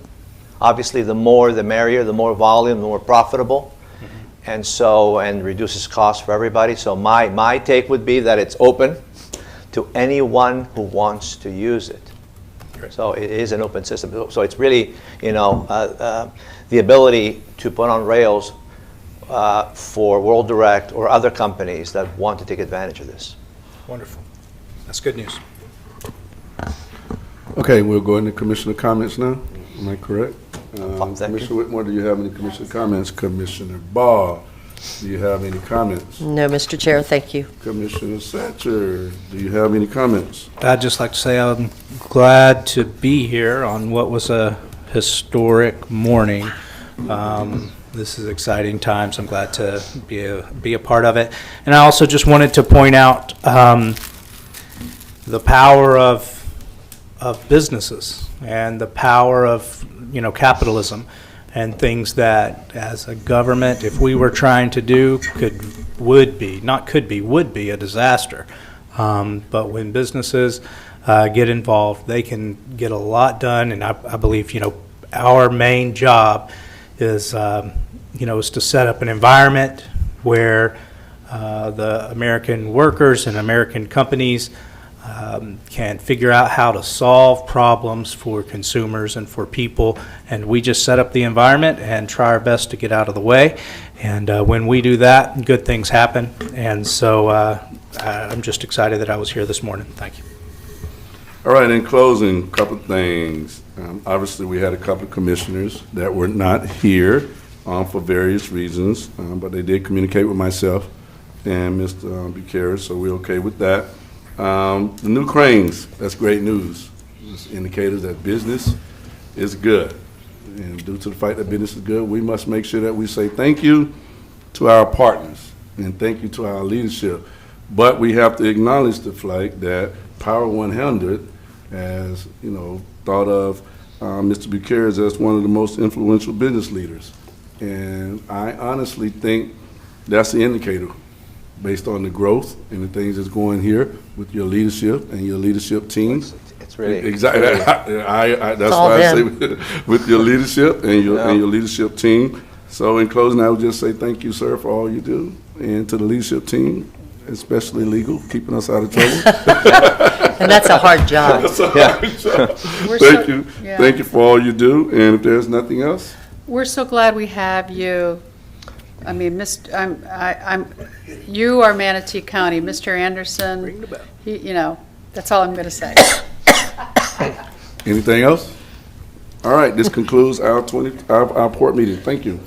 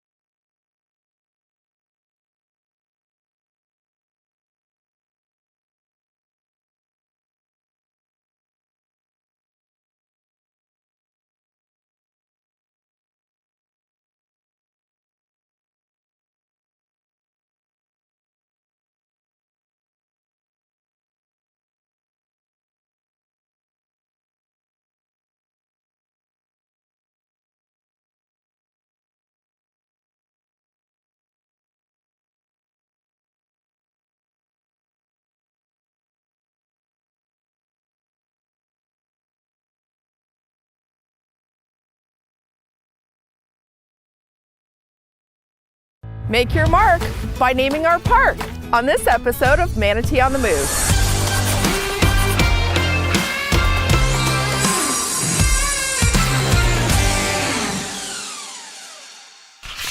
Hello, I'm Commissioner Misty Servia, and I'm proud to represent District 4 and Manatee County. I'm standing on the future site of Manatee County's newest park. The only problem is, it doesn't have a name. That's why we need your help. Now, before we start throwing out names like Parky McParkface or Parkside of the Moon, I think it's important that you know what features and amenities this park will bring to our area. First, location. This new park will be located north of Canaan Elementary, just north of Talavast Road on the west side of Prospect Road. The first thing you'll notice as you pull into the ADA accessible parking lot is the effective use of space for Manatee County's first designated dog park in District 4. This dog park will have separate fenced-in areas for both your large and small four-legged friends, offering a safe space for off-leash exercise and socialization while you build a dog-friendly network with your neighbors. Shade structures will give you a break from the Florida sun, and doggy water fountains will keep your pup well hydrated. And your dog won't be the only one blowing off some steam. Work on your put-away shot on one of 2 new pickleball courts that will feature slip-resistant surfaces. Pickleball is one of the fastest growing, easy to learn, and low impact sports in the nation, and we're excited to offer these new facilities to you. After pickleball, cool down by taking a self-guided trip on our new fitness trail. This trail is over half a mile long, and it will be an excellent way to build stamina and add variation to your workout or offer a scenic and leisurely stroll. Preserving natural wetlands was an important part of the scope of this project, as was the addition of public restrooms and the creation of an open amenity lawn area for a variety of activities. Now that we're all familiar with what this park will bring to District 4, it's time for the fun part. Manatee County will be accepting suggestions for the name of our new park. If you have a name in mind, please make your suggestion at mymanatee.org/namethatpark. The top suggestions will be selected by District 4's own Citizens Coalition on Growth, and then I will bring them to an upcoming Board of County Commissioners meeting to be voted on. The winner will be presented with a proclamation officially naming the new park and have their name written into the pages of Manatee County history. The newest park in Manatee County could have your name all over it. Visit mymanatee.org/namethatpark for rules and to make your submission today. We have already impacted the North River community by adding sidewalks and safety lights to the underserved areas. We're in the process of transforming Washington Park into a community stomping ground. And now, we're reaching new heights at Lincoln Park. Let's dive into the deep end on this episode of Manatee on the Move.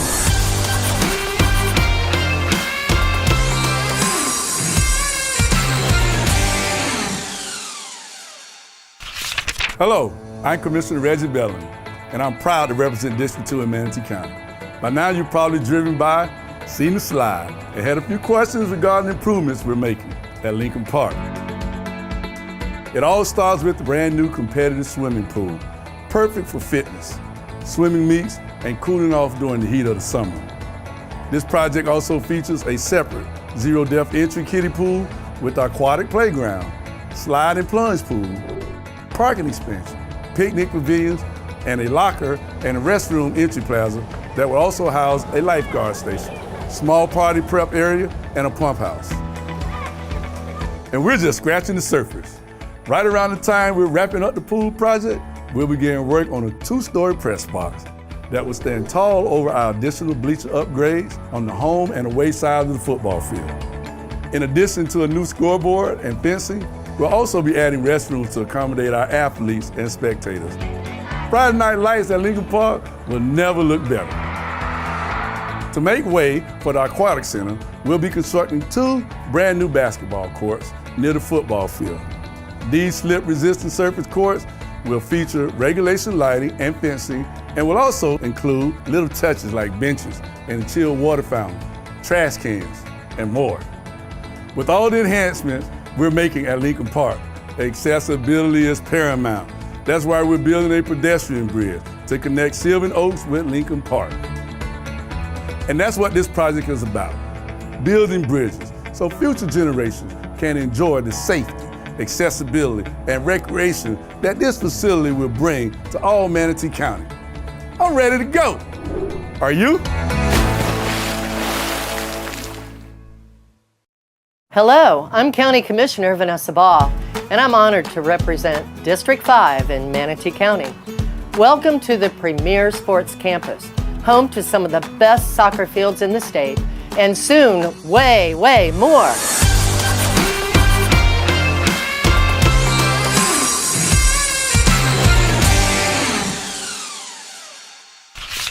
Because of easy access to I-75, the mall at UTC, our charming Main Street, and thriving neighborhood communities, Lakewood Ranch has quickly become the most populated area of Manatee County, and soon we'll be offering even more to our citizens through new developments taking place at Premier Sports Campus and the land just to the north. On the Premier Sports Campus side, we're in the design stage of a new air-conditioned, multi-purpose, permanent framed soccer tent offering shade for meetings, registration, dining, ceremonies, and gatherings during busy soccer tournament weekends. This project also includes climate-controlled restrooms, new stadium lights, locker rooms for the stadium, parking lot improvements, and a stadium scoreboard. Moving north, our East County General Development Plan calls for a new racket complex scheduled for completion in the spring of 2023. This project features 24 pickleball courts, a small administration office, restrooms, water fountains, lighting, and shade. The new 50,000 square foot East County Library complex is set to break ground at the end of January, offering modernized access to a world of knowledge for our citizens, visitors, and families. Complete with a rooftop terrace, the East County Library will provide a picturesque view of the Premier Park campus as well as a serene pond. A 25-yard, 10-lane competitive swimming pool will be the heart of our new aquatic center. Swim a few laps, take a fitness class, or catch some shade or sun while the kids take swimming lessons. And we're not stopping there. Future proposed projects on this site could include additional ponds, an amphitheater, gymnasium, a baseball and softball complex, dog park, a playground, BMX track, basketball and volleyball courts, clay tennis courts, a Manatee County Sheriff's District office and fleet facility, additional green space, and a skate park.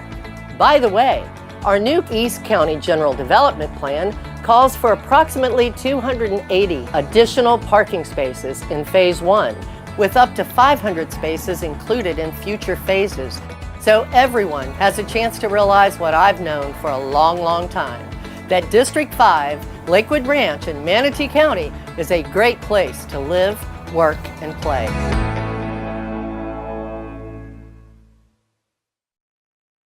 Hi, I'm Manatee County Commissioner Kevin Van Ostenbridge, and I represent District 3, which is located in West Bradenton. Welcome to GT Bray Park. As you may have noticed, GT Bray Park has been undergoing extensive renovations. We started at the Little League complex, and we moved over to softball, and then the football stadium, lastly soccer, and now we're at the Walden Racket Center. So how is Manatee County keeping up with the demands of the fastest growing sport in America? Let's find out on this episode of Manatee on the Move.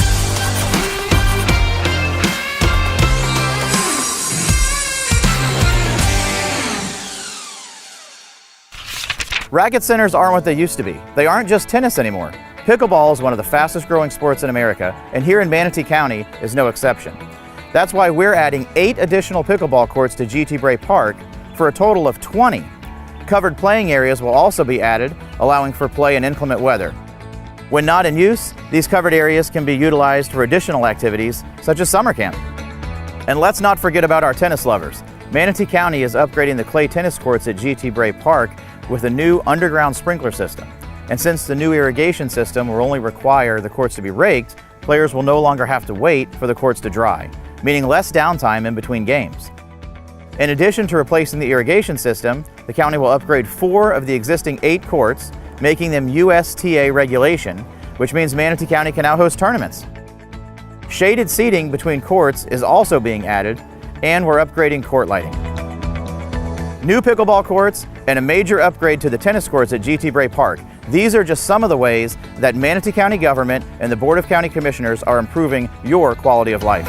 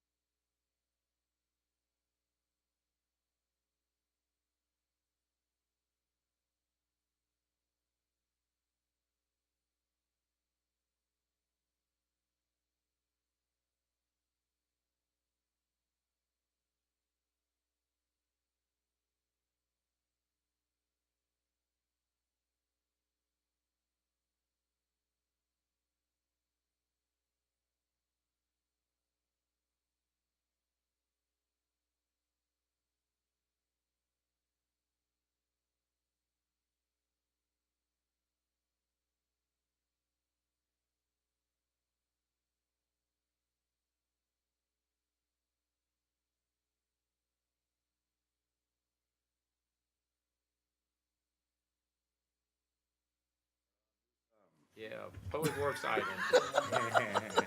Okay, welcome back. We are in session. Love the way he does that. We are going to start with, should we just do the dashboard first? This is for information purposes. It's for information purposes? Okay, then we'll go to 41. Mr. County Attorney, item number 41, sir. Thank you, Mr. Chairman. Commissioners, item 41 is the revised or amended and restated rules of procedure of the board. We have had 2 board meetings on this now, a work session and a special meeting. And so what you have in your agenda today is the final version, or what I hope is the final version, that reflects all of the changes that have been discussed up to this point by the board and the direction that I've received from the board in terms of what to bring back. So unless the board wants me to go through them again, I'm prepared to answer any questions, and then I would respectfully ask for a motion to adopt the resolution approving the procedures. Thank you, sir. Commissioner Whitmore is on the board. You're losing your voice? A little bit. It's occupational hazard. Yeah. Regarding, first of all, I did ask the attorney, and they're going to, once this gets approved, the land use meetings, the procedures, they're going to do a clean one, and it's going to be at all of our seats so that we have the most current one after we do this, because I think it maybe changed a little bit. Couple of things have. Yeah, so we're going to get that done right away. The only thing I had to bring up was, and I don't want to get into it at all, but I do want to I think it needs to be in our policies so that, so we have clear direction. Because these are the board's policies and procedures. So I just think that if we are going to, if a commissioner wants to author a resolution or an ordinance, that we just make sure the Word document has to be presented to the clerk. And that's all. That's something that we've never had it happen before. It happened once, but I think it needs to be in our policy. So in the future, we all know that if we're going to do something, we have to submit the original Word document to the clerk or whoever. And again, it's something that's never happened before, so I just think it needs to be in our policies and procedures. And that's the only addition that I thought needed to be presented at all. I don't know Thank how you, everybody else Commissioner. feels about it. Commissioner Servia is on the board next. I have a question about that, Commissioner Whitmore. Is the reason behind that so that it can be easily revised by staff, or I'm trying to understand the reason for the Word document? Well, it is a resolution or ordinance it's an ordinance, it's our law. So, then, and it's written by us, and we can give it to the attorney or the clerk, because we had an issue where we never had the original. So I just think that we need to clean up the policies, that we do that for the future. Okay, now I don't want to get into anything. I Yeah. understand what you're saying, so that it's on file with the staff even before it's heard here, so there's a copy. Is that what you're I getting don't at? care when, as long as it's the actual one and not a Yeah, copy. I support that if you're going to make a motion to add that. Well, I wanted to see what the board feels, or if they're okay with it, because I'd like to ask the attorney, can you add that at this time? Mr. Chairman, Commissioner Whitmore, if that is the pleasure of the board, then I can provide some wording to add that in the final motion to approve the procedures. Yeah, I had told Bill that I was going to bring I had my briefing yesterday for the agenda, and I had told Mr. Clegg that I was going to bring it up. This is to clean it up for future. That's all. So Okay. I guess I'll make a motion for the board to add that language to the policy, what do you call it, the resolution? Can you repeat the So motion? hold on. We don't have a motion yet, but would it be best to allow for a motion and then you add an amendment to the motion once it's on the floor? Yeah, that's cool. Okay. That Mr. makes Clegg? a lot of sense. Yeah, So good idea. The recommended motion would be to adopt resolution number 22-051, adopting amended and restated rules of procedure. Would anyone like to make that motion? So moved. Motion by Commissioner Whitmore. She needs a second. Commissioner Servia seconds the motion. And now, ma'am, if you would like to amend add your amendment to the motion. I'd like to amend my motion to include if a board member authors a resolution or an ordinance, that the original Word document be included for our clerk of the court's records and ours. And I'm fine Does that with sound that. okay? I'm fine with that addition as the second. So we have an amendment and a second. So we have a motion with an amendment tied to it, correct, Mr. Clegg? That is correct. Okay. I have a couple of commissioners on the board. Yep, I have I have Baugh, Satcher, and Cruz are on the board. Commissioner Baugh. Yes. I think it's fair to say that anytime a resolution comes forward, the county attorney has looked at it and approved it before it's presented to this board.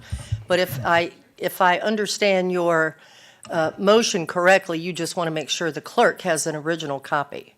Is The that original correct? Word document, yep. Okay. That's all. Well, I think that's generally the case. And I'm really sorry that I gave copies out that day instead of the original. But anyway, I know what this is about. Thank you very much. But I don't think an ordinance or a resolution ever goes to board members until the commission or the county attorney gets a chance to look at it, or the motion that day is to have the county attorney look at it. So the county attorney has to look at any resolution. I believe. I mean, that's the way it's always been in the past. But, if you're going to vote to pass it, is what I'm saying. Okay, good. Thank you, Commissioner Baugh. Commissioner Satcher.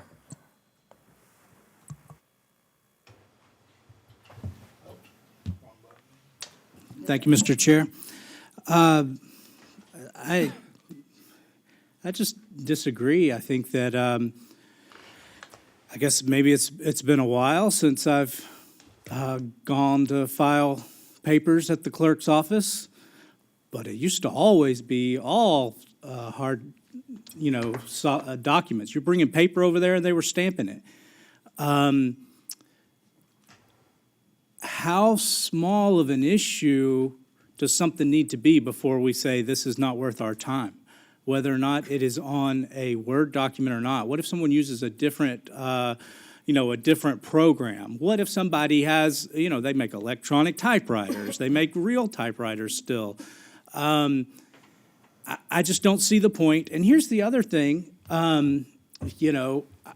I respect Mr. Clegg. We get along absolutely great. Me too. But let's say that I wanted something for the seven of you to consider that I didn't feel like I was going to have full support from him. And I wanted to talk to other advisors outside of him or a different attorney. And I wanted to bring something to these seven and then let him comment in on that time, or whoever. Let's say the next, 10 years from now, there's an attorney, and that you don't get along with great, and you wanted to bring something that a different attorney had prepared, you're not going to be sending over Word documents. So I just think that we're doing relatively important things here, and paper is important. What's written is important. How it got there generally is not important. And the Word document is not important. And so this is just way below our time. Hopefully we're doing things more important than saying, oh, how dare you bring me a sheet of paper? I want that in Word. Personally, that came off condescending. I apologize for that. But I don't think this is a good policy moving forward. Thank you. Thank you, sir. The order is Cruz, Whitmore, Servia. Commissioner Cruz. Yeah, one's just a question for the county attorney, just for my own knowledge. There was a motion made, and then the same motioner made the amendment, which to me implies all we did was amend the motion, so we're not voting on an amendment first. You can't make your own amendment to it. Didn't she just modify her own motion? There is no second motion. You are correct, sir. Okay, so this isn't a matter of we vote first on this amendment, and if we all vote no on this new language, then we still have the original motion. We start from scratch, so we don't have an amendment and then a motion, right? Thank you for catching that, because my intent was to have a motion Okay, and I amendment just wanted voted on to, I just wanted separately. to clarify that. Okay, the second thing is, I'm 100% with Commissioner Satcher on this. At what point in time do we get down to the minutia of this where our rules and regulations become 500 pages long? You're pointing to one specific example. You yourself said, this has never happened, it only happened one time. Like, do we need to add a rule and regulation for every one time any one thing has ever happened? We understand where this is coming from, and that's great. You want to throw that back out in front of everybody and point it back out 18 months later. But the reality is, there was one incident, I can point to a bunch of one incidents that maybe a rule and regulation would have helped that one particular incident, but I'm not adding all of them into this thing. This is supposed to be a broad-based item right here. So I don't support getting down to that level of granular detail on our rules and regulations. These should be high-level rules and regulations, not just, you did one thing one time to me and I didn't care for it, so therefore I'm going to codify this into our rules into the future. So I don't agree with whether it's an amendment or the actual motion at this point in time. Okay, thank you, sir. Whitmore, Servia, Baugh, Bellamy. Commissioner Whitmore. Yeah, and thank you. And I understand, again, I went through the entire policy and procedure, and that's why I asked to have this change with the land use procedures that we're doing now. So I went through the whole thing. And really, that's the only thing that we came across that we haven't ever addressed, because it's never come up before. And it's just to clean up for the future. This is not, I mean, yes, it got brought to our attention. This is for the future boards and stuff. And it's to be transparent like we all are. So, and if it doesn't pass, fine. I do agree that we need to separate the motions. Somebody told me I had to amend it. I think we need to make a motion to approve the initial one and then do this one separately. I still feel that we need to see if this needs to be on the policy and procedures, because then future boards, this won't ever happen again. Not talking about now, it came to our attention now, but I want it in the future. So people ahead of us, and if we find other things that we need to change in the future, we will. Okay, so I'm going to clean this up real quick. If you give me a second, I'm going to have Commissioner Whitmore withdraw her motion. Yes, Okay. I'll withdraw my motion. Okay, Commissioner Whitmore withdraws her motion. I need someone other than Commissioner Whitmore to make a motion to pass this as written. I will make that motion. Motion by Commissioner Servia. I need a second. Second by Commissioner Satcher. Now I would like Commissioner Whitmore to request an amendment be added to the motion. No, I would rather vote on this. I think that's what somebody said, and make it cleaner and then amend it. You can't amend it after you've adopted the resolution. Yes. So I'm Chair is sorry, I right. apologize. If you want to put this up Yeah, to I a know. vote, you need I to know. make I your got it. amendment I'm sorry. before So we Commissioner adopt Whitmore this. would read her amendment, please. I'd like to make a motion that any commissioner that presents a resolution or an ordinance to the board, and is the author of that, to please, to provide a Word document to the board. Wait a minute, I'm not done. This part isn't part of it. I never meant to turn it into the clerk. I understand what you're saying. I'm just part of the record, the original. Like our attorneys, one case didn't have the original, and they couldn't fit. So I don't know who it goes to, though. Just clean it up a little bit and give us a Help me, clear, Bill. articulate a clear amendment for us. Wait, let's see what Bill does. You'd like me to reword that? Yes, sir, please. Okay, so there would be a motion to amend the motion to provide in Rule 4.4.3 that any commissioner that schedules a resolution or ordinance provide a Word version of it for the Word record. version. I'll second it for discussion, but I do think discussion's important. Second. Okay, so I have a motion to amend by Commissioner Whitmore and a second by Commissioner Servia. And now Commissioner Servia, the order is Servia, Baugh, Bellamy. Commissioner Servia? Okay, thank you. So as I sit here and think about it, I don't really like the way it's worded, because here's the intention. What we're trying to do is to make sure that any motions, resolutions, or I'm sorry, not motions, ordinances, resolutions, things of that nature that are handed out or given to the board for discussion, that there's an official copy somewhere, because 18 months ago or whenever it happened, it was handed out and there was never a copy and nobody had one. So I don't like the terminology in Word. Can we just say a digital copy? I'd rather say a digital copy, because I don't care if it's a PDF or a Word document or Google Docs, but it has to be in some sort of digital format that the county has in its possession. Those are just my thoughts. Okay, thank you, Commissioner. Commissioner Baugh? I hate this thing. Yeah, I don't understand really what you're trying to do, because I know what you're talking about. And there was a copy of that given to every commissioner up here. There was also, it was submitted to the county attorney ahead of time. He looked at it and approved it. So, the bottom line is, I don't work for the clerk, okay? But now I know the motion's been changed, so now it's not the clerk. It's to be turned in, and we've always done that. I did that. So, you're talking about, something that's already being done. Can I dialogue? Yes, ma'am. And I've had it in my briefcase since 2 years ago, and it was a copy. And the original that we have is our attorney making a note of what number of the resolution was. It was never a copy. So again, I'm trying to do this for the future. This is one issue that we found out that maybe we have an issue. That's all. I'm not gonna,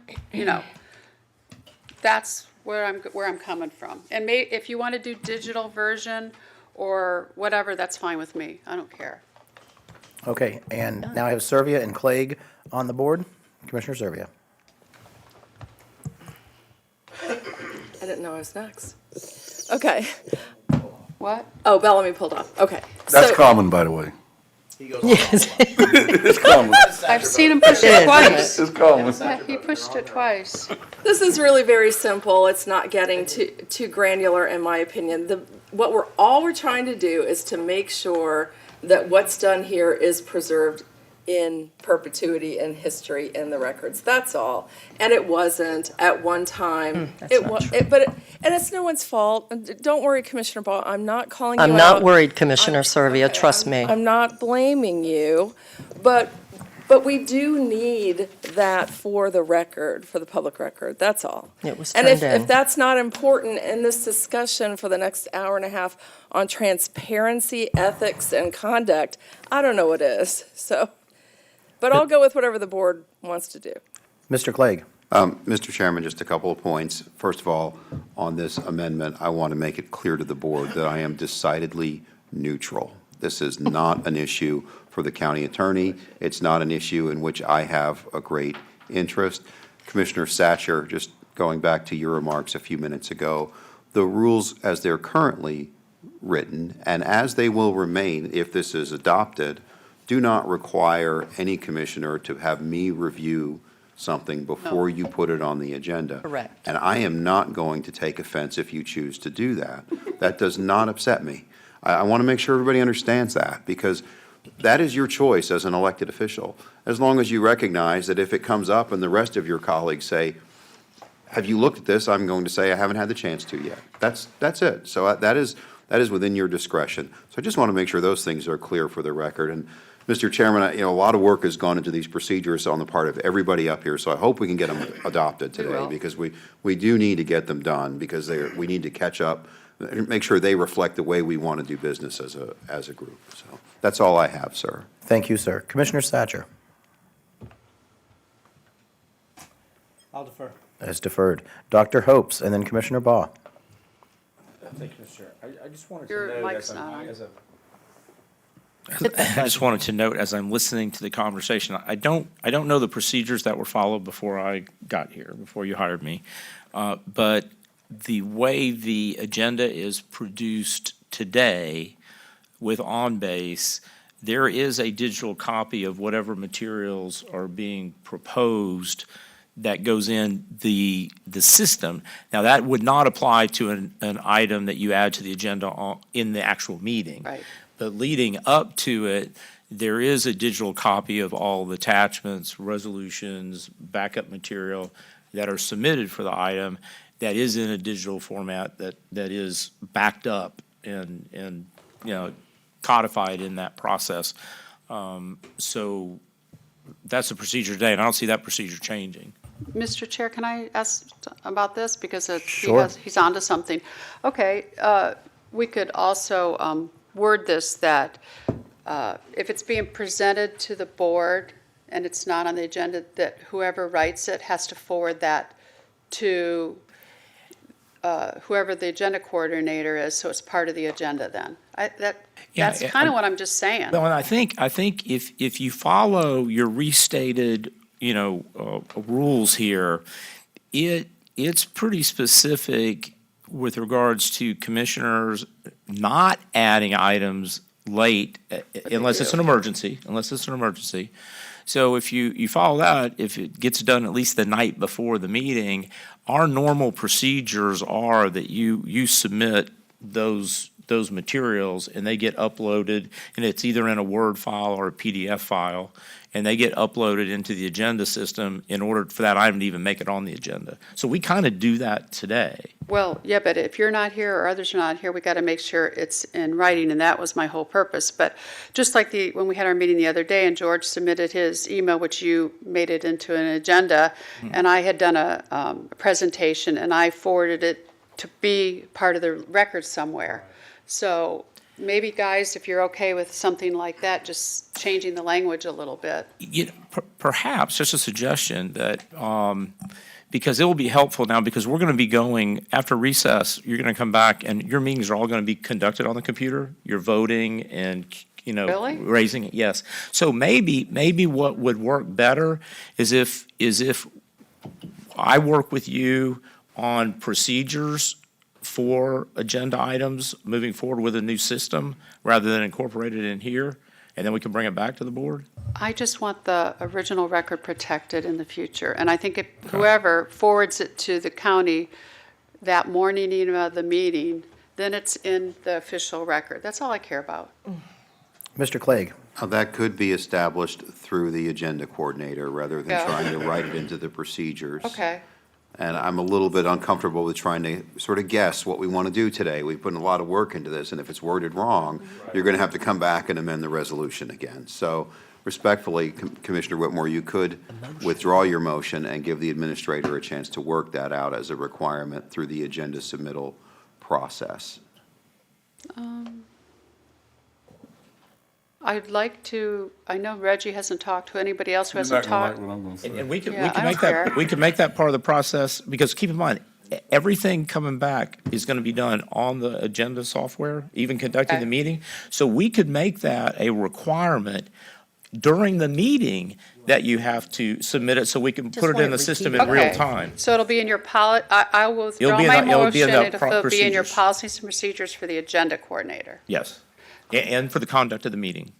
Okay, everybody's okay with that? So if you have something, you're going to add it to the board meeting, you have to forward it to the agenda coordinator. But that'll be another separate policy. Right.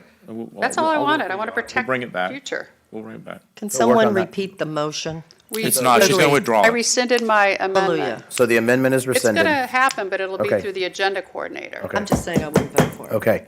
So currently, the only motion on the floor, Mr. Clegg, is?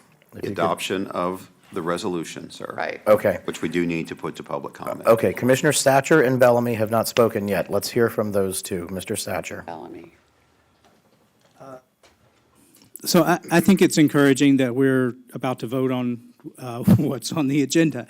And so that seems like a good thing.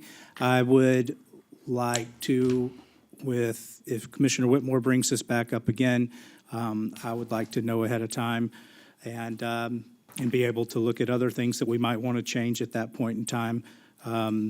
So that'd be my only comment. And I guess, I mean, I have arguments, new arguments against her. I disagree with her, but I can save that for when we discuss that issue and save us all time. So I'll do that. Thank you. I did. Thank you, sir. Mr. Bellamy. Yeah, I was going to call the question so we can keep with. You don't need to. Question has been called. Hello. Question has been called with a second. We will now vote on the question. All in favor of calling the question, say aye. Aye. Aye. All opposed? No disrespecting nobody. Madam Clerk, it passes unanimously. We'll open this to public comment. Is there anyone in the public who would like to come forward to speak on this specific agenda item? Seeing none, we'll go to the phones. Is there anyone on the phone who has called in to speak on this item? There is no one on the phones. We have no callers. We'll move forward with the vote. All in favor, please say aye. Aye. Aye. All opposed? Madam Clerk, it passes unanimously. Dr. Hopes, do you want to do the dashboard? No, it's just for information purposes. Go ahead. Done. We just want to vote on it? No, it's just for you. It's simply there for informational purposes? Yes, sir. Wonderful. We can move into then, I believe, commissioner items, is Number that correct? 56. 56, sir, go ahead. 56. Under Commissioner Ball's agenda items, 56 is under lobbyist registration. You might want me to go over it. Yes, ma'am, Commissioner Ball. Thank you, sir. I had mentioned that I was putting this together. There had been a lot of discussion, a lot of talk about lobbyist registration. I have submitted, I did on Friday, the documents regarding this, and by the way, it's an exact, it's in Word. Yeah, it's an original. Yeah, he That's said just it. George did. The situation is, this is not something that is not being done already in other counties. This is basically word for word from Hillsborough County. I thought maybe some might like that because it was from Hillsborough. But it basically just talks about, and the main thing is, when we have a lobbyist, you know, and we have other lobbyists that come before us and they're trying to lobby us, and that's happened, it's happened this past year. We need to know when they're a lobbyist and what they're doing, and so we need to also know and have a record of these people. It's kind of part of being transparent, and it is done in other counties. I believe that Sarasota County also has one, and I'm not sure now if it was Pasco. Anyway, I know that there's others. So the county attorney, basically, I did hand him earlier a registration of lobbyist, and we talked about the reason for it, and I thought it was important.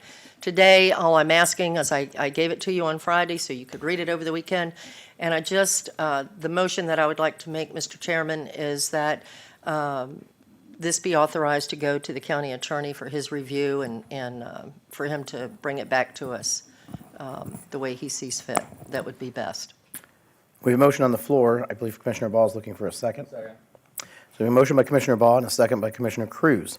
The order of the board is Servia and Whitmore. Commissioner Servia. Yeah, so I just have some questions about this because I've seen Hillsborough County do this, and I've worked, yes, my light is on. I've worked in Hillsborough County, and I understand what they require. What, other than Hillsborough County, Commissioner Ball, can you tell us what other counties implement this? In your research, what did you find? I will tell you, there are 3 that I'm aware of, and I stopped after that. It was like I didn't need to know anymore. But Sarasota has one, Pasco, I believe, is the other one, if I'm not mistaken. Teresa has them, my aide. She has the others that are out there. The reason for my question is Hillsborough is 3 times the size of Manatee County roughly, and there's a big difference when you're talking about counties of that size. Sarasota may have one because of their charter, I don't know. Was it part of their charter? I have no idea, Commissioner. I didn't talk to them about why they did it, but Well, did you contact NACO or No. FAC to get an understanding of how this has worked in those counties? this was purely done as a matter of transparency. We have had other items that have come up before this board, very controversial items that have come forward, and we have had lobbyists to literally call us on the phone or send us text messages, whatever the case may be, emails, and even gotten up and spoken on behalf of their clients to us. And my point is, as trying to be as transparent as possible, and there will be more, by the way, coming to this board. I'm not going to stop with just these 2. But the point is a transparency. It shouldn't make a difference to this board whatsoever. It doesn't affect us in any way, other than we'll know who the lobbyists are that are trying to lobby us for whatever reason. So I appreciate your efforts to be transparent. I really love transparency. I don't think anybody up here doesn't like that. What I am concerned about is growing the government, unnecessary bureaucracy, unnecessary paperwork and steps. I don't really understand what the outcome is. I would have liked to have seen research on why it works well in other counties, what the bad side is. You know, have we talked to other commissioners who operate under this? Is the staff subject to it as well? I have a lot of questions for this at this time, and unless I can get that information, I can't support it. Well, that's fine, and I would just say that the pure only reason for this is transparency. Transparency to the public, transparency to each other. It is for no other reason. than that. And yes, it is used in other counties. I didn't know for sure when I started looking into this whether it was or not, but it is, and it is purely to be transparent. And I can't imagine that any commissioner sitting up here would have an issue with that, particularly after the discussion we just had. You know, it doesn't affect you. It's not growing government. It's being transparent in the government so the public will know and all the commissioners will know exactly what's going on with who is lobbying us and why. That's transparency. That is part of transparency. So I can't imagine why anyone would have a problem with it. But at any rate, I would like the county attorney, and that's what I'm requesting. I want him to look at it. He's already had discussion on it with me, but I want him to look at it, his office, to see what changes might need to be made or to see what he might recommend to make it better. And by the way, he's very familiar with Hillsborough, so. Yes, okay. But anyway, if you don't want to support it, I totally understand. So the motion is just to have the county attorney look at the Hillsborough County document to. Madam Clerk, can you repeat the motion for Commissioner Servia, please? Well, me too, I forgot.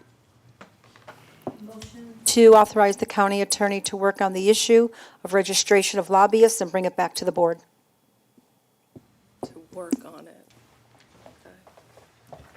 That's it. Yeah, I'm all about transparency. I think that there may be some unintended consequences with this. Lobbyist is a very broad term. It's every land use attorney that we work with.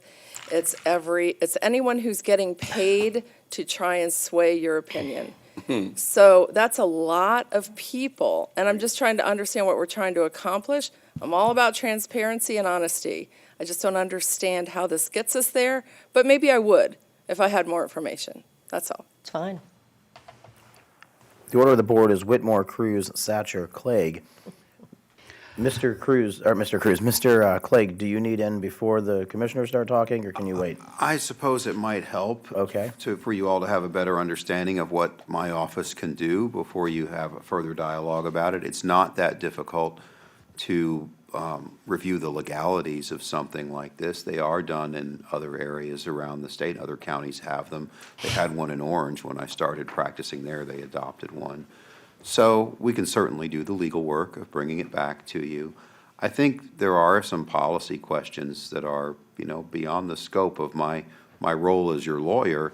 We can bring it back for a work session, I think is probably the right starting point. And I don't know if Dr. Hopes, you may want to have some input into it as well. I think I heard once that you might have some lobbying experience. There are some things here that are outside the scope of the legal side. The legal side isn't that hard. You can do this. And we can formalize it for you and bring it back in a way that's an adoptable work product. But the policy issues are things that the board will have to decide for itself.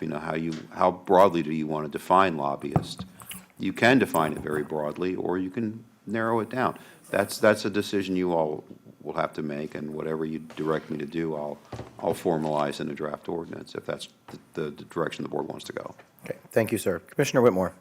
Again, I had my briefing for today's agenda yesterday, and when I met with staff, including our attorney and our administrator and the others, they didn't know where this was coming from, and we even looked up section 2-2.8. It wasn't in ours, so we knew it came from somewhere else. But and then Mr. Clegg called me later in the evening and said the motion had changed to have you look into it because you said you hadn't been mentioned to you, but you hadn't looked into this at all. So.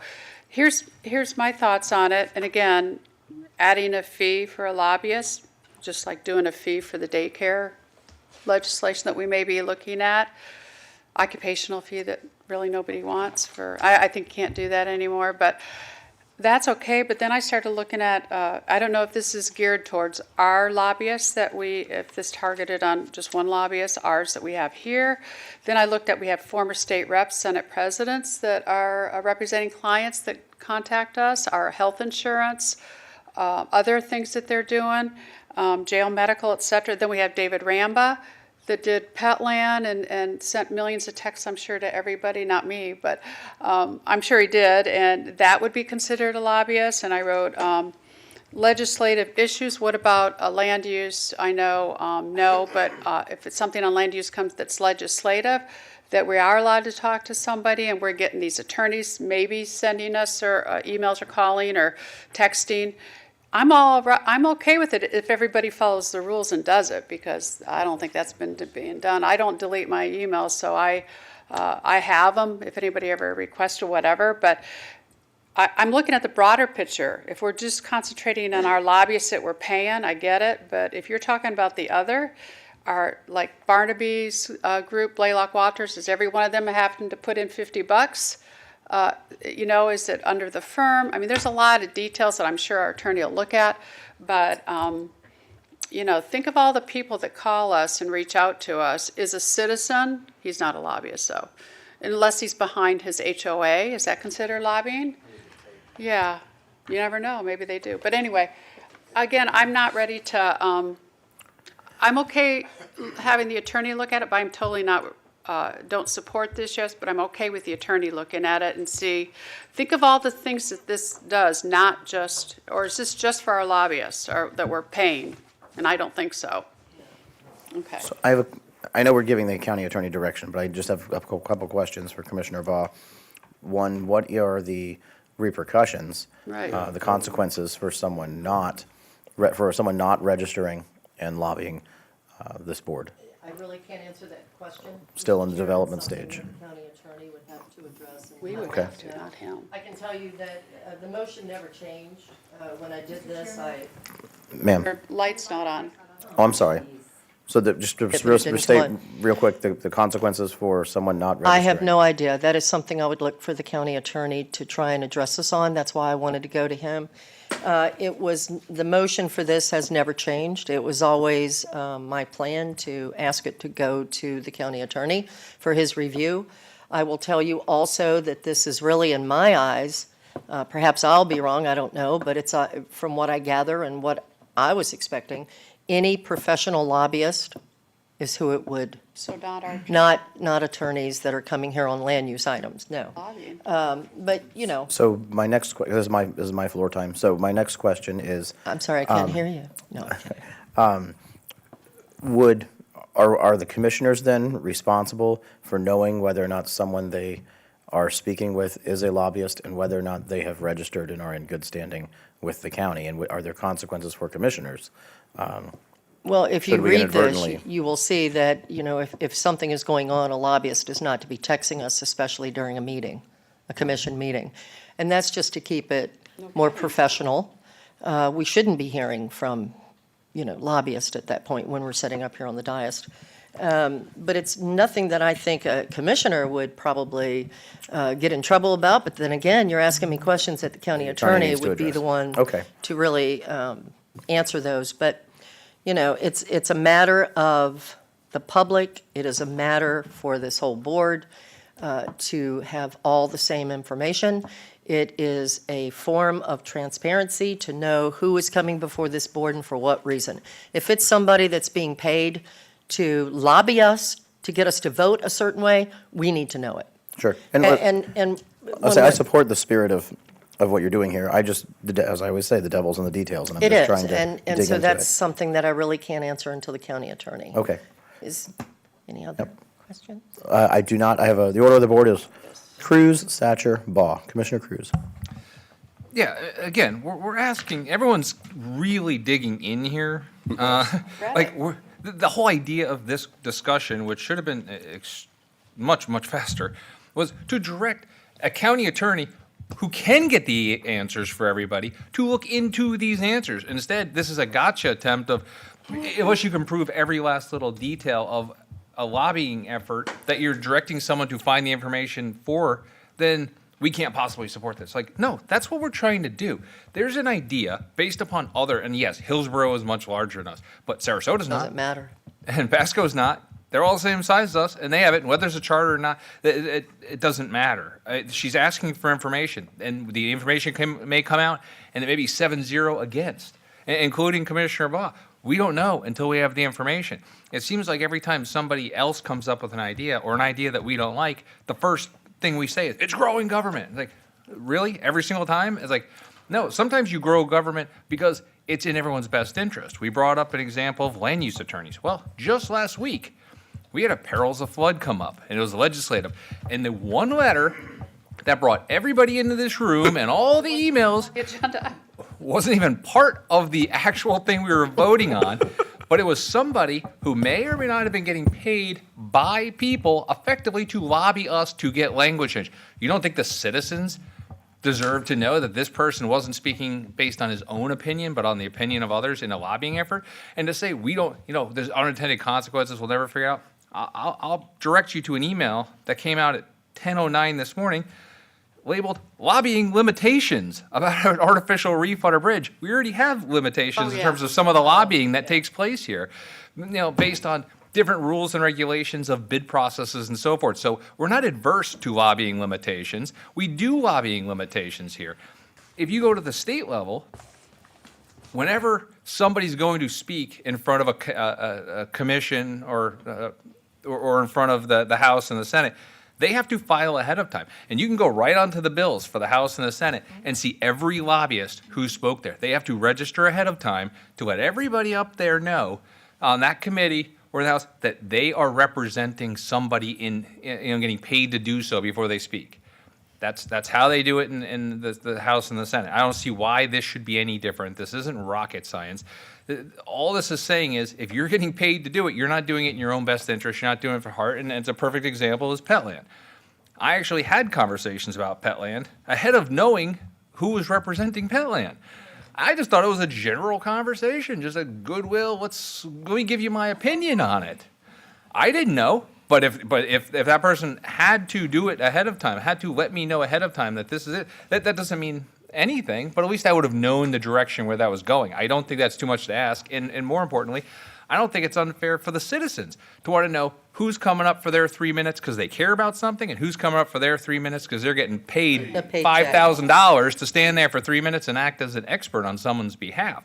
I don't see a huge problem with this. However, the devil is in the details, and all we're doing is asking for the details that we can decide upon. I don't see how this is a big conversation to direct somebody to do something that could, not necessarily will, but could be beneficial to the citizens of Manatee County.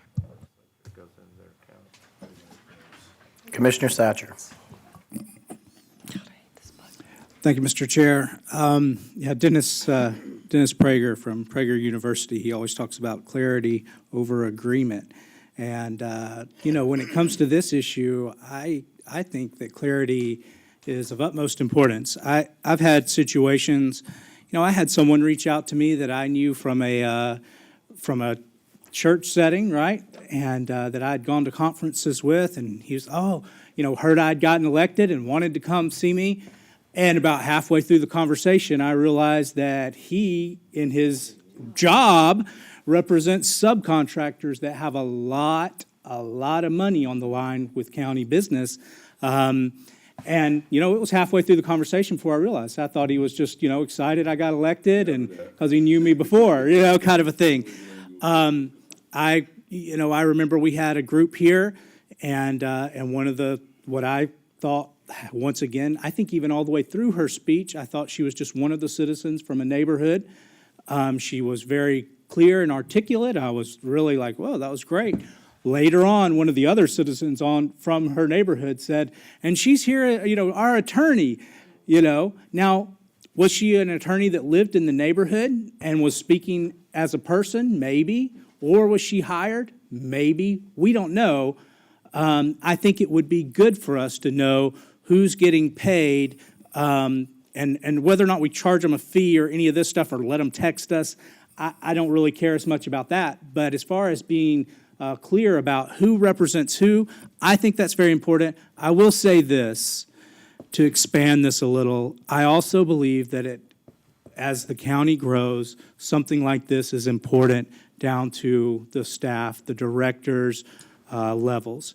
Because when you start talking to people, to business people, and you find out that we're the only county that requires a certain part from a certain nation that costs 5 times as much as what you could use for the exact same purpose in every other county. Yep. Right? And you realize that was probably on a consent agenda or in some policy, I doubt a commission ever voted on, yes, we want to make, we want to have the greatest whoop-de-doozles for the electrical lines in the whole world or whatever. So, yeah, I want to make a campaign ad.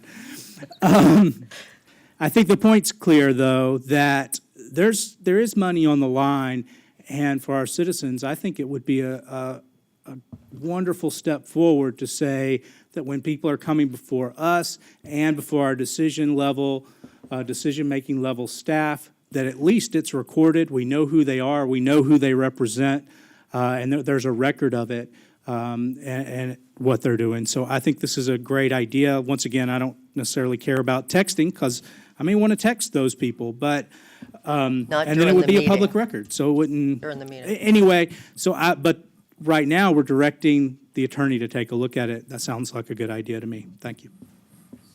Thank you, sir. Commissioner Baugh. Yes, sir, thank you. After the Inspector General's report that came out, it should be obvious that this board would look for ways to make sure that we are transparent to our citizens. Anyone that seems to have a problem with that, I don't understand it. Well, I'm not surprised at it, but I don't understand it. I mean, we know that there's been issues here. We know that we still have some of these issues here. So we need to make sure that we put things in place to help that not happen any more than it has to. And yes, by the way, I do know that this will affect commissioners. Absolutely. I know that. But you know what? We need to be held accountable just like everybody else on some things. And it's about time that we start doing that. I mean, it was, I'm not perfect. I'm waiting to hear it. But, at the same time, hey, guess what? Just because y'all haven't had anything come up on you doesn't mean you haven't done it. So the bottom line is I'm trying to improve the process. And I know someone mentioned, I think it was the county attorney mentioned Scott. Scott, he goes by whatever policy this board dictates. So, and it will be different for him. I mean, it will affect him too, I'm sure, and people that he speaks with and so forth. So it is something to think about, but we're not going to know unless the attorney gets to take a look at it. So, Mr. Chairman, on that note, can I call the question? Second. Question has been called. We have a second. We're going to vote on the question. All in favor of calling the question, please say aye. Aye. All opposed? Madam Clerk, it passes by a vote of 6-1. Commissioner Servia in opposition. Okay, so we're going to open this to public comment. Is there anyone from the question's been called. So, is there anyone from the public who would like to come forward at this time to speak on the issue? Seeing no one, we'll go to the phone. Has anyone called in to speak on Commissioner Baugh's issue? No one at this time. Okay, so we have no callers either. We will close public comment, and we will move forward with a roll call vote. District 1. Aye. 2. 3 is a yes. 4. Aye. 5. Yes. 6. Aye. 7. Yes. Madam Clerk, it passes unanimously. Dr. Hopes, introduce the next agenda item, please. Mr. Chair, again, this is Commissioner Ball's item under standards of conduct. And the motion that was in the agenda is motion to authorize the county attorney to work on the issue of standards of conduct. Commissioner Baugh, the floor is yours. Yes, sir, Mr. Chairman, thank you. This is another issue, the standard of conduct, which, by the way, the motion for this that I will make has never changed. It was always, again, to have the county attorney's office look into this. And I'll tell you the main reason why is because in this, he's really mentioned quite a bit, his office is. And I'm not sure that that's the best way to adhere to how we might move forward with this. It might be another way to handle it than the county attorney's office. He gets hit pretty hard in this with having to follow the procedures. But it's basically, this board has heard, or at least I know I have in some of my briefings and meetings with the county administrator, in that in the past, a lot of times, if a complaint was filed, and we've heard it, this board's heard it, if a complaint was filed, it automatically went to the director of whatever department was covered in the complaint. And that is the last place it should go. It should go somewhere where, you know, everyone will know that it's being looked into, it's an honest, open situation. We have had problems, even in the Inspector General's report, where we've had that situation happen. And so for it to be better for the directors of the county with the different departments, it needs to go to an unbiased person. So when you look into this, it covers any complaints that are filed. This does include the Board of County Commissioners as well. It includes all staff, all directors, deputy county administrators, anyone that is representing the county. So bottom line is, there is if you've read it, and I would hope that you have, that's why I made sure that you got it Friday, so you'd have the weekend to read it, you will find that, again, this is something the county attorney's office needs to look at and probably make some changes to, but it gives us an avenue for complaints to be done and to also make sure that they're done in a professional way, and it keeps that particular department out of the fray. So I would ask, Mr. Chair, I'll go ahead and make a motion to have the county attorney's office, I'm not going to go into a major discussion on it because hopefully you've all read it, but to ask the county attorney to look at this and come up with any changes or improvements that he might see fit. Commissioner Ball Yes, has made a motion. She's looking for a second. Did she make the motion? I did. I made the motion for it to go to the county attorney's. Oh, second. Yeah. Okay, you were coming on the deadline there. So we have a motion by Commissioner Baugh and a second by Commissioner Cruz. The order of the board is Whitmore, Clegg, Bellamy. Commissioner Whitmore. Yes, first of all, I'm not going to support this. I read this 3 times. I caught it Sunday when I was going through I didn't see it before then. I had my briefing yesterday. I couldn't understand it and I asked the attorney and the county administrator, they couldn't understand. At one point, we thought you were just going regarding appointed members of boards and stuff, and now I just see it also includes the board. And I'm assuming we don't have a standards of conduct, correct? Because we go by the state with ethics, right? So why would we have one? Okay, so that's why I don't support that. We already go by the State Board of Ethics, but I didn't even catch that till just now. I thought this was regarding appointed, BOCC appointed board members, because I know some were upset that Betsy got put on a board and Carol Feltz, but so I thought, well, maybe that's what this is about. And why were we going after volunteers that we're nominating to boards? I don't see why they should even be on this. And we have a board, we have an ethics board. Why are we doing this? But and Vanessa, since you wrote this, Commissioner Baugh, under the policy, I did not understand that.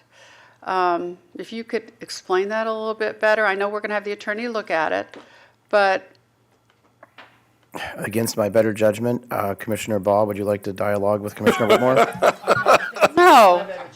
No, well, actually, nobody at my briefing yesterday besides me could understand it. So I'm just saying it publicly. So, because they had nothing to do with it. So if you could explain the policy, I'd appreciate it. Which one do you want me to? Under policy. Go through the policy. I mean, we didn't, none of us understood it, so you're the one you wrote this, I assume. Are there specifics that you're after, or you just I wanted her to go through the policy because, to me, I thought it was just people appointed at boards, but then this other thing up above prefaced it saying the BOCs included, which we are under the State Board of Ethics, so I don't understand. Okay, I think she's found Policy. it on her computer. She's ready. Sorry. Go ahead. Well, Commissioner Baugh. actually, I will try to respond to several things that you said. For one thing, this is from Hillsborough County, word for word. Put your button on. Man, I keep hitting it and it doesn't come on sometime. This is actually word for word from Hillsborough County. So And this yes, is their- again, there are other counties that also have this, and they come under the same people we do. But I'm going to read this, and maybe it might help a little bit. All of it? No, not all of it, just the policy. No, I'm not. You know what? I'm not going to do it. The bottom line is, this is to be transparent. It is to give citizens an avenue that they don't feel that they have right now. Actually, we don't really have it right now. And I know that Dr. Hopes has been working on that to come up with a plan. We have said, and by the way, Commissioner Whitmore, really? I mean, Carol Feltz and Betsy Benak, you think it was because of that? I don't know. They have nothing to do with this. This, again, is strictly transparency.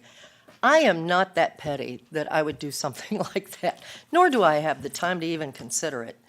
This is really for any and all people that represent the county to the citizens. If you feel that you don't want to be part of this for whatever your reason is, we can make sure when the county attorney looks at it, he can make sure that the Board of County Commissioners are not included. It's just everybody else. But I would think, truly, that whether you're a volunteer, whether you're on a committee, whether you're staff, whether you work in any of the departments, whatever the case may be, if there's a problem, we need to have an avenue for it to be handled. And we do not have that at this point. And it is called transparency. It's a way to be above board.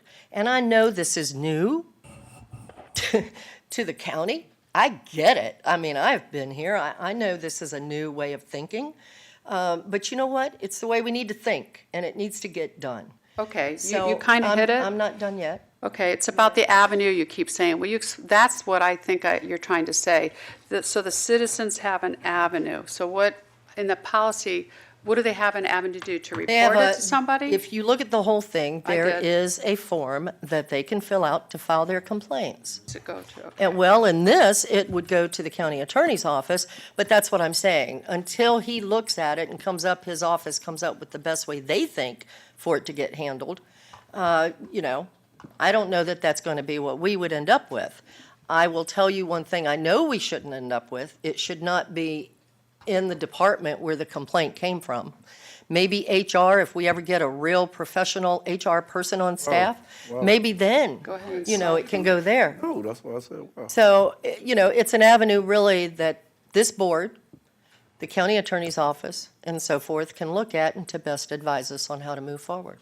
And I need to get a word in here, Mr. Chairman. Please, Mr. Clegg, you're next on the board anyway. Some territory that I can't hear concerns you. me. I will Is your get to microphone on, sir? Mr. Clegg? So, Mr. Chairman, I do have some concerns about this, because if we are talking about including county employees, we are getting into HR issues. So now, And there are pervasive state and federal laws that affect that. So I understand where you're trying to go, Commissioner Ball. So I would like to ask you to consider maybe taking a slightly different approach. Because to do this, or to look into this and bring this back, I'm going to need some help from the administrator and his HR staff in terms of how we handle that. So I would suggest, instead of focusing on this particular policy, well, we'll certainly take it into consideration and look at it as an option, that the motion be revised to direct the county administrator and the county attorney to bring back options to the board for establishing policies to deal with citizens' complaints. The reason I'm concerned about that is it does look like it was originally worded for advisory board appointments. yeah. But if you're going to broaden it to include county employees, it's hard to do that without going through your HR employment policies. You almost can't do it. We don't have a separate body of requirements that we call the board's standards of conduct. We have our employee policies that cover all the people that work for us. They do not cover the board, and they do not cover our advisory board appointees. So it's a little more complicated, I think, than where the dialogue has gone so far.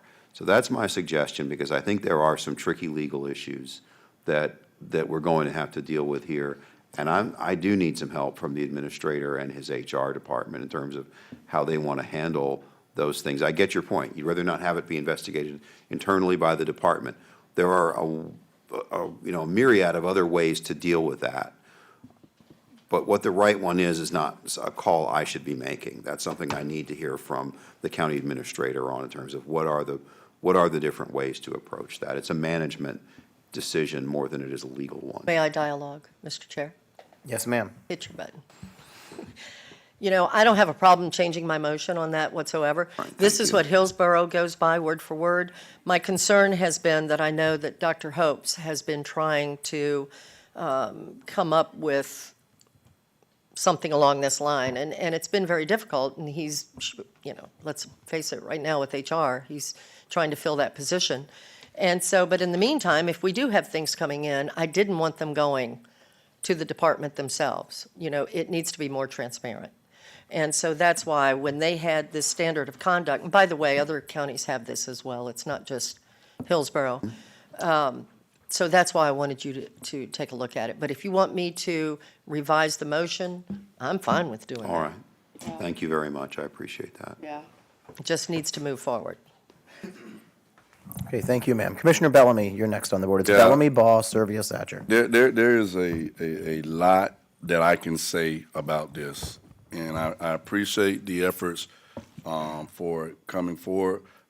We do know we have had some sensitive issues that have taken place, hell, even up on the 9th floor. Yep. We've had some sensitive issues that have taken place, and directions on what steps to take on how to protect staff. We know that we've had some situations in certain departments and things like that, as far as staff being concerned of retaliation. And we have problems in this area. And for us to say, I think that's what the A stands for, accountability. Am I correct? Yes, so sir. for us to take these strides, I did know we were getting ready to run into an HR issue because the two cannot cross, because you have state and federal laws that you have to take and make sure that you follow. However, here's the thing that we got to keep in front of us. This is a draft. I do think if this is a draft on the direction that she feels like she want to go, but all 6 of us are going to have our input on which way we want to go, or certain words that we think that we can add. But more importantly, one thing that I think we need to do, and I do this a lot with myself, is hold myself accountable and make sure that I do not offend anyone or put somebody in a difficult situation. That's the first thing. The second thing is what I think she's asking is, how do we document it and how do we position ourselves so staff or employees or anybody that's on a committee is covered, all right? Or if they're not necessarily covered, how do we protect, or how do we, persecute's not a good word, how do we deal with the issue? Address. Yeah, how do we address the issue? I wish this was here 2 years ago. So do I. I wish this was here 2 years ago, and I don't think we should take 2 years to get this done. I think that the draft allows us to see what's going on in other counties in a model, so we can kind of pick and choose which way we want to go. But more importantly, I want, and I may get this gig for this later on from Mr. Clegg. I do want to say this on the record. There has been some HR issues that are not being addressed. There's some very sensitive issues, and I'll leave it there, sir, that are not being addressed, and it should be addressed. And in my opinion, there's some things that could have been handled differently from the 7 of us, based on some things that have taken place on the 9th floor. And how that takes place and how we deal with it, I think that's very, very important. This is a step. And if we say we got to take 5 steps, I give this one step like a 0.5 out of the 5 steps we got to take, because we have a long way to go. Thank you, sir. Servia, Satcher, Ball. Commissioner Servia. Yeah, thank you. All very good comments. I like the discussion. I'd like to continue the discussion, but I really love what our attorney said and allow him to bring options back to the board for citizen complaints. I do worry about our staff. We struggle so much to appreciate them and keep them here. It's a tough time here in Manatee County, and they've been through a lot. And I certainly don't want to put them through any more without very thoughtful discussion. So I would be in favor of bringing options back to the board in a way to handle citizen complaints. I am in favor of that. Thank you. Thank you, ma'am. Commissioner Satcher. Thank you, Mr. Chair. Reading through the details of the proposal, it definitely, like you said, may be written to address a different situation than what we're talking about. This reminds me, I don't know if it was original intent, but it reminds me of for me, one of the biggest issues, frustrations, is when you have a citizen or a group of citizens, sometimes 100 citizens, that are very upset about an issue, and it's a very fact-specific, process that we are, as policymakers, not set up to know. We don't know what's truth and what's not. Sometimes, the citizen is so in the middle of it, they just assume we know everything they do. And they'll start off in an email, I've had enough of this and I can't believe this person, and, we don't know the situation at all. And I think all of us, honestly, for the most part, have adopted the same policy, which is we just keep our mouths shut because we don't know what's going on. So we all come here on a day that there's something in the news that we're getting, a lot of messages about, and we just don't talk about it. And it's not because we don't care about those citizens, it's because we don't know what the bottom line true situation is, and we don't have an avenue to get there. So I will just point out some of the big issues that I see, the overhead view, which is that, first of all, the chicken watching the hen house is not a good thing. So if there's a complaint in a department and the department gets to decide if that complaint is valid or not, Yeah. that's not serving our citizens, and that's not serving our role. That would serve the role of protecting, anyway, that's not serving what our role should be as representing citizens. So I like steps that we could make that address that issue. I've thought about, and then you get into like whistleblower type things. I've thought about if we should have some sort of, advocate general, somebody who takes reports when someone says, 311's not working, code enforcement's not working, this is not working for me, but here's this major issue that somebody outside of us, we shouldn't be going and asking, what did this person say, or getting any information like that, can find out some of the facts and maybe give us a simple report. I'm not looking to, make things more complicated, but I do like accountability. And, of course, there is the Inspector General across the street. But we saw the investigation they did. It was well done and thorough, but it took, 18 a months. year, and you got citizens that, things can move fast. You could have legal, or you can have damages during that amount of time. People have already made life-altering decisions. Okay, I can't keep my job, and they've already moved on because of, something that took a year to get to the bottom of. And so it is wading into some dicey territory, and I understand HR laws may need to be separate, but overall, for the intent of us being able to respond better to our citizens and our voters, I sure do like that intent.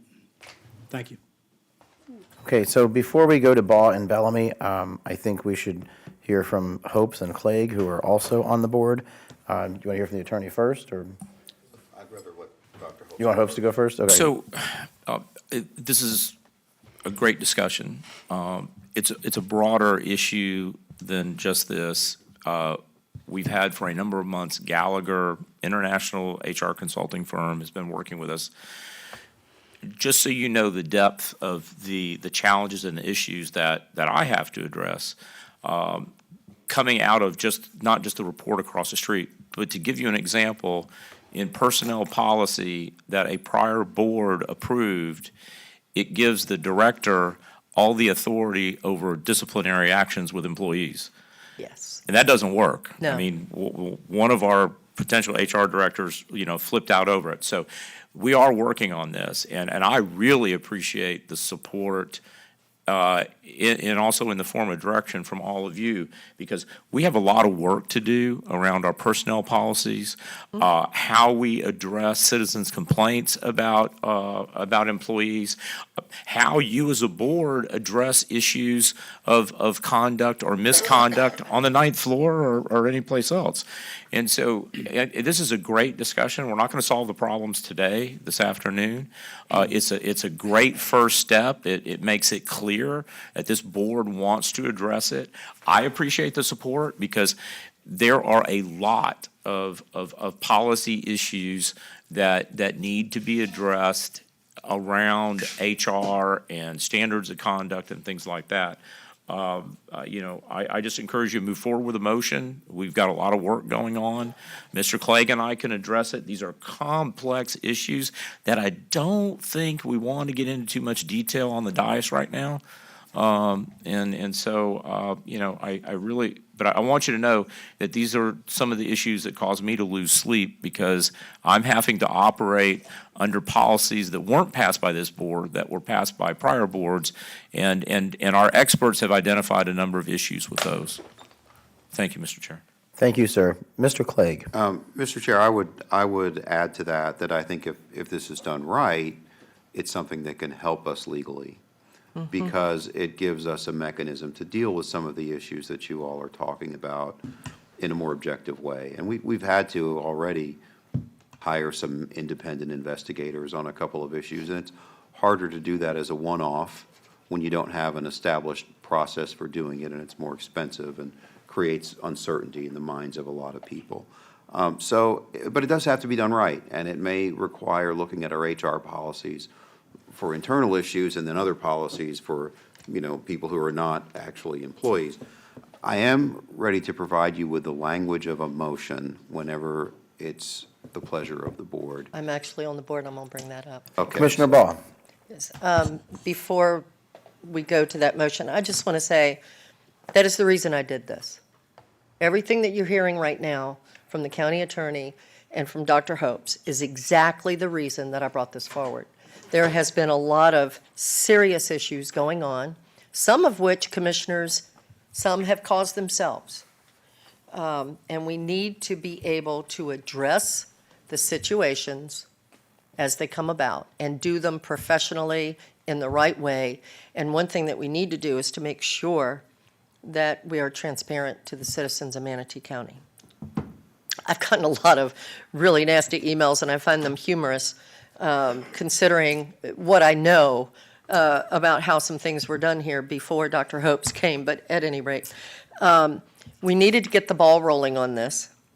So in order to start the ball rolling, I did this to try and get it going. Let's move forward. We have disciplinary problems, and if we continue or make excuses, then we're just continuing to get nowhere. So I will be happy to correct the motion. Mr. Clegg, if you can. I can certainly supply you with language. Go My ahead. suggested revised motion would be I move to direct the county attorney and county administrator to look into options for investigating citizen complaints and bring them back to the board for consideration. And Mr. Clegg, I would like to Ma'am, also add to that, if I may. did you have a motion on the floor already? Yeah, but I This is thought we took amending it that off. Do we not? language? Okay. Okay. I'll Withdraw it. I That's okay. You're just forego that first motion. you're just restating your motion. Yeah. And the Okay. seconder agrees. I would like to add to the motion, Mr. Clegg, to have it come back to us within 60 days. Is that doable, sir? Put you in the middle of the recess. Oh, we'll be on recess. All right, right after It's recess. going to have to wait till after the recess. I'm sorry, but there's a lot Oh, going no, on it's okay. between now and the recess. I didn't want to just not have a time period on it, and then all of a sudden this time next year, we're going, oh, when's that coming back? Because we get caught up on other things that come up, So after recess. Yes, ma'am. We Okay. can do that. Madam Clerk, can you state that motion, please? Make sure it makes sense. He just read it. I don't know about the time period. Motion to direct the county administrator and county attorney to bring back options to the board for consideration for establishing policies dealing with citizen complaints, and to bring this back after the recess. I guess that's okay. That isn't exactly what I said. Could I give that back to you, please? Do you mind if I reword that for you, Raman? I understand. The wording would be, I move to direct the county attorney and county administrator to look into options for investigating citizen complaints and bring them back to the board for consideration after the board's summer recess. That's my motion. Mr. Cruz agrees. Okay. So we have a clarified motion, and the seconder agrees. Bellamy and Whitmore are on the board. It's coming up on 2:45 here. So hopefully each of them has something new to add to the conversation. Commissioner Bellamy. Yeah, I really, once this takes place, think that we should also have some recommended consequences, because we know there's things taking place out there that needs to be addressed. And I honestly feel if that information is out there and is documented, it's easily for individuals who are making violations or whoever doing these unfortunate things are aware of what their consequences. Now, people making false statements, and then they're later found out to be statements that they saying true, they later be found out false. That's a reflection of somebody's character. And I'm not necessarily sure how you give a character flaw a consequence. But when we're talking about things that impact job performance or verbal communication that is actually attacking, staff or attacking individuals, I really think we need to identify not just that we don't want it done, what are we going to do about it when it is done? And I'm starting to be concerned with some of the things that you hear, with people making false statements and things like that, or with staff being threatened and stuff like that. Once that's investigated, what are the next steps? What are the consequences? So I would just say, if I'm going to add something new, that we add to the tab recommended consequences, and I close with my final statement. I always recommend for people to make good decisions and avoid the unnecessary. Yeah, well said. It almost makes me feel like we're coaching and talking to our Exactly. kids, doesn't it? That's what it Talking kinda about sounds like. Character and consequences. Character. Anyway, Commissioner Whitmore, you're the last commissioner on the board. Something new, I was going to bring this under comments, but it's regarding this. And I don't think we ever did this publicly, but the Inspector General did do a report on the Mayaca event. Every employee that we investigated came back to work, one retired, and we never told the employees as a board that we were sorry about this. Nobody got found guilty of anything. Was there messy procedures that the Inspector General said? Yes. But every employee is back to work, and I just want to apologize to them because I keep hearing everybody talk and reading the newspapers. Nobody knows that everybody's back to work. They did not find anything that they did against policy or procedures or against the law, period. So I apologize to one of them laid off, had threatened his life. This affected people's lives, just like somebody up here said a little while ago. This affected people's lives, and I apologize that it took so long. Yes, we paid them, but my God, they were ostracized, and we still talk negatively about them. And I just had to say that, and I'm sure most of you agree. Y'all agree with some of that. I've not heard anybody speaking negatively of them. No, me neither. But I certainly understand what they went through. False accusations were made against me. I was investigated. I was served a subpoena at the dais, which was rescinded 6 hours later, and everything that was in the subpoena was public record. So it was nothing but political theater. And nobody apologized to me. I apologize. I can tell you that. But, yeah, I understand what they went through, and I feel badly for them. I'm sorry they went through it, and I'm glad they overcame. The Thank you. cream always rises at the top, doesn't it? It does. So good for them. Commissioner Ball, you're next on the board. Yes, Mr. Chairman, thank you for what you just said. I totally agree with you. That's why I hit my button. I was going to say that. It is not uncommon to be accused of things that you don't do. I've been called a criminal here on the dais twice. So the bottom line is, I don't think that we need to go there. I think that the Inspector General's report, if anybody reads it and really pays attention to what's in there, we need to let it go.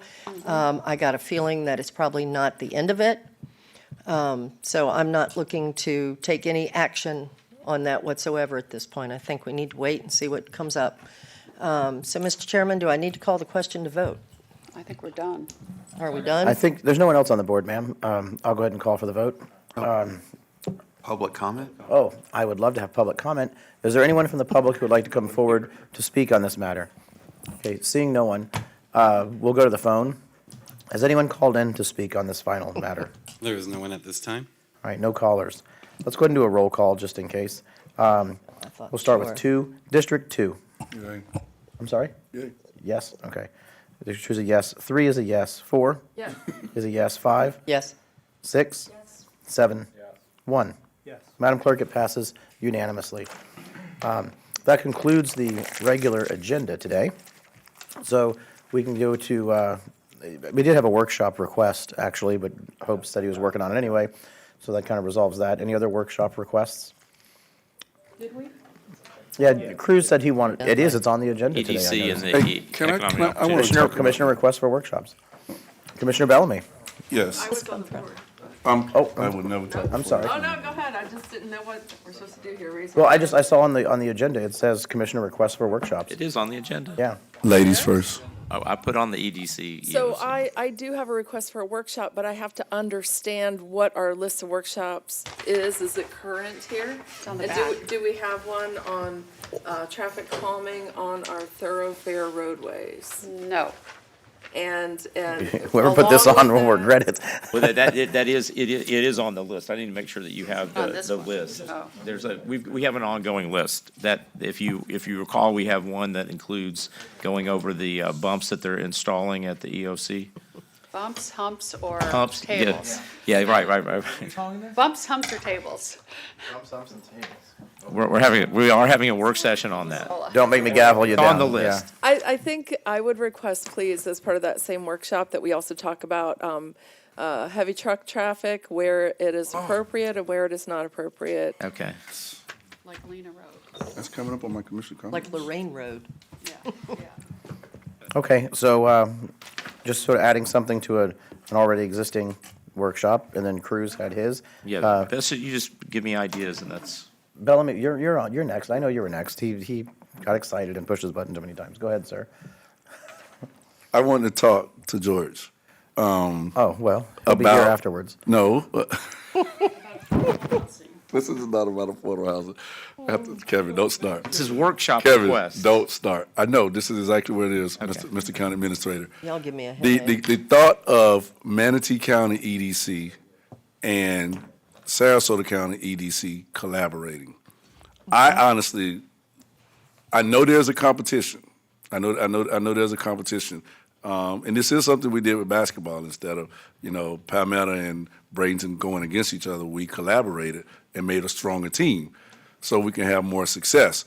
So it may not be in all projects, but I'm wondering, and I'm sure that they're listening, can we communicate with them to say, listen, instead of us saying 400,000 and 500 or 600,000 for the different, major corporations, hey, what about the regional approach, and what are our options for us to sit down and bring? Because here's what will happen: either they'll live in Manatee County or Sarasota County, but they'll definitely impact both economies, right? So how do we look at that?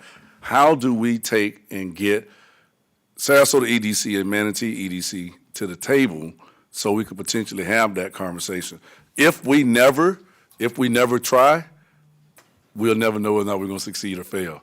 So I wanted, at that time, I wrote it down, but I wanted to make sure we got back to that because we're talking about workshops. Maybe that is something that we can look into. Now, I know there's opposition, and I don't have a problem with that. That's the story of my life. I know there's opposition, but we want to have an innovative approach as far as how we take and bring economic development to the region or to the county. If we're going to have that, we have to have the role players at the table so we can discuss it. Just me. Commissioner Cruz, do you want a dialogue? Yeah, I agree, and that's why I want to have this work session, to see where the policies, I know some people are shaking their head no, but, everyone has to agree that there's 7 opinions on here and not 4 opinions and 3 people with implied fact. My opinion is different. My opinion is, I think this is a good idea. That's why I brought it up. But if there's not 3 other people that believe that way, or to the point, if there's not 3 other people in Sarasota as well and people from different organizations, then it's a moot point. But it doesn't mean we don't have that discussion. We should always be looking for ways for efficiency and to improve our Manatee County as a whole and the region as a whole. Maybe this is a way, maybe it's not, but I believe it's open for discussion. We have Enterprise Florida that just tries to bring people to the state of Florida. They don't care if you're going to Lake Okeechobee or Tallahassee or Hillsborough or Miami. Their goal is to bring them here first and foremost into the state. So there's no difference. We have an MPO that transcends both counties. We've got Peace River Water Authority that shares both counties. We've got a 12th Circuit, with Brodsky upstairs that transcends both. We have a lot of things that transcend both counties. And already we have two EDCs that have already either formally or informally shook hands and basically said, we're not competing with each other to steal each other's business. Like Sarasota EDC will never come up and take First Watch and say, I'll give you a couple of bucks, move across university. They don't do that anymore. They used to do that all the time. And it was cost prohibitive to both taxpayers because it was just a war bringing people back and forth. My family at one point moved from Manatee County, the corporate headquarters, to Sarasota because the EDC paid them to move down there. And then 5 years later when that contract moved, they moved back to Manatee County. That's just what everyone did until they said enough's enough. Right. And so we're already not competing. We already have Ringling and New College on one side, and USF and MTC and everyone on the other, and SCF on the other side. We got a shared airport. We've got so much commonality here. It at least warrants the discussion of, do we go out and say, we have 5, schools, not to mention LECOM and Kaiser and all, but 5 upper, higher education schools and nearly 1 million people on a huge coastline come here to this region? Or do we keep saying, we got 2 schools, we got 3 schools, we got half an airport, we got 400,000 people? Are we getting the same attention as some of the bigger people? So, I'm just saying, I personally, in my personal opinion, believe it is better right now at this stage, as this entire region grows, to focus as a regional thing in terms of bringing people in. Because to your point and to my point previously, people live and work on both sides of this line. It's not like 30 years ago when I moved down to Sarasota, that was a dividing line. Yes, it was. I came to Manatee County if I was going to a laser light show at Bishop Planetarium, and otherwise I never went north of that line. But now you don't. Nobody knows which side of the road the UTC Mall is versus the other. In fact, we were collecting taxes from that thing for a while. We didn't know what side of the road it was. We just finished. So it's a little different than it used to be. So my opinion is, I think it warrants the discussion amongst ourselves first, and then maybe it takes consultants or other people. Does it make sense to have a regional EDC rather than 2 independent EDCs? Okay, really well said. Commissioner Bellamy, Commissioner Ball would like to Yeah, I just, dialogue with you. I just wanted to say, yeah, Commissioner Bellamy with the comment, and I know that, I don't know if George Cruz knows this or not, but I do know that the county attorney, the county administrator, Dr. Hopes, is trying to schedule a joint meeting with Sarasota County right now. So this, along with affordable housing and homelessness, this is also another topic, because I can tell you that I know the Lakewood Ranch Business Alliance has been involved in this already. Sarasota has been, and so is Manatee. So this is not new in the area, except to perhaps this board. So I can tell you, I remember when I first got elected, Sarasota and Manatee, they were always competing with each other. Right. And finally I said, why are we doing this? Why are we working against each other? And so they finally, they came up, not we, they came up with an agreement to stop, doing that, which they don't do anymore. Now they just kind of try to work together in that regard. And it might be that maybe we don't change the EDCs as we know them. Maybe instead we do like other areas do, and they get a larger, when I say larger, I mean where they're going after the big boys, a joint EDC for the bigger headquarters and so forth. I don't know. I'm just saying that I know it is being looked at. Well, I would say within us having that meeting, we actually have that as an agenda item also. 100%. And that's what, as far as the affordable, the housing and things, but let's make sure we have that as a. If we only have 3 agenda items, that should be 1. Right, Yeah. stop it, right. I agree. I have Satcher, Whitmore, Servia. Yeah, about him. Yes, regarding this subject specifically. Commissioners, That subject we're on that subject. Okay. I have Whitmore and Servia. I remember a few years back, I tried to consolidate the 3 cities, more cost-efficient, police department, public works, code enforcement. Yeah, I tried it 4 times in 16 years, and Good idea. got as far as all cities agreeing, and then it was, well, who's going to take the police department over? Who's going to, and it all split apart because the tax, I'm not talking about that, but the EDC would be the tax base. Who's going to have that business in their in their county, et cetera. So it's a great idea. I always believe in talking to people, but it kind of reminded me when we were trying to consolidate, and then when it was coming down to the nitty-gritty, well, who's going to benefit from it? And, but I mean, you're right, things have changed, but we're all very competitive. And so it'll be interesting to hear what the other county says, because many times there's commissioners up here who say, we don't care what Sarasota's doing, we don't care what Tampa's doing. Well, we should. So let's see what happens. So I always like to know who owns this one, who's going to move forward on this one, and talk to Sarasota to see if we will add this or if they're interested in talking to us. I've already been talking. Yeah, so have I. And I think Dr. Hope's, So field it is through gonna reach Dr. out. Hope's then, and yeah, then, he's going to reach out for the joint meeting. right? And he knows what our three Well, priorities are. okay, so both EDCs. And we have a REO, does Sarasota County have one? They stopped funding it last week. Well, I know, I saw that. I think that's awesome. Temporarily. Yeah, Yeah, it is. yeah, okay. Okay, Please so include our REO, because I feel like they're getting slighted. Servia, Cruz, and Satcher. Commissioner Servia. Yeah, great comments, and I think a joint meeting is a great idea, and don't misunderstand my earlier comments. A regional approach is the only approach to economic development in the area. You just have to be very careful, I think, how it's structured. We do have a group right now that's made up of post-secondary universities that work regionally. Does anybody remember the name of that group? I do not remember. It's like the sea of. Yeah, it's the group of 5. They all get together and Right. talk together. I can't remember. But it does start with a C. I can't remember. Yeah, I can't remember either. Yeah. So, I mean, that's been Casey going on for a Welch, couple of one of that. years. And I agree that affordable housing and the homeless issue and economic development, those are all things that Manatee and Sarasota have a lot of overlap on, and we could agree to, at least discuss. So, yeah, great comments. I look Okay, forward to it. thank you, Commissioner Servia. Commissioner Cruz. I'll be super fast. We definitely need to do a joint meeting with Sarasota County. All I would question, and do whatever you think makes the most sense, I'm not telling you what to do, is Sarasota has term limits. We're in an election year. Some of the people on that board today are not going to be on that board in a few months, like Al Mayo, for instance, is terming out. So the question becomes, after all of this time, should we be rushing towards a joint meeting in the earliest we could set up, try August, September, because we've all got summer break, when two months later, it's going to be different people we're speaking to. We probably should wait out the election. Mine's work session stuff. Commissioner Satcher. Yeah, there could be change on this board too at that time. That's a good point. Or a continuation. I wanted to say that, let's see, on work sessions, I just want to say that if there's a way we could make it an agenda item instead of a whole work session on traffic calming and truck routes. That would probably be part of a larger work session, like just part of one, not its own, Yeah. perhaps. I mean, we just don't need to have a whole morning on that.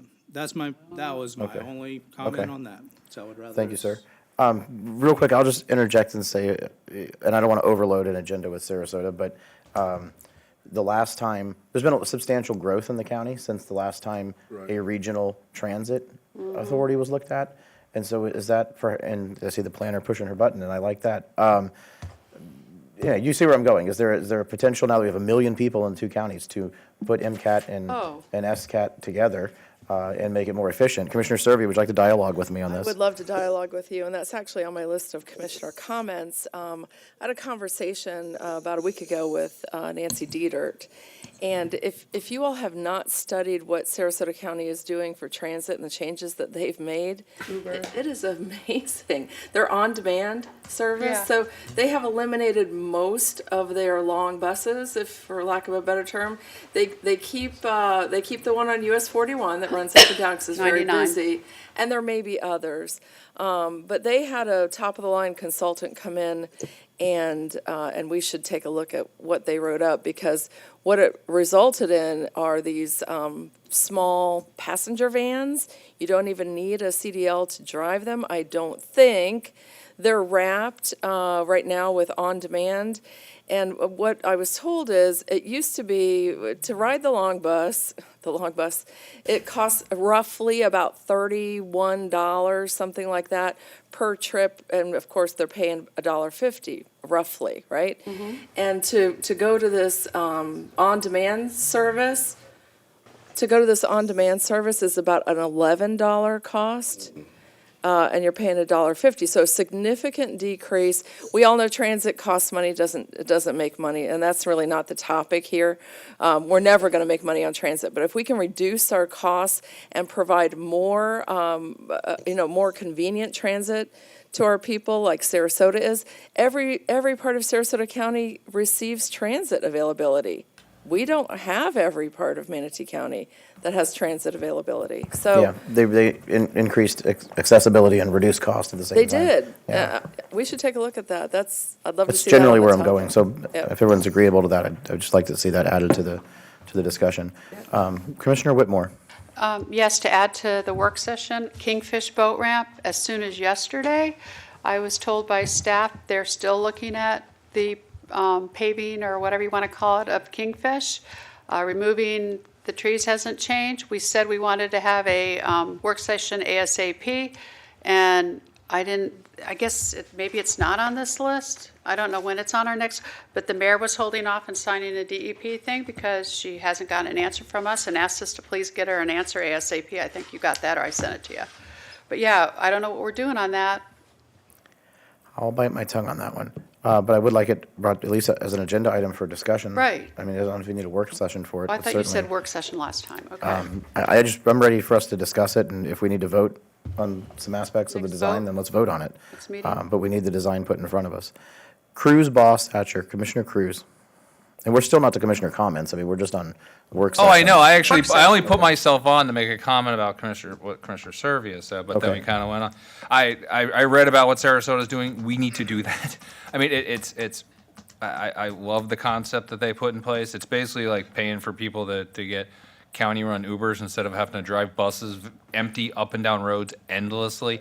Makes no sense. I love what they're doing. We don't need a work session. I think we need to start having our transit at least look into that option, because that's a much, much better option. I'm fully on board with it. That's the only thing. But although we should, while I'm on here, we should look at City of Palmetto for a joint meeting because it goes along with the City of Bradenton. However, like I just said, they have 3 seats up, and so far, none of them have filed for election. So that could be Really? Really? so, that's probably one that definitely needs to be pushed at this stage, because that's a majority of their board coming up, and right now, none of them have committed to even run to be on their board, but we do need to make sure in the future we're having a meeting with them as well. Thank you, sir. Commissioner Baugh. Yes, sir. Thank you. I just wanted to mention that regarding Sarasota, after we come back from our recess, I believe that the MPO is trying to get that put on our agenda so that we can take a look at that. Sarasota. The bus? Yeah. Thank you, ma'am. Satcher? Commissioner Satcher. So this is an interesting agenda topic here with future work session items. But, we had a whole work session about different ideas as far as boat ramps. I know a lot of people are working really hard on that. So I just would like to hear where our progress is, and if we don't have progress, maybe bring it up again and see if we can find a place or a different route forward. And then kind of springboarding off that, I wanted to check in on, this probably isn't a work session, but since we're talking about boats, the parking at Fort Hammer boat ramp, we voted to have it open, but then it looked like it was closed. I may have heard that it's back open across the street. You're referring to but- across the street? Yeah, but I think it's worth us getting an official answer. If you know the official answer, that's fine. I do. I had tried, no, I'm trying, I don't want to, okay, I don't want to throw anyone, under the bus. Under the Uber. So what we tried to do was put Shell across Fort Hamer, on property that we own, so that people could park. People were already parking there as it is. We wanted to just shell it, try and clean it up a little bit, and then let people go under the bridge to access, because there's a little road under the bridge to access the ramp. A staff member reached out to SwiftMud and asked permission to do that, and SwiftMud responded by saying, you need to put in a retention pond and a dike to prevent anything from, oils, from vehicles from flowing into the river, and this, that, and the other. And we had a $3 million project on our hands, and I just wanted to steal, Shell from Mike Gore and dump it over there and pretend I didn't know where the Shell came from. But it didn't work out that way. So I don't really know where to go with it from here. I don't want to say the person did it. They were doing the right thing. Don't get me wrong. But I really, it was already the existing use, and I thought it was kind of silly. And I reached out to SwiftMud and sort of got that's what you have to do. So the cat's out of the bag on that one. I feel like if we'd asked for forgiveness and not permission, we would have been fine. I know the attorney is grimacing over there, but sometimes that's just what you do. People are parking over there anyway. They're very protective of that area of the river. We try to cooperate. Yeah, so people continue to park on that side, and I think we're fine with it. But we're not going to be able to improve the area and turn it into an actual functioning parking lot without jumping through millions of dollars in hoops and bureaucracy, to answer your question. So in response to that, I would, on a future agenda, maybe this should go under commissioner comments as well, but I would like us as a commission, as a county, as soon as possible, I'd like to separate the functions of natural resources and Parks and Rec. It is two different jobs, it's two different interests, and I am very frustrated. My area needs parks, and I am competing with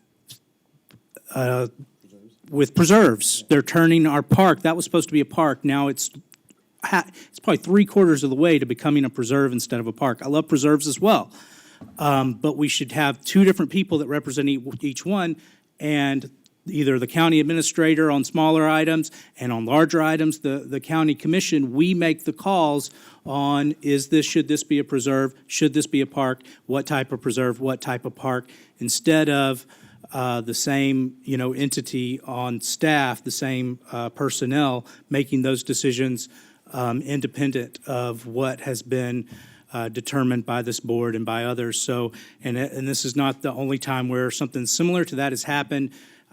District 1 is growing very fast. Everyone knows that all the land, people want that land because they can make money on it to turn it into houses.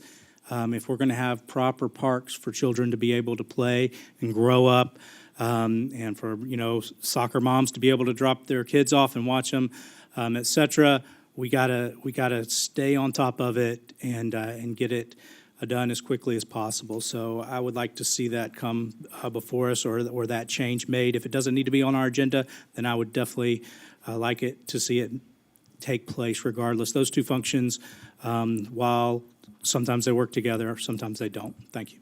Yeah, I would agree with most of what you said, but I have found that I really like preserves because I have one of the largest and most beautiful preserves in my district in this county. I also have one of the largest, most beautiful parks in this district in my county. And man, the park is just constantly on my radar with, we need money for this and we need money. It is a constant liability and constant maintenance and constantly sucking money. But we need it, don't get me wrong. But boy, you never hear anything on Robinson Preserve. I think we gave them a pavilion and some boardwalks since I've been up here, because over time, the park decays and the preserve just continues to grow and mature, and it gets better with time. So as a fiscal conservative, I tend to be more prone to preserves than parks. But I know what you're saying. You have a major need for parks in your district. Just a good Republican talking point. Dr. Hopes. So I have to be careful, and we sort of have to be careful when we're up here talking about things like that, because the employees hear it and then they freak out. But Commissioner Satcher, what you're referring to has been in kind of the works for some time, and so it will be part of what I bring to you as rounding out kind of reorganization. And I can say it because the director and I have had conversations about focus, parks and recreation versus environment and land preservation and things like that. So that's coming. You said a lot, some of you mentioned a lot about transportation. Just want you to know we have consultants in transportation, including the Florida Center for Urban Transportation Research, which is housed at USF, CUTR. And they are working on developing training programs. They're working on safety programs, and they will be taking a pretty global look at transportation in the county and things like that. So they've been a big help thus far, and we certainly are looking at it from a regional perspective. I'm glad you're engaging. I mean, this is something that I've done on other boards about having this topic, and it gives you an opportunity to think and kind of like dialogue with each other so that we have some direction, so that we're not just haphazardly, not that that's the way it was done, scheduling workshops or work sessions and special meetings. So, as we continue to build the list, then we can calendar it for really the next year. Have a meeting every week, too. We'll be sick of each other eventually. Yeah. Commissioner Whitmore, you're the last one on the board, then we'll go to commissioner comments. And historically, when I first started, Cindy Turner was the director of Parks. She did? Camp counselor. Oh, camp counselor, and she was wonderful. She's in Sarasota now, but she was our parks director, and then Charlie was preserves.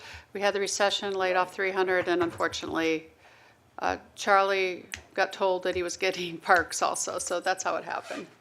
So we have done that before, James.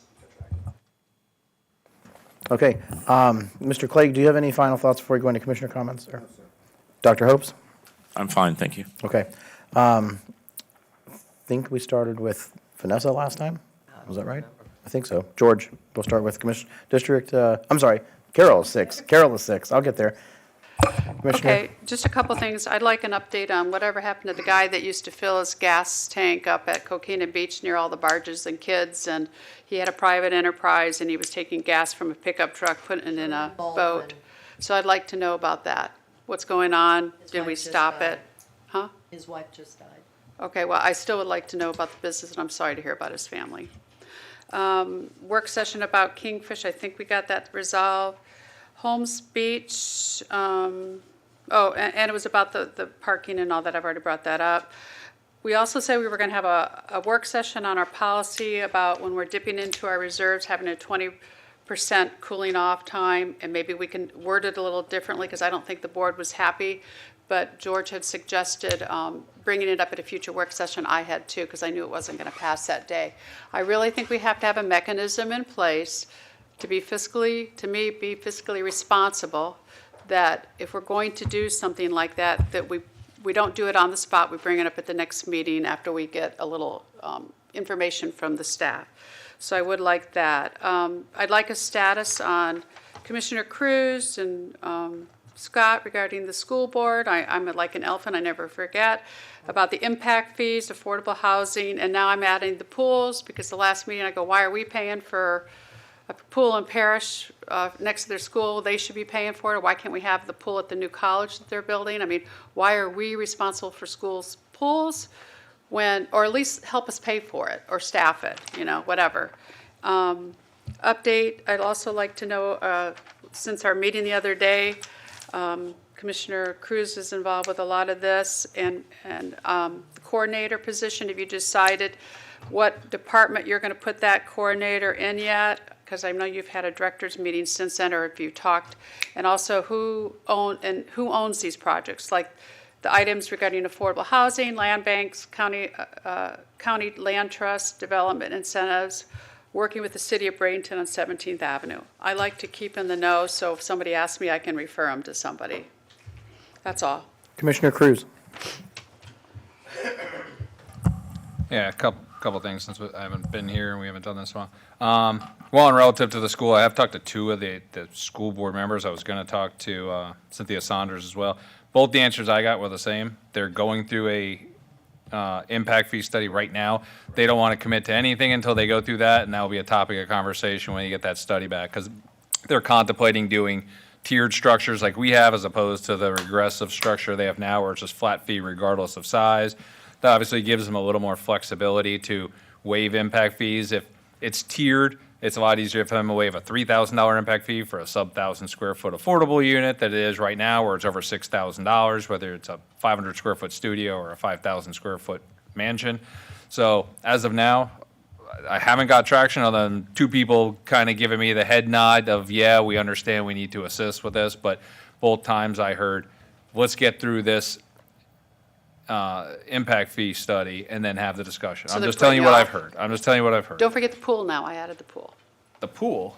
Yeah. I don't have to answer all your questions. With you, both of you, yeah. Yeah, I spoke to the superintendent. But you did mention SCF, so that wasn't on my list, but I just drove by this morning after dropping my son off. I know there was a huge holdup because we were insisting that they harden their buildings, and then I was told that was resolved and we were not going to require. Was but resolved. Yet I have not seen a shovel going around. So is that all on there? They still don't have the money. I knew you were going to say that. I was actually going to answer your side for you.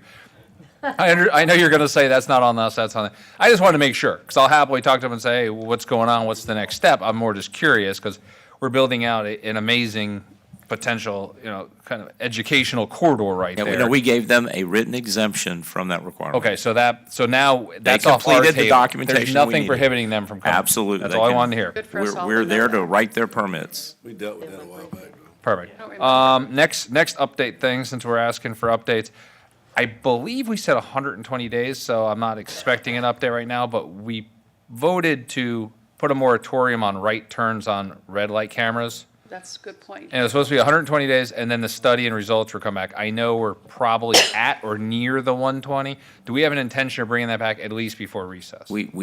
Yeah, we can. We have the data. I'll give you a heads up. There have been no If you want it after accidents. recess, I don't care, because the moratorium's staying on until it comes back, so it's just buying me time. We've been collecting the data, and Mr. Clegg is aware that once you did that, it didn't take the red light camera company much time to want to get out of or amend the agreement. But let's try to bring the data, so at least give you a snapshot of the data before recess. Perfect. Okay, thank you. I need to know that. Yeah. My daughter asked me. The rest of them are just quick little things. One, just an update on 2 weeks ago when I missed the meeting. I was up in DC. I'm on the Career Source Suncoast board, and so they invited me up, as well as the Sarasota commissioner up, but he couldn't make it. But up to Washington DC, they have a National Association of Workforce Board conference. They were expecting 500 to 700 people. They had over 1,400 people sign up for the thing. It was packed, but it was great. There were elected officials from all different municipalities all over the country, workforce board CEOs and chairs. Everyone kind of got together to collaborate with all different panels about how they're bringing people back into the workforce from the pandemic, how they're working with employees to get the skills they need to get the jobs they want at higher wages because of the ever-rising costs, while at the same time working with employers to kind of pair them up. So it was a very informative conference. I'm really, really glad I went to it. And, Career Source does so much for this greater region, which is also one that's both Manatee and Sarasota County, coincidentally enough, that they transcend both sides. And we work together jointly on it. But it was a great conference, and I'm really proud of Josh and Eric and everybody over at Career Source.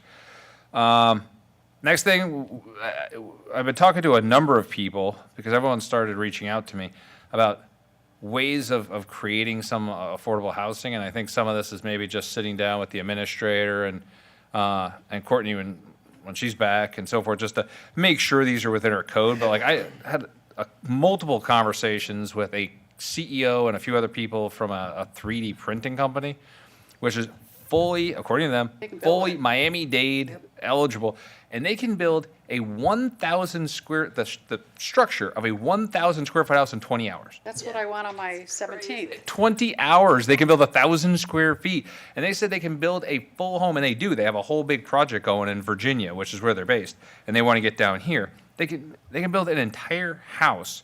I believe they said it was 1,300 square feet, and they could sell it for less than $170,000 based on their costs. It's insane. We need to start looking at these. I'm having lunch with somebody else on Friday who's doing a different model of a different company where they basically just deliver a prefabbed home and then it expands on your site. It almost like it could accordion out and it expands. There's 20-foot and 40-foot ones.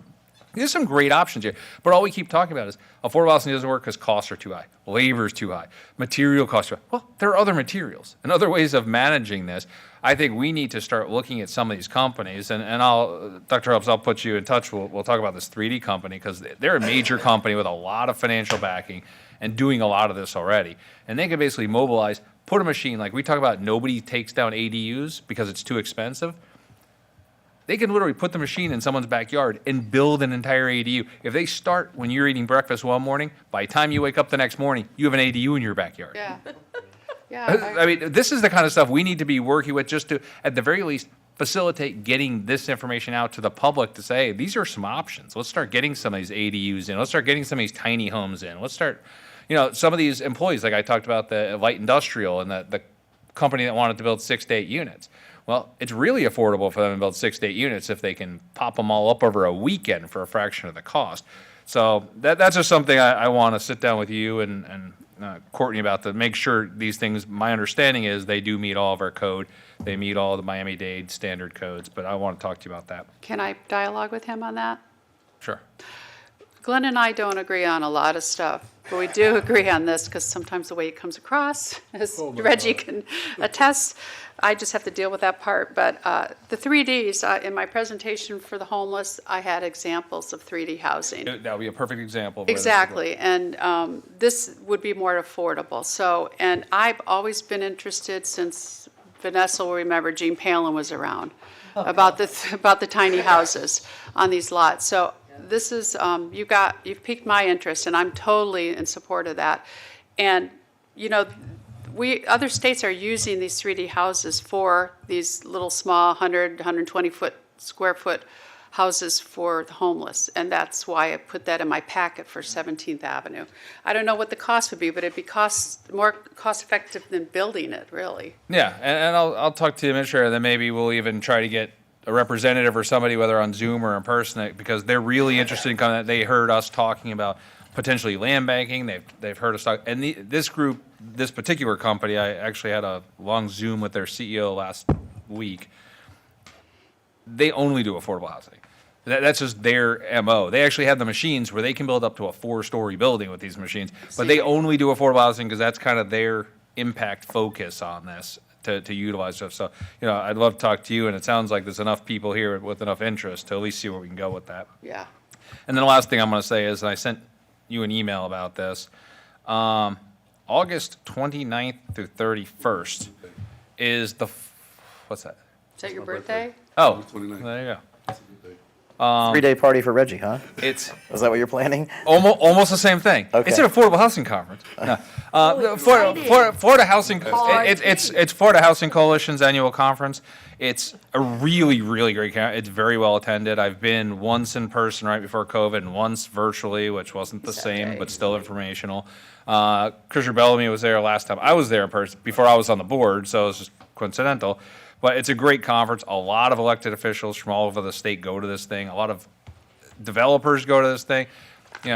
We take time off to go to resiliency conferences and hurricane conferences. I don't think there's anything more important than figuring out housing right now. And there's a lot of different people with different bits of information. I would love, we have a regular meeting scheduled for August 30th. I'd love to find a way to move that and try to get the collective board, or at least a good group of us, to go. It's right in Orlando, so it's not far away. And I think the amount of information. Is he looking at me? I'm saying, the amount of information we can bring back by having all of us scattered into various panels and talking to various commissioners and city councilmen about what they're doing in their communities would be well worth the cost and the time, considering how important that issue is. So I'll just throw that out there because we do have a meeting right smack in the middle of it, but I would like to attend, and I think everyone else should attend. So I would like to see if we could move that regular meeting and get a big group of us to go to that. Where's That's it all. held? It's in Orlando at the Orlando. Rosen Center. Yeah, it's at the Rosen Yeah. Center. But it's open right now for early bird. That's why I bring it up now. I think it's early bird for another 30 days or something like that. But the registration is open right now. On his issues? You want to, yes, go ahead. A few years back, and I forgot what we called it, and probably none of you know. Nobody's here except Bill. We had a meeting with Bradenton, Palmetto, all the cities in the county. We went to the convention center. I think it was How Will We Grow, but it was called something else because we did do a How Will We Grow later on. But we actually took little pieces, dominoes, and put where we thought the urban corridor should be. Actually, where you see Parrish today, the village, that was planned when I was still mayor, I think 2009. Yeah, so we kind of, and all the cities got together and planned that and came up with a plan. So what you're talking about, going to all this, we're all on the same gravy train. Now what we have to figure out is how we all can do it cost effectively together and efficiently and make this happen. This is a problem everywhere except the islands that'll never be affordable. But I think keep that in the back of our minds, to have something at the convention center with all the cities, all the stakeholders, and see now that we know where we are now, what are our plans for affordable housing? What can we all do together to make that work? And it went really well. We still followed. I still got the documents upstairs. We still have followed most of what we planned way back then. So I think it's something we should look at. Thank you, Commissioner. We'll go to District 1, Commissioner Satcher.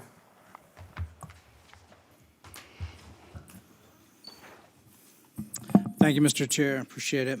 Let me start off with something that I meant to say at our last meeting, but we still have time for it to be appropriate for today, and that's that today is the Giving Challenge. And so the head, I believe it's Matt Ennis of Anchor House at Seaport Manatee. I just said, hey, anytime I can make an announcement for you, let me know. And so he did mention that one. Of course, he didn't push it at all. He's way too nice. But I was going to say something about it at our last meeting, and we ended up not doing commissioner comments, which was fine. But today's Giving Challenge, if you can find Anchor House online, and of course, I've got others. There's plenty of others, including my wife. So my wife may be upset at me that I'm not, there's Acts of Love and Care. There's all sorts of great organizations out there. So check with what you believe you're supposed to do. And if there's a good time for you to be able to give, then this would be a good thing. I wanted to mention that. And I am excited. Next month, we're going to Washington, D.C.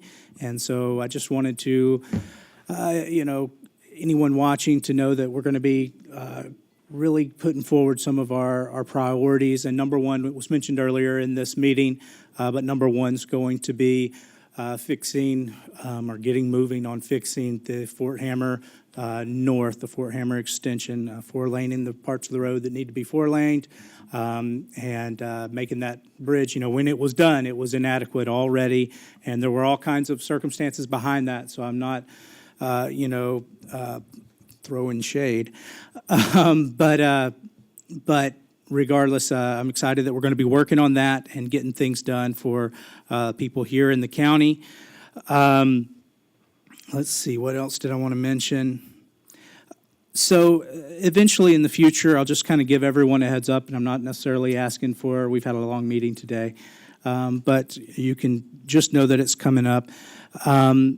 Similar to, you say, well, right now in the news, Twitter's in the news, right, with Elon Musk. And, there's the debate, well, it's supposed to be free speech. Well, can you make a company have free speech? Well, no, you can't necessarily. They get to make their own decision. But maybe it's a good idea to use the principles behind the Constitution whenever appropriate or possible. And so eventually I want to have a discussion.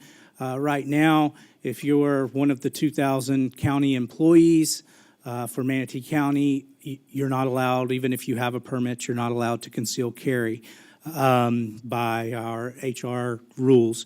And so I understand that companies and governments, maybe we can make the rule we want, but we get to be policymakers. And so I think about our, when employees got a family at home, maybe working in a dangerous part of town, and if they feel like they want to exercise their Second Amendment rights, I would hate to be the one standing in between them and taking advantage of the constitutional rights that we've been given by our forefathers. So I just wanted to give you a heads up on that, and like I said, may not be the best day for debate, but I think I'll bring that forward at some point in the future. So great things happening, roads set to move, and then also wanted to talk about the Second Amendment. Thank you. Thank you, sir. Dr. Hopes would like to comment. Commissioner Satcher, just got an update, and for the chair too, from Charlie Bishop, that we have a guaranteed maximum price on the way to FMD for a parking lot for boat parking at Fort Hammer. Wow. That is great news. That guy he works fast. He is. That's awesome, and you too, Dr. Hopes. Thank you. Yeah, they've been Thank you for working on it, Dr. Hopes and Charlie.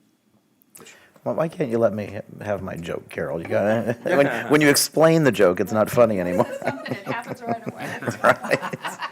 Oh, Lord.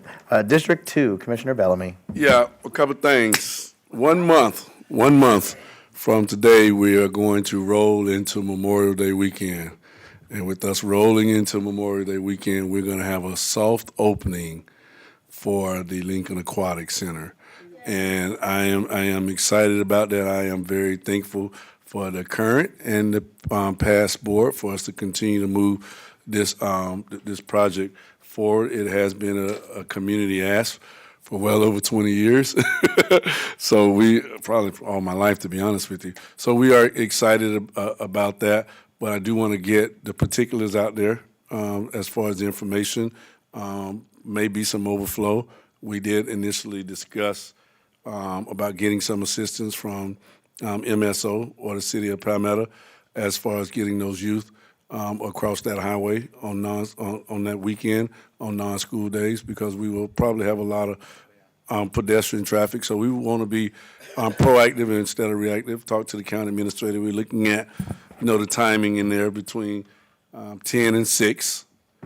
10 and 6 as far as that soft opening support from MSO or PPD. Some days when school gets out, you better have MSO out there so the cars can get through, because the kids will be in stampede. Exactly. Across the street, and that's the direction we want to go. And the Memorial Day weekend is May the 27th through the 30th, if you count that Friday, which most of us do. So it's the 26th today. So we are very thankful about the Lincoln Aquatic Center. We're very thankful for the support from the board members and excited about the soft rollout. We are aware that there are some concerns on staffing and things like that, but we're working and go from there. And the traffic calming, as far as trucks and speed, I don't want to wait until that meeting to discuss some of my concerns about the traffic calming issues that are on 21st Street, because Dr. Hopes and myself actually went out there and where we had some semis, on a residential road, on a very, very narrow residential road, actually hit the young lady's gate a couple of times. And we need to find a way to make sure we redirect that traffic so the residents don't have those concerns that they have within there. So I'll keep bringing that up, as well as speed bumps and things like that, until somebody give me some guidance or we get some of this stuff done. But don't normally talk that much. Just excited about we're inside a month opening up that pool. Thanks for everything. When is the date? So if some of us want to come, even though it's a soft opening, like Friday? It's Saturday, Sunday, and Monday. So not Friday? Okay.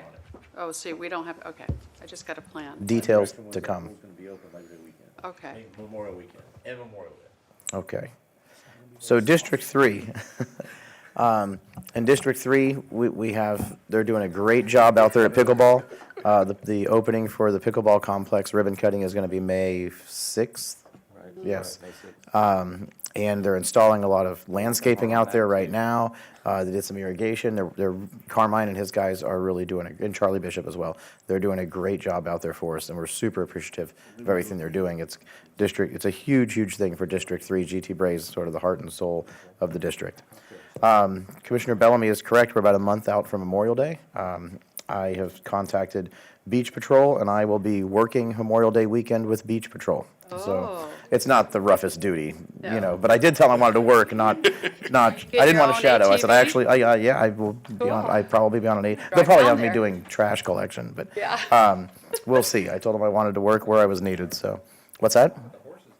Yeah, I'm hoping there's going to be horses, and I'll be galloping down the beach. There's always horses. I don't know. I'll probably be with a stick. I'll probably have a stick with a nail on the end and walking around the parking lot. But anyway, I'm looking forward to it. So, sort of a somber note, though, when it comes to our beaches. We have an awful lot of people who come down here from up north and for short-term rentals and stay out on the island or in West Bradenton.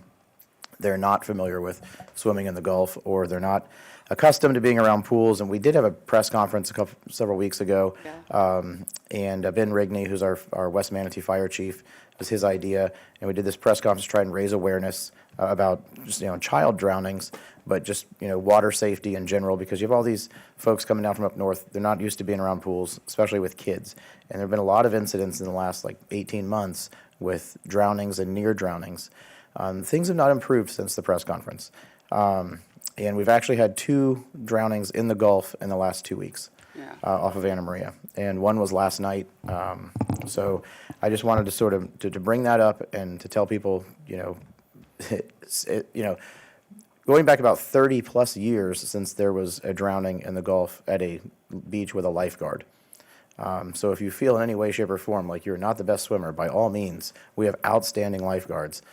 Swim at a guarded beach. The drowning last night was actually at Coquina. However, it took place, the call came in about 30 minutes after the guards were off duty. They were still there, sort of breaking down and cleaning up, so they did attend to that person and try to resuscitate her, but not to any avail. But if you feel you should be around, you're not a strong swimmer, by all means, swim at a guarded beach, please. It could end up saving your life.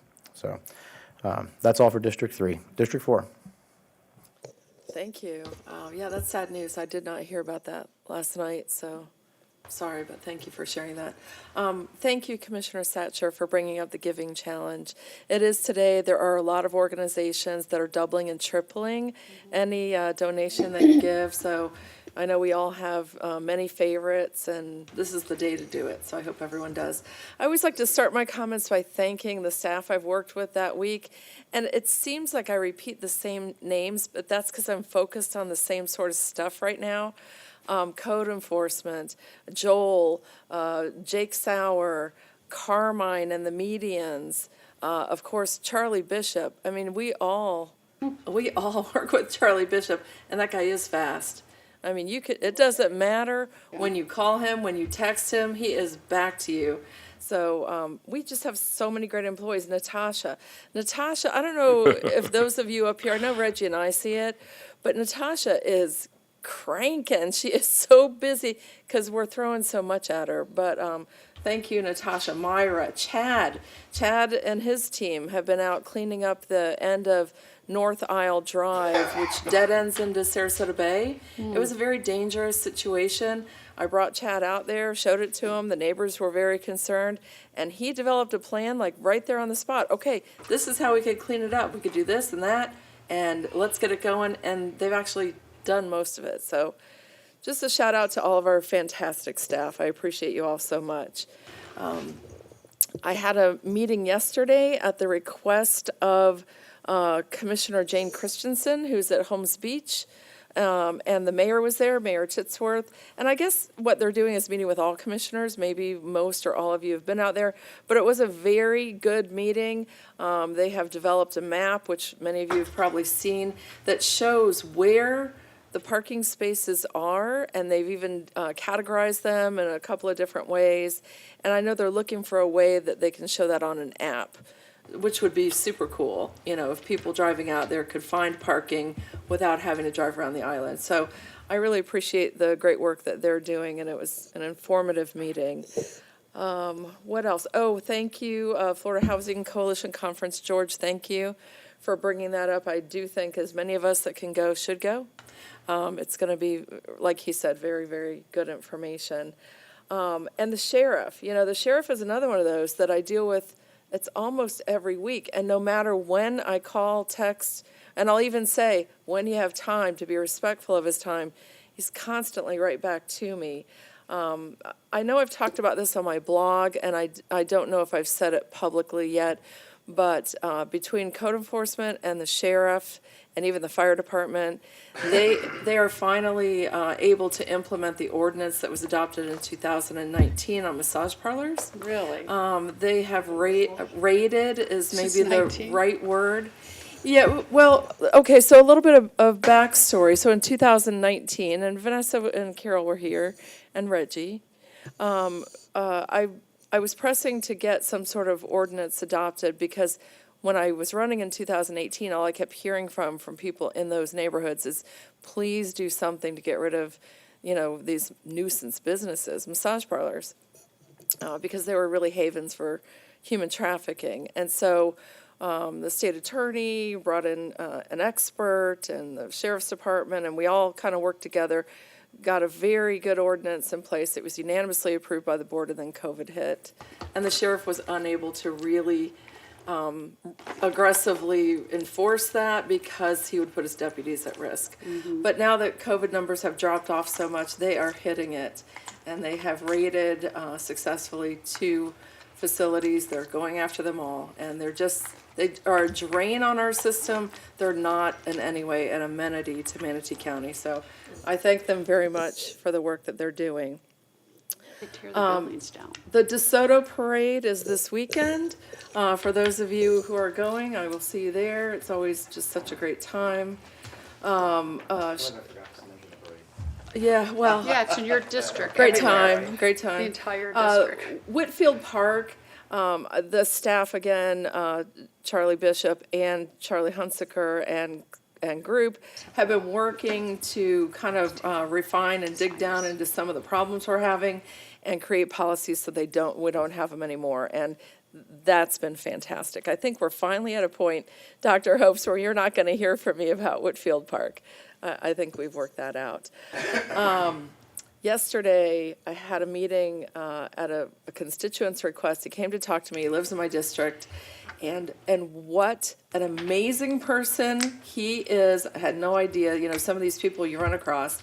But the short version is he escaped Cuba and came over here. And at 17 years old, he was homeless. And the reason that his parents, not his parents, aunt and uncle, kicked him out, is because he wanted to work as a dishwasher. And he was walking 5 miles one way to the job every day. And he said, I'm going to buy a motor scooter, moped. And they said, no, you're not, or we're going to throw you out. And he said, I am, because I can't walk that far and work this much.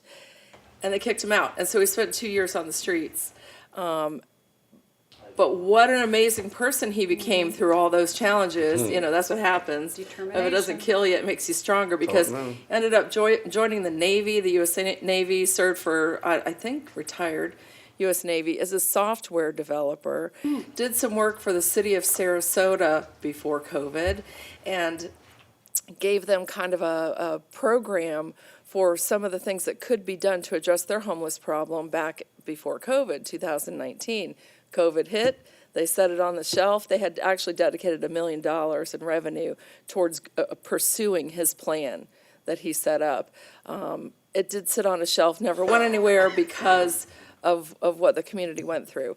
But he brought it up here to share with me, and if anyone's interested, I'd be glad to share it with all of you. I did send it to our staff, and one of the things it has in it is that there's a company that makes what they call a revolving toilet, and it is basically a small restroom with a toilet and a sink to wash your hands. It was applied in this way by this constituent to help the homeless in certain areas, because it was self-cleaning. Like the whole room, if you would imagine a room, it's very small, would clean itself every so often. So you didn't have staff working on it, and it provided restroom facilities for the homeless. But I started thinking of other applications. We hear about restrooms needed out at the beach, at the parks, ways that we can cut down on the cost of maintenance and still provide those facilities. So a lot of interesting stuff in that information that I sent out. And then finally, on May the 19th, we have a land use meeting. I think it's the land use meeting. And I am going to have to leave early that day. So just so everyone knows, at 2:30 p.m., I'm going to have to leave because I have to be out of town. So I'm sorry. What makes you think we won't be done by 2:30? Yeah, well, I am sorry. It doesn't start until the afternoon. It doesn't start till the afternoon that day, I believe. Okay. So I hate to miss any important cases or votes, but on that day I do have to leave early. And that's it. That's all I have. Thank you. Thank you. Commissioner Cruz. Can I make a recommendation? Because we have an overflow on that one. May both those land use meetings are jam to a point where I was even like, what are you doing to us? So you Why don't we have an extra meeting? Oh, sorry. Yeah, I'm saying both those May meetings are incredibly jammed up that I was even concerned it was too much even with the overflow. A suggestion I could make is the morning is Port Authority.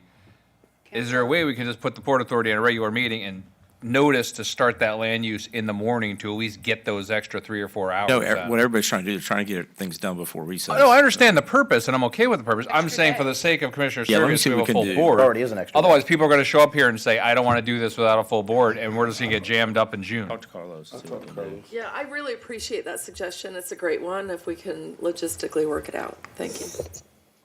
Because we really do want to get these items before recess, so. I'm willing to work extra days, too. Okay. So it's Get going it. to be Thursday and Friday. Oh, and I do have I'm also willing to allow Carol to work extra days. It doesn't stop. And I'll even pay for it. Commissioner Chairman, Servia. Yeah, thank you. My notes here are so scratchy that I forgot to mention this. So yesterday I had a meeting with Jan Brewer and Charlie Bishop, going over some things on the CIP program that are in District 4. And we had a really good discussion, and maybe some of you have had this discussion with them as well. But we talked about the cost of materials and how incredibly expensive everything is. And we have a full plate of projects that we're working on that will keep us busy from now until who knows when. And there was just discussion about maybe the board should talk about, do we want to hit the pause button on these future projects just a bit until the costs come down? And it might make financial sense to do that if there's an appetite for it. I think about Talavast, and the water sewer project, $5 million. What the last thing I want to hear is that we hear that, no, it's not a $5 million project anymore. It's really a $8.5 million project, and we can't do it. And I'm just so afraid that we're going to see much more of that. We're already seeing it. So maybe, Dr. Hopes, we could have a conversation with the board about the pros and cons of hitting the pause button in this economy. The purpose for Charlie and Jan getting with each of you individually is so we can assess and size up your priorities and whether or not, you have an appetite for us to make recommendations about just what you're referring to. That's why they're having the meetings with you. Yeah, thank you, because, we all know what goes up comes down, and the Yeah. costs are gonna come down, and they are just so high right now. Yeah, we're in a odd precarious position because we need to move forward with a long-term debt because the market's changing. Right. And so the reason why they're meeting with you, so we can identify, okay, what projects are we gonna make as a priority? And we're gonna move these forward, understanding the costs are going up, because we're in a critical decision period right now. Yeah, I agree, and pausing doesn't mean the work stops, because it goes on for a very long time, even if we hit the pause button for a moment, so, thank you. I would just say that I agree those discussions are coming, but I think we should just have them during the budget talks. Because things are so volatile, it doesn't make sense to do any long-term planning right now. Commissioner Cruz. Oh, I took myself off because I agree, but we have had the conversations. I made some recommendations, some of them probably even more conservative than we should have in terms of having inflation reserves and massively increasing our anticipated cost increases going forward to minimize. I made some recommendations. I'm sure everyone else did as well, but I'm assuming we'll have that conversation during the CIP. You took your recommendation. Thank you, sir. It's 3:52. Is there anything else, board members? Okay, we'll see everyone. Oh, I'm sorry, Commissioner Baugh, would you like to do commissioner comments as well? Yes, I would. Thank you, sir. One thing that I'm going to address this to the county attorney. I haven't spoken to him about this yet. I've had some residents contact me about the noise that Jake breaks, make. It's so loud. And I've had some complaints from not only around Lorraine Road, but also down near Terra. So anyway, I called LK Nandum about it, and he sent me an email, and really it doesn't sound like, we can do an ordinance, but I don't think it's enforceable. So I'd like to send you that email that I received from LK, and you can take a look at it to see what you think. Okay, would you copy Public Works on that too? Because will. they handle a lot of these transportation regulations, and we work with them on those It would be issues. great if we could stop them in residential areas, but I don't know that it's possible.